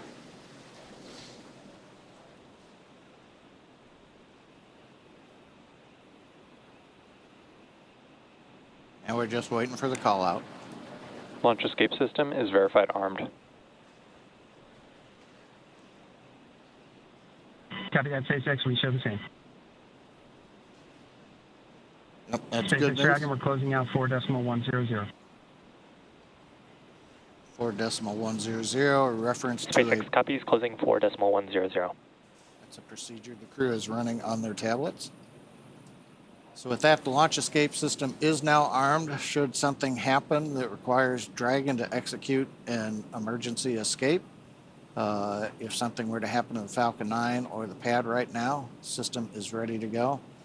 There's another key reason. Once we got the crew access arm back, we went right into arming the launch escape system, because once that system is armed, should we need to have the crew leave but depart via the crew access arm, that arm took a minute or so to retract. It can actually come back into the support position much faster than that. So there's a high-speed mode, but that high-speed mode requires that we be in the armed configuration so that it'll be enabled. So if that was needed, the crew could then leave the hatch, go down the arm, and depending upon the direction, they can take the elevators. The elevators are currently at level 255. When the ground team left the pad, they send the elevators back up. So if the crew needs them, they're right there.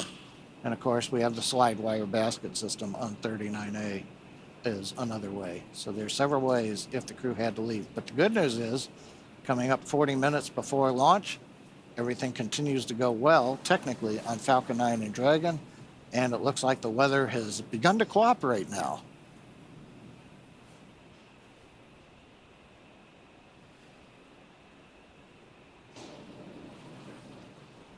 Now, next major event coming up at T-minus 35 minutes will be the start of propellant loading on Falcon 9.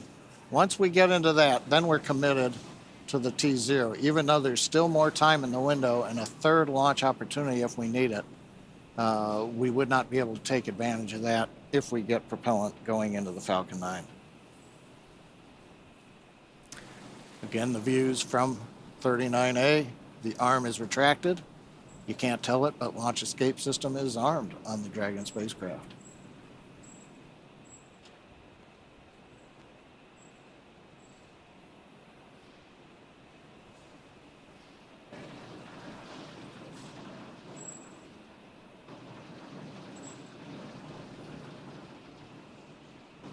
It's quiet right now on the nets. Team is mostly just waiting for the clock to get to 35. And this is getting pretty exciting. You know, we were very close to this point about an hour and a half ago. And again, we did make that call due to weather to move the T0. And we did that prior to propellant loading, because once we start propellant loading, we're basically committed to that T0, which was a great call, again, from the team on monitoring the weather and going for the second T0, which has a much better probability of good weather at the T0. So very, very exciting. Yeah, definitely. We were operating at a 60% probability of violation, i.e. 40% favorable at the original T0. Called it off just before prop loading. And now, fast forward to hour and a half, 2-ish hours later, you know, we're now closer to 20%, or not closer, we are at 20% probability of violation, so 80% favorable. So definitely a significant increase. And as you said, stepping into prop load is a pretty strong vote of confidence that we're going to be able to make it. Hopefully, fingers crossed, there is always that 20%.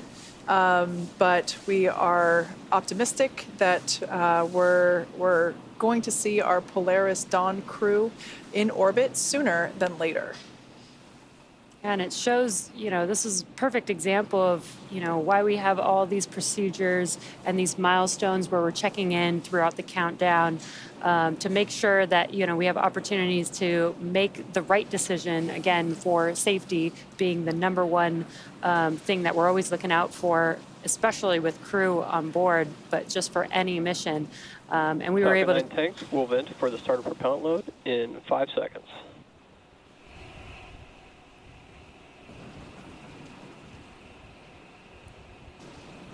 Yeah, we'll be hearing call-outs throughout the countdown up to the crew to let them know what's happening, both Falcon 9 and Dragon. And then we'll also hear call-outs on ascent. Yeah, and the Corps is keeping them updated so that they, there's going to be new sounds coming inside of the vehicle, and the core can keep them updated since they won't be able to see what's happening, but they might be able to hear it. So they'll be able to monitor, those familiar sounds or those expected sounds as the core is updating them with each milestone. Now, our next major event, as we've mentioned, is the start of propellant loading onto the Falcon 9. We'll hear that starting at T-minus 35 minutes. We also may hear the call-out launch auto sequence has started. That is the ground computer program that controls the last 35 minutes. And we should also, as we mentioned, hear the launch director call out to the crew that propellant loading has begun. Propellant loading sequence on the Falcon 9 begins with loading fuel onto both the first and the second stages. That's the RP1 kerosene fuel that we use. We'll also begin with liquid oxygen loading onto the first stage. Now, the second stage fuel loading will finish up fairly quickly at about T-minus 20.5 minutes. And then 4 minutes after that, we'll begin loading liquid oxygen onto the second stage. But right now, T-minus 35 minutes, 30 seconds. Everything continues to go well. We're waiting for the handover from the countdown master sequence to the launch automatic sequence to begin propellant loading. Once that begins, that'll commit us to a launch early this morning here at Pad 39A in Florida.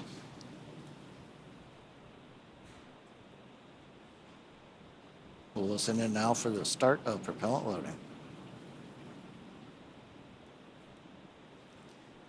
The launch auto sequence has started.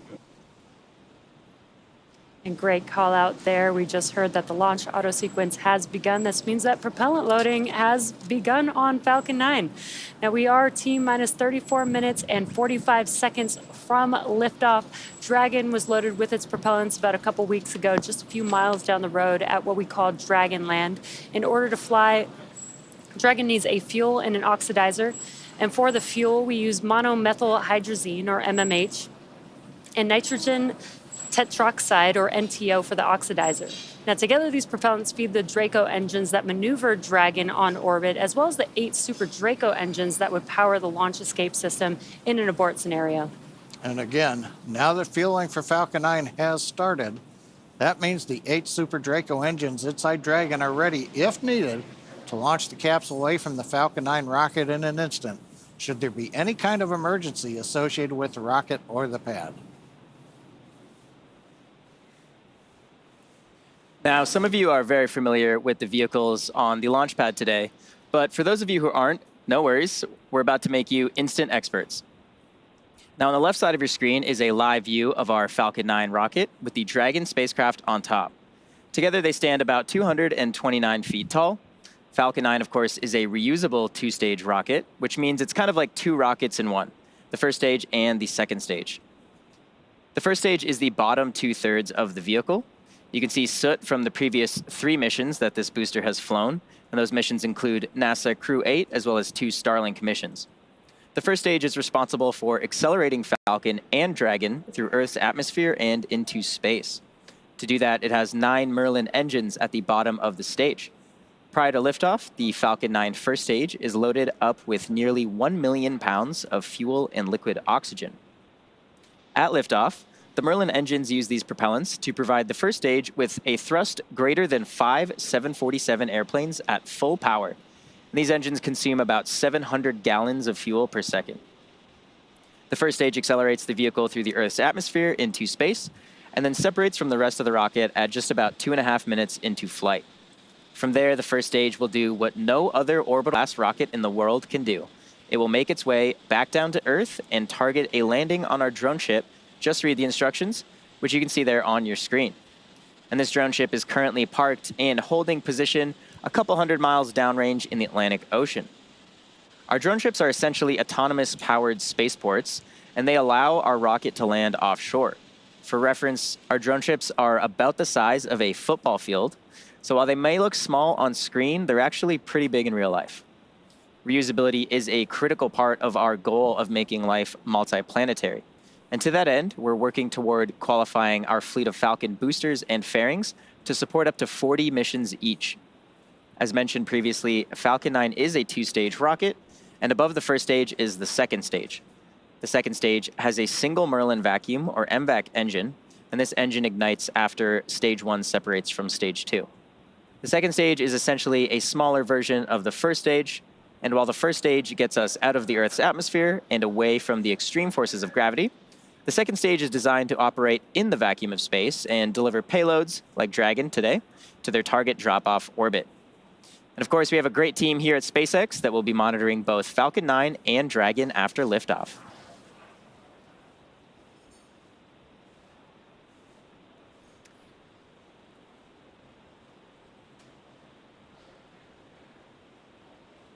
And like Atticus said, we have teams here in Mission Control, Hawthorne, and that team is responsible for close monitoring of the crew and Dragon every step of the way as the spacecraft orbits the planet along its customized flight path.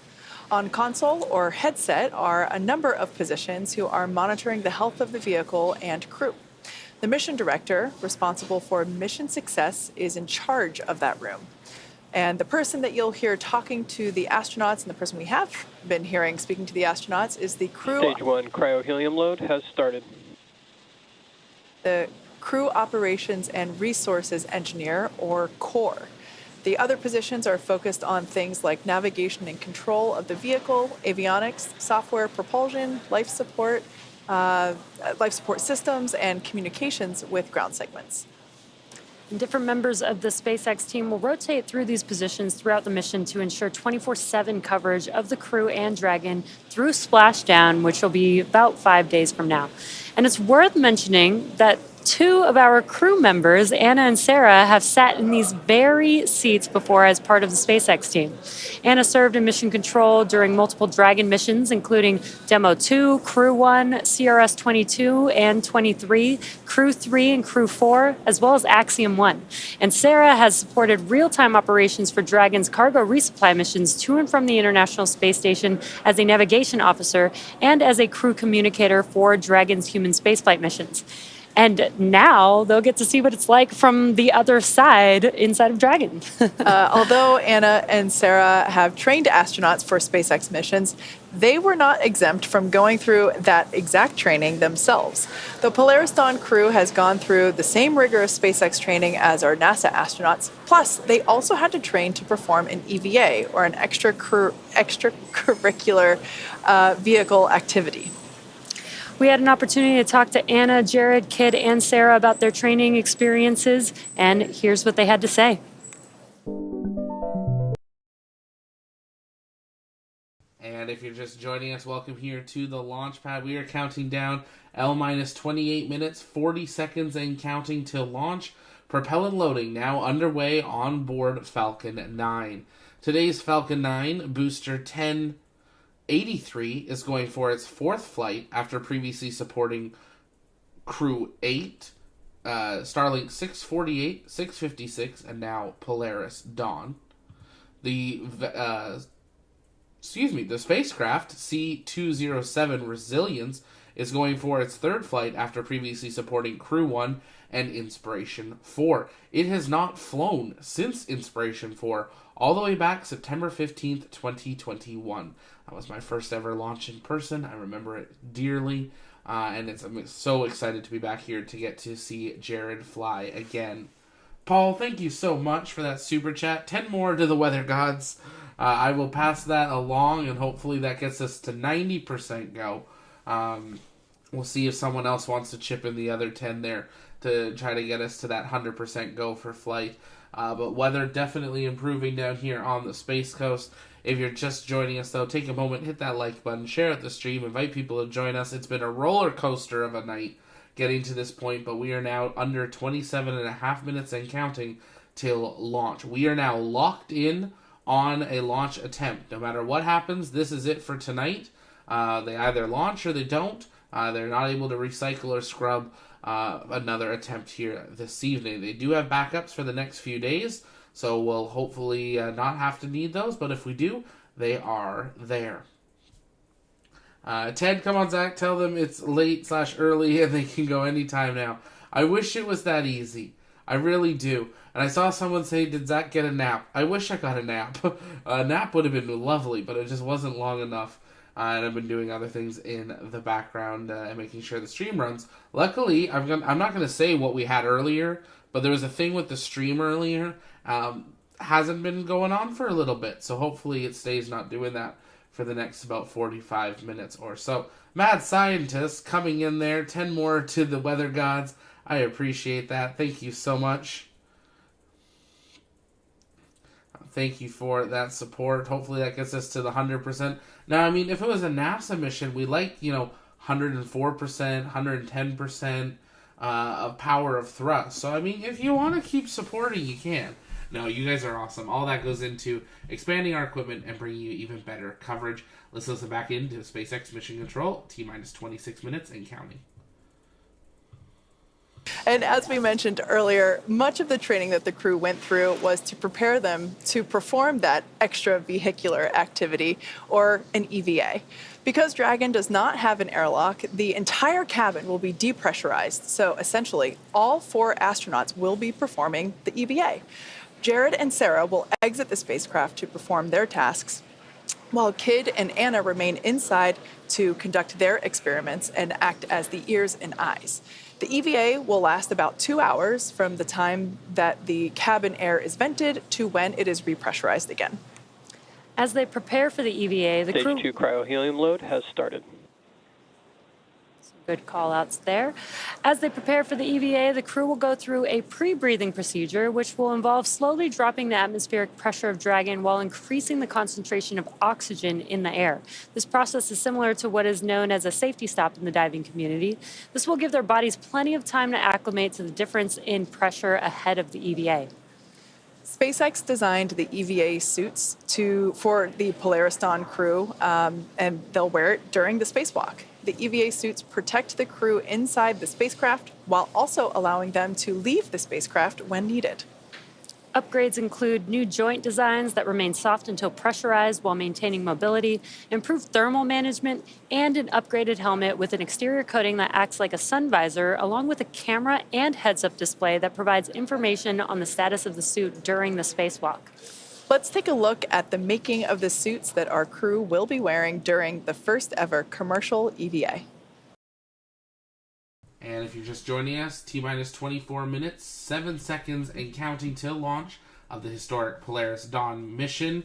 Mad Scientist and Paul Batra there, thanks again for your support. Gregory Lewis, oh my goodness, $50 super chat. Thanks, Zach, for all you do for us. I really, really appreciate that. Thank you so very much. That really does help us get some of this new equipment we're looking at doing in new studios as well. Mad Scientist also became a Martian Explorer member. Thanks so much for becoming that and part of the crew there. If you guys are interested in helping support what we do, you can hit that join button down below. Starting at 99 cents a month, becomes a member, gets your name into that go green color with the SpaceX helmet next to it. The different helmet colors, the different colors mean the different lengths of time people have been a member. Ted S. also sending in a $30 super chat. Haven't supported in a while. Glad to see your channel taking off almost as quickly as Falcon 9 on ascent. Thank you so much, Ted. I really do appreciate that. I see you around all the time, and I really appreciate your support watching and a super chat here this evening. Thank you so much. That's blowing me away. Libra Moon, does the Launchpad work for SpaceX? New here. Found him on Lookner channel. Well, welcome. Libra, I'm glad to have you here. And yeah, I was talking in Lookner chat a little bit earlier. We don't work directly with SpaceX, but we are SpaceX accredited. So we do have some of our team out at the launch site for this evening. We've also got more of our team across the Space Coast ready for today's launch. So we have photographers and videographers all around the coast that help us do our coverage. We're working to expand and bring more cameras online in the future. But we do not work for SpaceX, but we're accredited media with them. So thanks for sending in that question, and thanks for checking us out after Lookner headed off. I know he's got a big day tomorrow, so we're glad to have some of the amazing agenda-free community here in the chat. Helen, thank you so much for your super chat there as well. He didn't even send in a message, just general support. I really do appreciate that. Thank you so much. Another person that's been around for quite a while. We appreciate that. You guys are just blowing me away. David Campbell with 10 gifted memberships as well. Wow, thank you very much. To Aiden, Bloom, Sharon, Bob, Dime Time, Matthew, White Rabbit, Spring Forward, EP, and the OG Nicole. Definitely give that thank you there to David. Thank you so much, David, for that support, gifting those 10 memberships. If you are a new member, make sure you have linked your YouTube to your Discord so you get access to those member-only channels, and as well as check out some of our member-only videos here on YouTube. We're working to try to do more of those every month as we bring some of our new systems online. But thank you so very much there.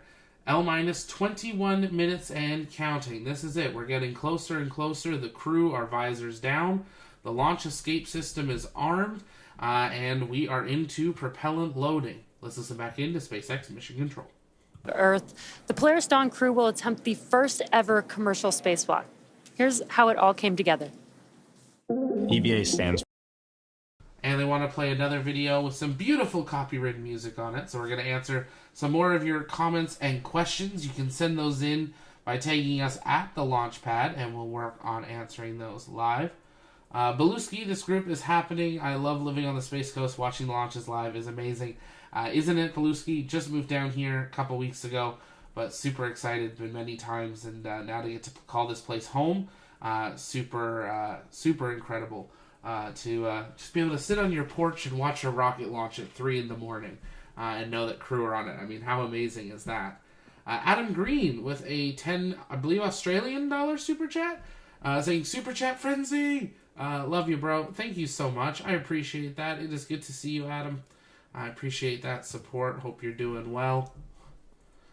You guys are blowing me away tonight. Wow, thank you so much. It's been a long evening. It is 5:04 in the morning. We've been streaming for 4.5 hours. I have officially been up for 23 hours? 22 hours, somewhere around there. But that's all right. It's a launch day. It's a crew launch day. And it's not often that you get to say someone you know is going to space. Now, I don't know Jared well, but we've DM'd a few times. And it's pretty exciting to get to say, you know, hey, even someone that you can talk to and can text is heading up into space. It makes it feel so much more achievable here in the near future. L-19 minutes and counting. Lock's load's about to begin on the second stage. The White Rabbit Adventures just wanted to say thanks to Zach and the entire crew for your continued hard work and efforts. I appreciate that, White Rabbit. I've seen you around for many years. Glad to have you here. If you are just joining us, though, welcome. We are counting down the last 19 minutes until the targeted liftoff of a SpaceX Falcon 9 Dragon carrying 4 commercial astronauts on a private mission to low Earth orbit, but not as low as a normal low Earth orbit mission, traveling the furthest through the Van Halen belt, the furthest we have traveled since we sent man to the moon over 50 years ago. We're expecting live views back into the capsule here momentarily as we get through the final minutes of the count, and we'll be listening into SpaceX Mission Control. As the timeline continues to progress, the next milestone we're expecting to see is the Falcon 9 beginning engine chill. That will be at T-minus 7 minutes. So it's going to be probably a more rather quiet timeline at this point while they continue towards that. But we're definitely excited to see how this countdown and timeline progresses. Weather having improved to 80% go. We then had 2 super chats of $10 each, which got us to 100% go. So the rest of you have been amazing, throwing in so much more. We're probably about 200% go at this point. So thank you all for that support, and hopefully it helps us get off the ground here this evening. Let's listen back into SpaceX Mission Control. 17 and just under a half minutes until liftoff of Polaris Dawn. This mission will fly higher than any Dragon mission to date. There'll be lots of research experiments performed while the crew is on orbit, and most notably, they're going to perform the first ever commercial spacewalk. We're super excited to see the clock continue to count down. The crew is in their seats. The vehicle is actually being loaded with propellants as we speak. That began at T-minus 35 minutes. The launch system is armed, and we have gotten the okay to go from the crew. They are ready to go to space. Yeah, it's super exciting. We've got their new EVA suits on board with the crew. This will be the first time that we've ever flown these EVA spacesuits, which I think is LOX load has started.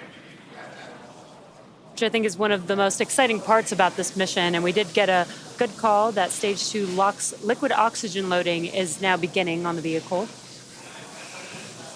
Now, this mission will orbit Earth for about 5 days, and in addition to the first commercial spacewalk, it'll be the first time that we will be utilizing our newly designed Skywalker hardware, which I love the name, and it is a mobility aid that Sarah and Jared will use in their EVA suit testing during their EVA.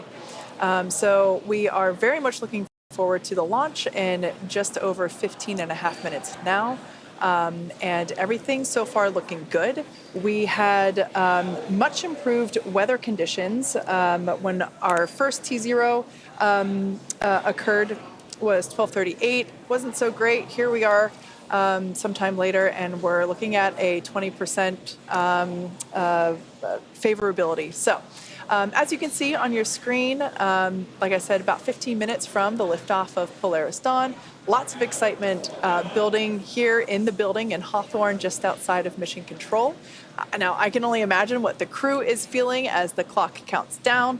Now, as we all wait together, let's hear from some of the crew of the Inspiration 4 mission as they reflect on what they were feeling just before their mission liftoff. I gotta say, right now, launching, people always ask me if I was afraid as soon as the engines lit and started taking off. And I was like, no, I was ready. But for me, you know, liftoff was really about concentrating on my job as the mission pilot. And I was wondering, because you guys, you know, were able to kind of sit there and enjoy it and sense it. How was it for you? Launch was the most fun I've ever had. I was just so excited, and people had been asking me, like, are you going to be nervous? And I thought I would be, but I just, again, I kept waiting to get nervous, and it didn't come. And then they're counting down from 10, and I remember saying, let's do this. Oh. And I might have had an expletive in there too. But then, you know, we're hearing the 10 count, and it's delayed because of the delay from Mission Control, and so we're hearing, like, they're on maybe 2 whenever we're actually lifting off. Right. But Jared was giving us his own count, and I remember he said something like, "All right, guys, get ready." And then we felt this big jolt, and then of course a lot of G-forces that came on really quickly. But it was just so smooth, and I remember I had the biggest smile on my face. Like I was having so much fun. Yeah. And for me, it wasn't just sitting there idly going for a ride. It was thinking about, okay, what am I hearing? What's that pressure I'm feeling through my chest? Because this is happening probably just once, right? And so how do you share this? How do you tell someone what you're going through in this moment if you're not paying attention to everything? And so that's what I was really trying to do, was, you know, look between my toes at the window, or look over at your screen, Cyan, and see, you know, where we are. Yeah. I was wondering if you could see, how much you could see, because I couldn't see out the, you know, I was laser focused on listening to Jared and watching the monitor, and I was surprised at how smooth it was, because I was expecting for it to be a little bit more, you know, where the monitors are going like this, but it wasn't at all. But I always wondered, did you look between your toes? and see? Could you see out? Were I don't you think able I to? did. I remember right before we launched, just seeing it was very dark. But I don't think we could really see anything except darkness. Yeah, I don't think we really could see anything except, and it wasn't until we got into space that we made our first orbit around it where the sun was, rising from the other side of the Earth, that we actually got our first light from the sun enter the capsule. Yeah. Yes, and I remember saying out loud, "Is that the Earth?" And obviously, what else would it have been? But it was just so unbelievable, I had to say it out loud. Yeah, interesting, the comment about first light.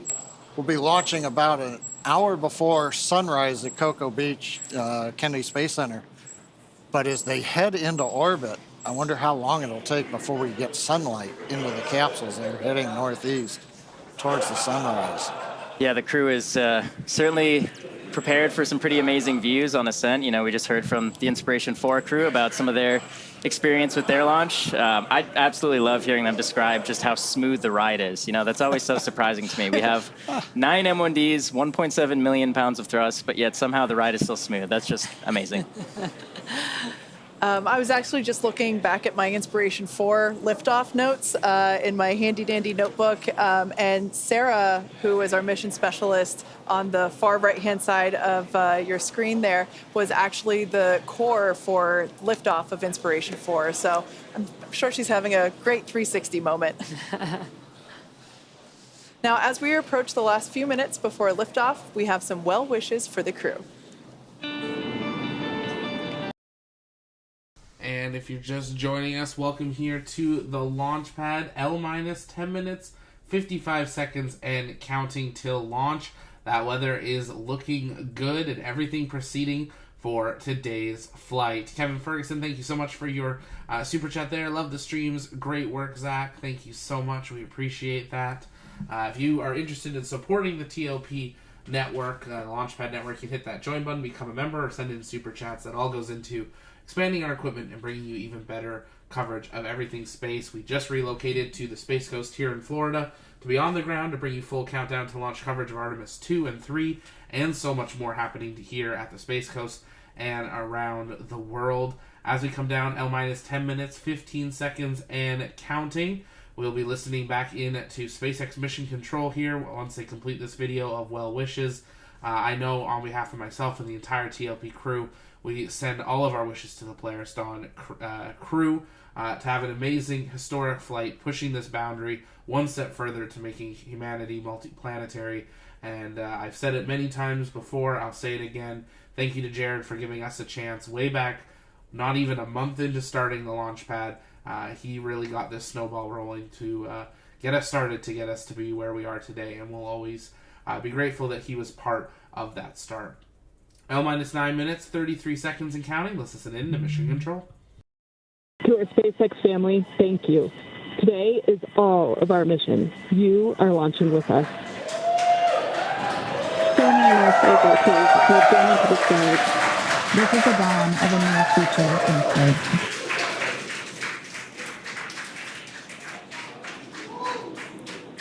Coming up on T-minus 9 minutes and counting. Displays are configured for launch. We've heard from the crew. Core is giving them the ready to launch message. Now coming up here, as we launch, you're going to hear some call outs, possibly stage 1A or mode 1 alpha. These are abort modes that just let the crew know as we're flying what they should be prepared for in case they had to execute an emergency escape from the Falcon 9. Don't expect that, but they are trained, and that's when you hear 1A, that means they've lifted off. 1B, you might hear, that'll come late in the ascent as we're throttling down the Merlins on the first stage. And then when we're on second stage, you'll hear 2A and eventually Shannon, which is a call out for Ireland that tells the crew that they can cross the North Atlantic. And then finally we get into orbit and everything gets disabled and Dragon will separate. But right now, coming up on T-minus 8 minutes, everything continues to go well.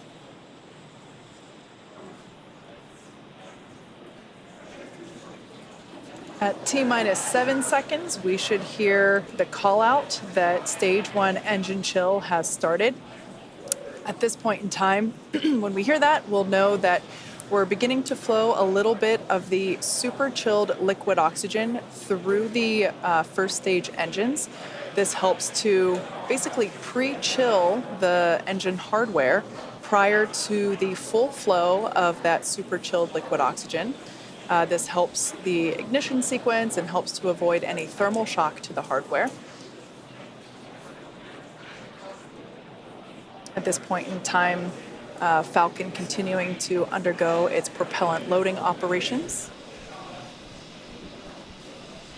And standing by for the call out for that engine chill initiation.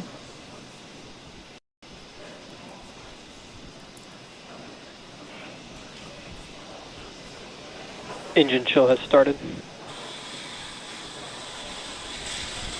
And great news there. As Kate mentioned, engine chill has begun. And we are loading propellants on Falcon 9's first and second stage. Second stage propellant loading for RP1 has completed. We're getting close to wrapping up propellant loading on stage 1. And while RP1 will be completed around the T-minus 6 minute mark, liquid oxygen loading will continue on both first and second stage as we get closer to the T0.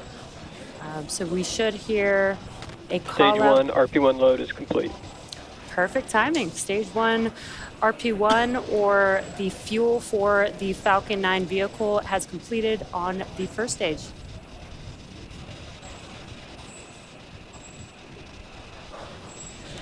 Now coming up next at around T-minus 5 minutes, we should hear a call out that Dragon has transitioned to configure for terminal count. This is similar to the startup phase of the count for Falcon. It's essentially when the vehicle takes over control of the count and starts to operate on internal power and on internal computers. Of course, Falcon 9 enters the startup phase at T-minus 1 minute. And Dragon will transition to configure for terminal count at T-minus 5 minutes. Got a great view right now of both Dragon on the left side of your screen and our 4 crew members on the right. We are now approaching the final minutes of the countdown here.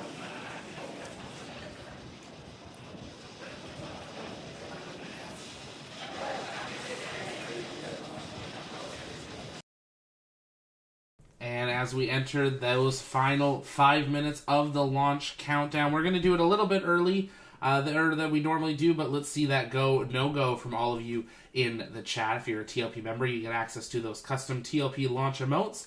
If you're not a member yet, just 99 cents a month gets you access to those and helps support our mission. We are at L-minus 4 minutes, 43 seconds and counting till launch, waiting for strong back retract. Go SpaceX, go Crew Dragon, and go Polaris Dawn. Will be coming up next.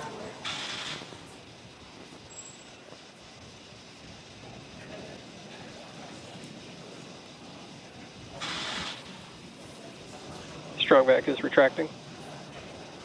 All right, so there's that call out. We should begin to see it retract slightly from Falcon 9. LOX load continues on both first and second stage. Fuel loading is complete on first and second stage. We expect the LOX load to complete on first stage at T-minus 3 minutes and complete on second stage around T-minus 2 minutes.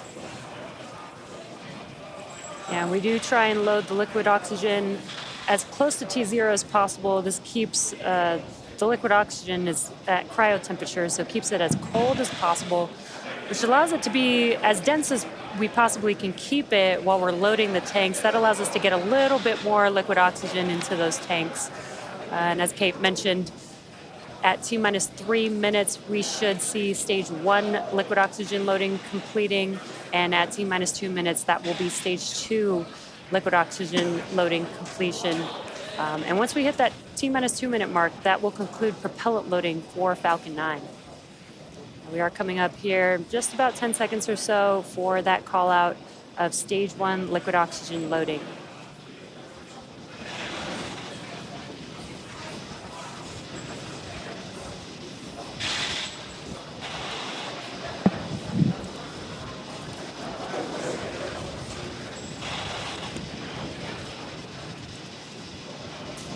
Stage 1 LOX load complete. Okay, there's the call out. Dragon is in terminal count and on internal power. Dragon's on internal power. First stage, propellant tanks are loaded.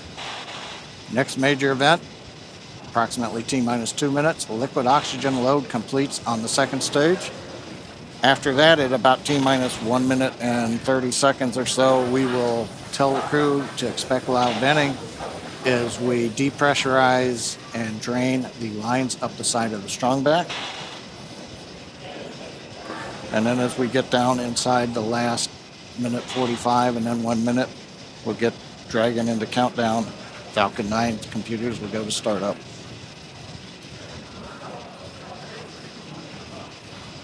Waiting for the call out now for liquid oxygen. Stage 2 LOX load is complete. And there we go, LOX loading complete on second stage.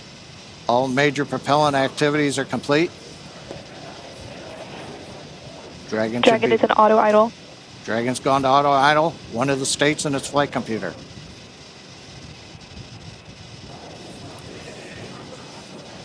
We'll begin venting down the lines. Gas closeouts are starting. Expect loud venting. There we go. So the plume you see coming off of the strong back here, that's normal.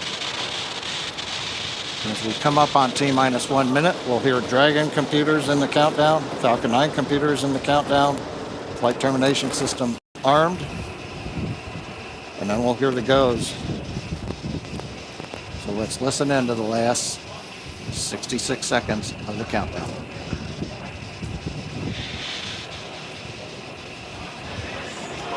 FTS is armed, Falcon 9 is in startup and is now controlling. Dragon is in countdown.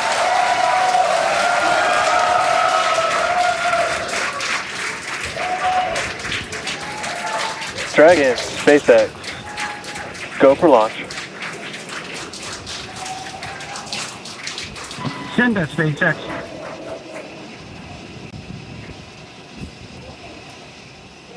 T-minus 30 seconds.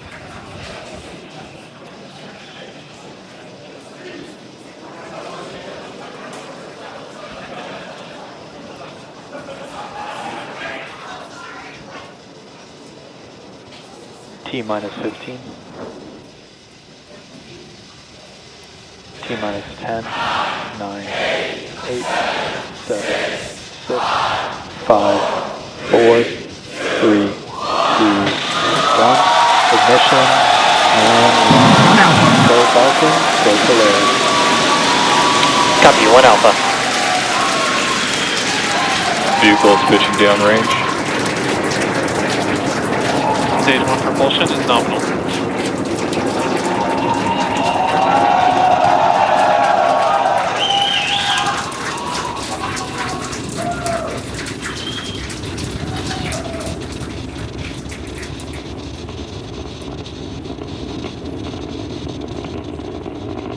T-plus 35 seconds into the Polaris Dawn mission, flying crew on board Dragon and Falcon 9 to new heights.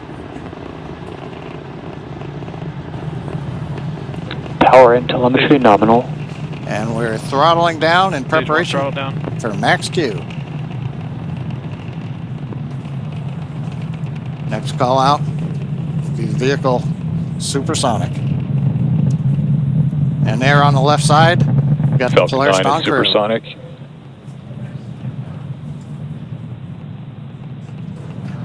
Thumbs up from the pilot on the left side there. Max Q. We're throttled back up to power. 1 Bravo. And we heard the call out 1 Bravo. Copy, 1 Bravo. That just tells the crew what would happen should they need to initiate anything. But right now, everybody making nominal callouts on Falcon 9.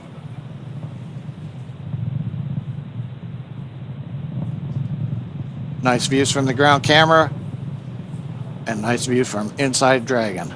Impact chill is underway. The announcement lets us know we've begun the final chill of the second stage engine in preparation for its activity coming up at about T-plus 2 minutes and 40 seconds.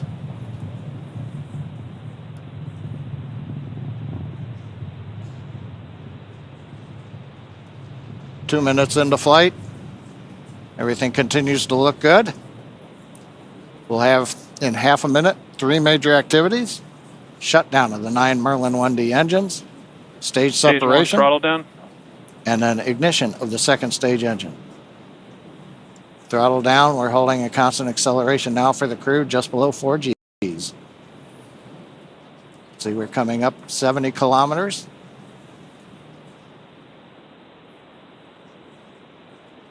Preparing for MECO. Main engine cut off. 2 Alpha. Stage separation confirmed. Copy, 2 Alpha. And back ignition.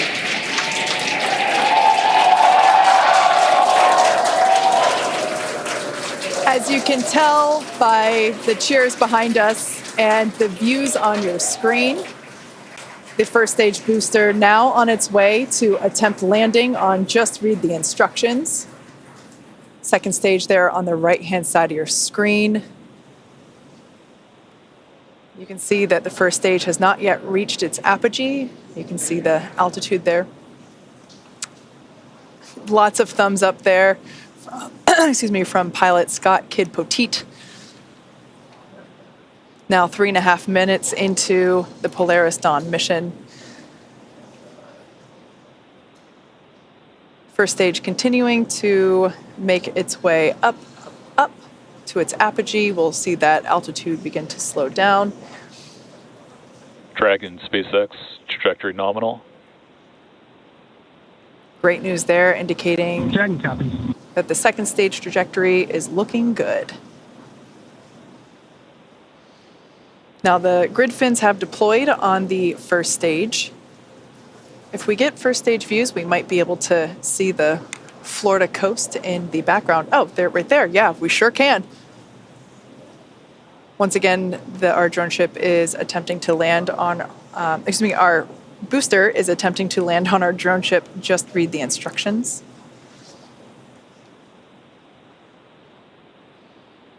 Now, the next event coming up will be the entry burn, taking place around T plus 7.5 minutes. This burn will utilize 3 of the engines on the first stage. That helps to slow the booster down as it re-enters the Earth's atmosphere. Dragon SpaceX trajectory nominal. Dragon copies. Following the entry burn, we will see the landing burn, and that'll be around T plus 9 minutes. That one will be just a single engine burn, and that will bring the booster down for a soft landing on our drone ship. Around the same time as that, we expect to see Dragon be injected into orbit. Everything continuing to look good for second stage there on the right-hand side of your screen. Beautiful glow with that MVAC engine nozzle.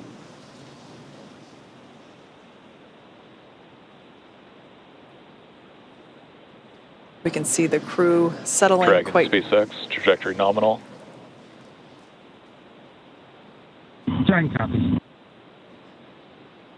Crew seems pretty comfortable there at T plus 6 minutes. They're at about 4 Gs, and everything looks good. First stage continuing its descent back down to planet Earth.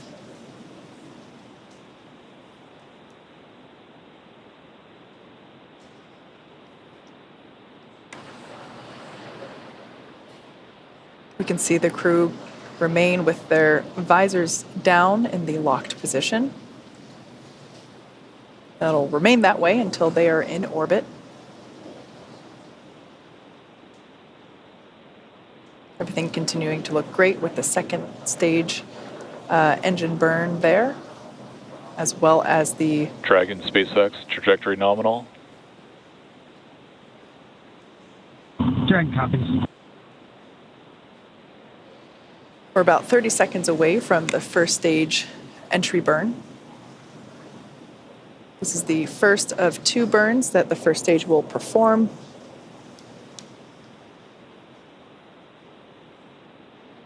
designed to help reduce the amount of drag experienced by the first stage.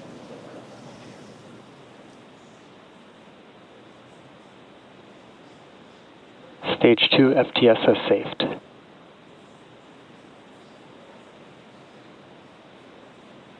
All right, standing by for entry burn begin on the first stage, there on the left-hand side of your screen.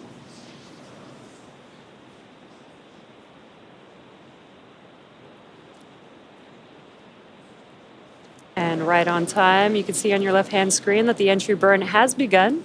There's 3 engines lit on that first stage vehicle. And this is about a 29-second burn and helps slow the vehicle down as it's re-entering the Earth's atmosphere. There you can see that the engines have now shut down on that first stage. That concludes the entry burn. And the cool part about this, with the stage 1 vehicle returning back to Earth, is we get to fully utilize the atmosphere. The atmosphere actually... Stage 2 is in terminal guidance. The atmosphere actually scrubs about 70% of the velocity on the vehicle. So we use that entry burn to help slow the vehicle down. Then we utilize the atmosphere and the drag from the atmosphere to slow the vehicle down. And then we do have one single burn for the landing burn. Copy. Shannon. And next up will be SECO 1.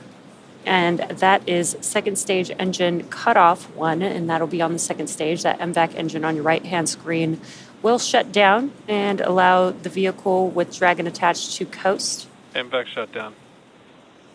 And there's that shutdown. And the landing burn on the first stage should be starting up here momentarily. And there it is. Landing burn has begun for... Dragon SpaceX, nominal orbit insertion. Dragon SpaceX launch escape system disarmed. Copy that, SpaceX, and we show the scene.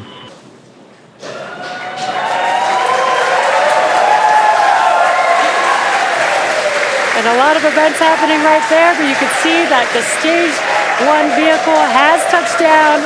Just read the instructions. A very excited crowd there. Here in Hawthorne, we've also confirmed MVAC engine shutdown and orbital insertion of the second stage with the crew on board. Yeah, honestly, a pretty impressive crowd for 2:30 in the morning here.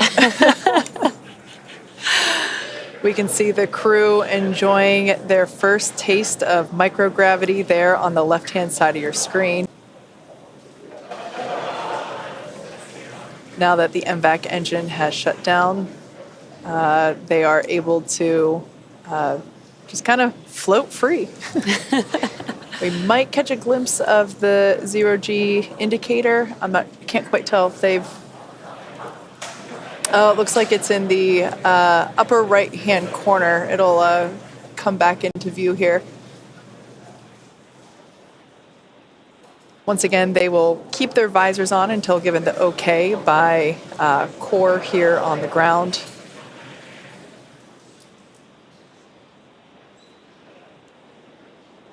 At this point in time, the Dragon and the Dragon trunk remain attached to the second stage.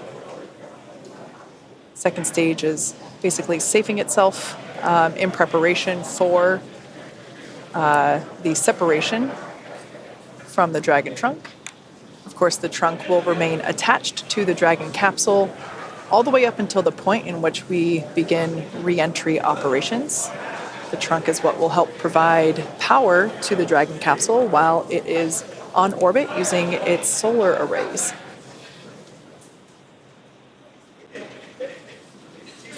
Looks like our first clear view of planet Earth there, our first of many for this mission.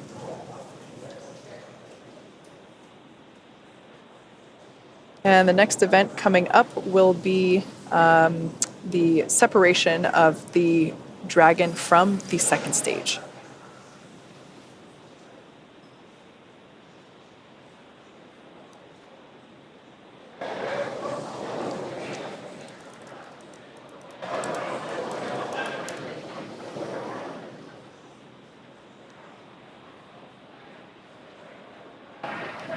I believe this view here is, yep, it's of the trunk. We can see it separating from the second stage. A gorgeous view.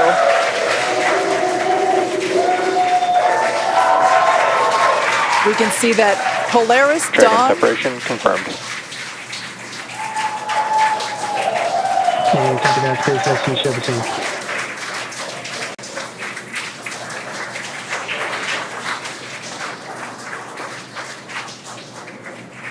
Polaris Dawn flying free into the sunrise.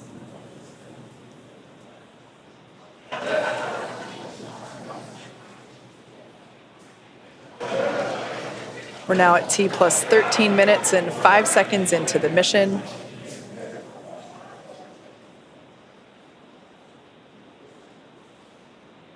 Next major event will be nose cone deploy. Dragon, SpaceX. Today you embark on a journey not just for yourselves, but for all of humanity. Each of you has trained tirelessly and prepared rigorously for this moment. The moment where we reach higher into space than ever before. As you gaze towards the North Star, remember that your courage lights the path for future explorers. We trust in your skills, your bravery, and your teamwork to carry out the mission that lies ahead. Know that the entire team back here is with you every step, watching, supporting, and cheering you on as you walk into space. We are sending you hugs from the ground. Godspeed, Polaris Dawn crew. May you make history and come home safely. Now words from our CE. Dragon, CE, welcome to orbit. The Falcon team is honored to have helped you start your incredible journey. We hope you enjoyed the ride. The whole SpaceX family is looking up to you. Godspeed and good luck.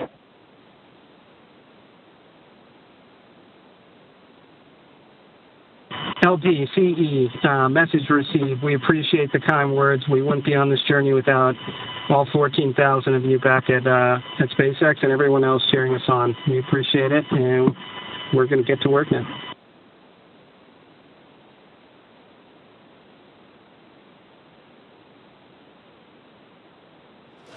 Some really nice words there from our tonight's launch director, Frank Messina, who, fun fact, was also the launch director on Inspiration 4, as well as chief engineer for this mission, Jared Metter.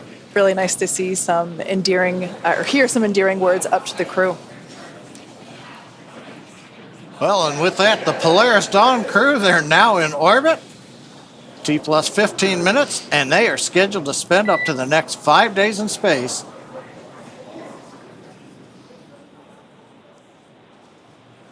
We heard that tone for a minute. We thought we might hear from the crew, but they're going to spend the next 5 days in space before splashing down off the coast of Florida. The Polaris Dawn crew is the Polaris Dawn mission is the first mission in the Polaris program that will demonstrate new technologies, conduct extensive research, and ultimately culminate in a flight of SpaceX's Starship with humans on board. All of this while continuing to raise funds and awareness for important causes here on Earth. You can learn more about the Polaris Dawn program and the Polaris program at polarisprogram.com. This mission will fly higher than any Dragon mission to date, attempting to reach the highest Earth orbit ever flown for a crewed spacecraft, breaking the record set by Gemini 11 half a century ago. And there it looks like we can see some nose cone separation action happening. Now, the Polaris Dawn crew will also be the first to test the Starlink laser-based communications in space. Over the course of the mission, we'll be checking in periodically with the crew. Next up, Dragon will initiate a 2-day pre-breathe process to prepare the crew for their upcoming spacewalk, and that'll be this Thursday, September 12th. Dragon, SpaceX, nominal dehumidifier activation and service section Draco checkouts, and nose cone open is in progress.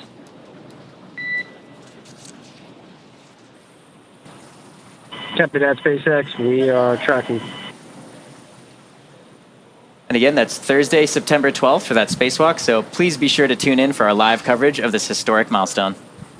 And of course, we will also be back to bring you live coverage of Splashdown when the crew returns back to Earth. You can stay on top of any potential live events from the crew by following us on X at SpaceX. And keep tabs on the mission with the Dragon Tracker at SpaceX.com. With that, it's been a great early morning. Thanks for being with us. Thanks for watching, and we'll see you back here soon.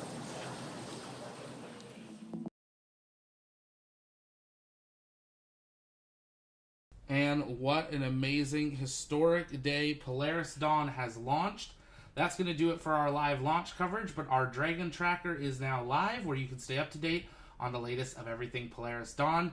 We wish the crew the most amazing flight, and we'll see you back here for live coverage of the spacewalk.